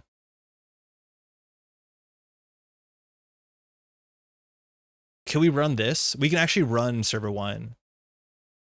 It actually might be right to run server 1. We don't have any way of dealing with Chrysium. I think we have to keep the Rashida down. But like, we can only break the server so many times. We also don't... Oh, the Mavirus was there, yeah. So I think we simul-chip for the Malandragem, and then we RFG the next Malandragem. If we RNG 2 Malandragems, can we win? God, Sandstone is such a pain in the ass for admin. Remember, we're an admin deck. Don't ever forget. I think we have to run this.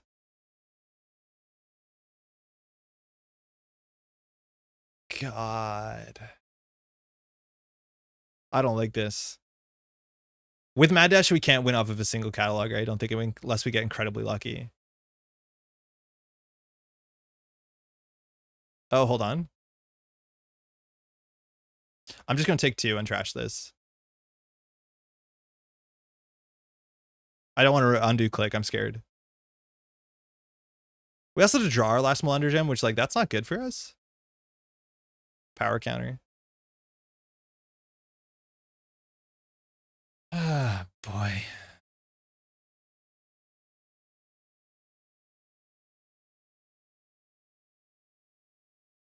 Next up in this novel deck is including a Monkey Wrench with a sweet Malandragem synergy.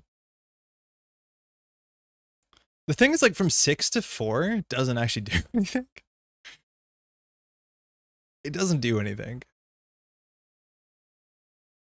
Right, like, 6 is the extreme. Wait, why didn't Sand... Oh, we didn't even encounter Sandstone. Wait, that is legitimately weird.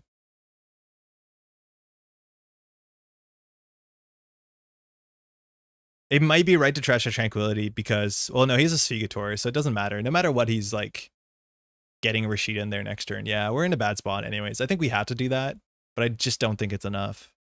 I think we have to draw here for an econ play. That's fine. We don't need another cataloger.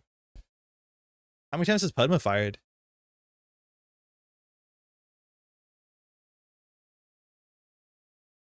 I'm not upset. I'm hungry. Should burner be pinhole? The problem is the influence mostly, Avatar. For what it's worth, we're spending 12 influence on Malandragems. Like, pinhole's good, but also, like, Charisma R&D is not something I play around. You bypass for the encounter actually triggers? Oh, no, 100%. I just do not... Oh, okay. Spin Doctor had it. GG. Thanks for the game. This is the issue that I'm running into, right? Like, where you bring your tier 2.5, tier 3 deck to, like, a tier 1 matchup, and, like, it does not only nothing, but, like, gets stunted on. This is the same sort of thing where, like, when PD wins the game on turn 8, it's like, okay, cool. Thanks for the game. I catch you around. But legitimately, we had no pressure. I think trading the above the law for the Archer turns out to be correct. I do think we needed to discard the Admin to get Admin 6. Even for that to be the case, though, I'm not sure we can afford to break Archer one more time. Rubbish out of 10. Demoralizing too. Like, I feel bad after playing that. I feel like so much of my Netrunner choices are just to feel in situations where you have agency and you feel like you can make plays. I felt like the opposite.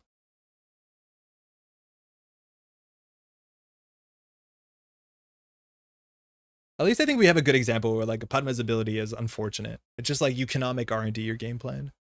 Maybe we should have just cheesed it on turn 1 when we saw the cheese emotes in chat to be like, just cheese it, run R&D, pretend there's no shuffle effect.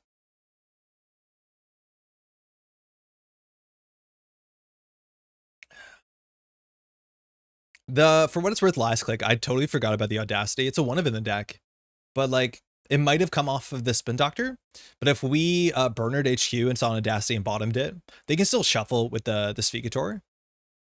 Well, they have to if they pull the Spin Doctor, so they might still have it, but technically having fewer cards in hand matters for Audacity. Mason Jar Cam. This one's a pickle jar, actually. It holds a lot of water. I haven't spilled this one yet. Knock on wood. Feels like it always has some games. I've actually, like, started to disagree with that a bit more, Lazy. I feel like for that op deck, maybe less than other decks, is that if you play against something like a Shaper and they set up their Breaker Suite, if you don't get an Eminent and you don't res an Archer, you actually don't do anything. Because most of your ice, they break for 2 to 3 credits. And then, like, you have to play around Deep Dive and all that sort of stuff. It's actually quite tricky if you don't draw well and get a forward snowball. I've been finding it not a matchup I love to be in the driver's seat of as the Corp. But it's up to players to find, like, the really weird lines, right? The sort of, like, I'm going to go ahead and extract this to go ahead and get a... I think our opponent did well to slow roll the SDS. I think if they fast rolled the SDS, that would be so much worse for them. Is there an all-around strategy you recommend against op? No, because most of the op decks are actually really different. The Facet ones, there's, like, Venti, there's just Rush. They're all kind of different. I think some of the big learnings are, specifically if you're playing against a Rush deck, even the Facet deck, is you want to try and not run last click. Because if you run last click and they fire a border controller or a virus, they can do it totally safely and produce a Holoman and you can't interact with it. That's, like, not a good spot to be in. Otherwise, upgrades are really important. Pinhole is really important for that matchup. because one of the strongest things they can do is protect them a virus or a hollow in somewhere off on a server. And then if you can't deal with that, they can start fast advancing and never advancing 5/3s. So upgrades are incredibly important. If you can trash all the upgrades, it's good. In terms of the assets, I don't think there's a lot of assets that are that are must trash. Like you can let a lot of them fire on the first time and like whatever.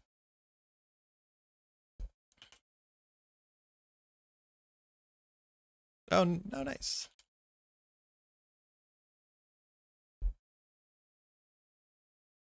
I think those are like good starting points. I think the cool thing about op is that there's a lot of replays of good op matchups. There's not so many replays of against good op matchups. But another thing is like against Russian assets, I don't think you mulligan too differently. Russian combo can look pretty similar, but you should play against differently. You need to clear assets to prevent ice rises against combo, but it's kind of the opposite against Rush. At least with Venti, you can tell what's coming. Yeah, because they play 72 cards. All right, we have the cheese. We have no economy in our hand. I think we're going to mulligan for this. I can get Pinhole on my list. It's time to just accept and spend the influence. Pinhole's really good. That's a good card. It helps on most sports states. It makes you feel more comfortable. Treat Pinhole as an exposed card too, half the time, right? Like it's fine. I don't like Prov. I don't know what this is going to be. If it's just like advanced big glacier stuff, right? Like we're going to have an issue.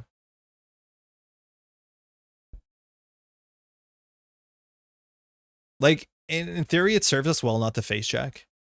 We're expecting a Mesna Chesvo. I don't think there's a spin doctor on the table, so I'm just going to try and win.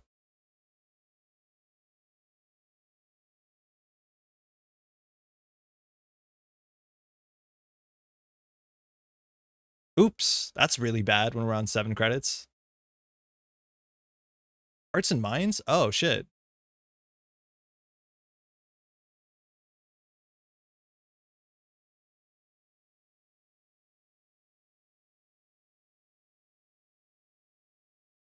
I mean, I guess.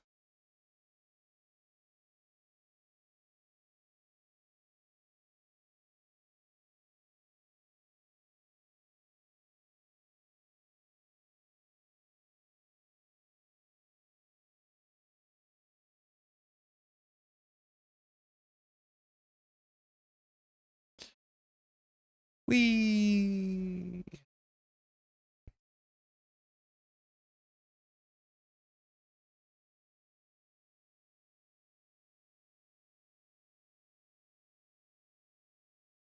Prep coin concede 100%.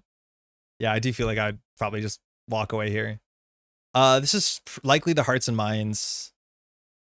This could be NGO front to Toll Booth. There's a 1 and 4 on HQ, but like it turns out running's kind of bad. I think I'm done for today.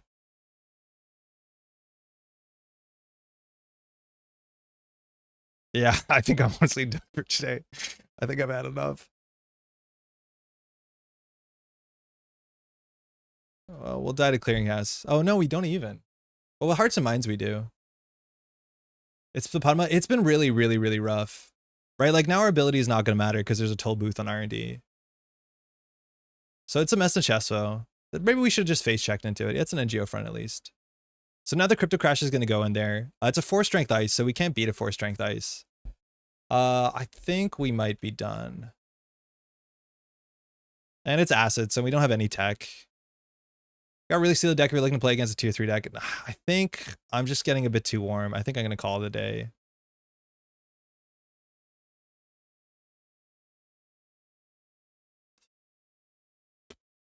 We're out. Sorry about that. Yeah, sorry about that. We're just getting Crypto Crash and the game's over.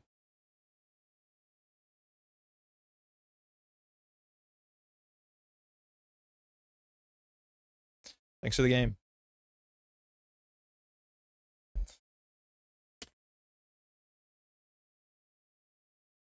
All right. Thanks for hanging out. It's 4 hours. Yeah, that might be it. I'm really hungry and not happy with how things are going. That's all for today. We'll be back. Oh, this button doesn't work. Bummer. We'll be back on Thursday.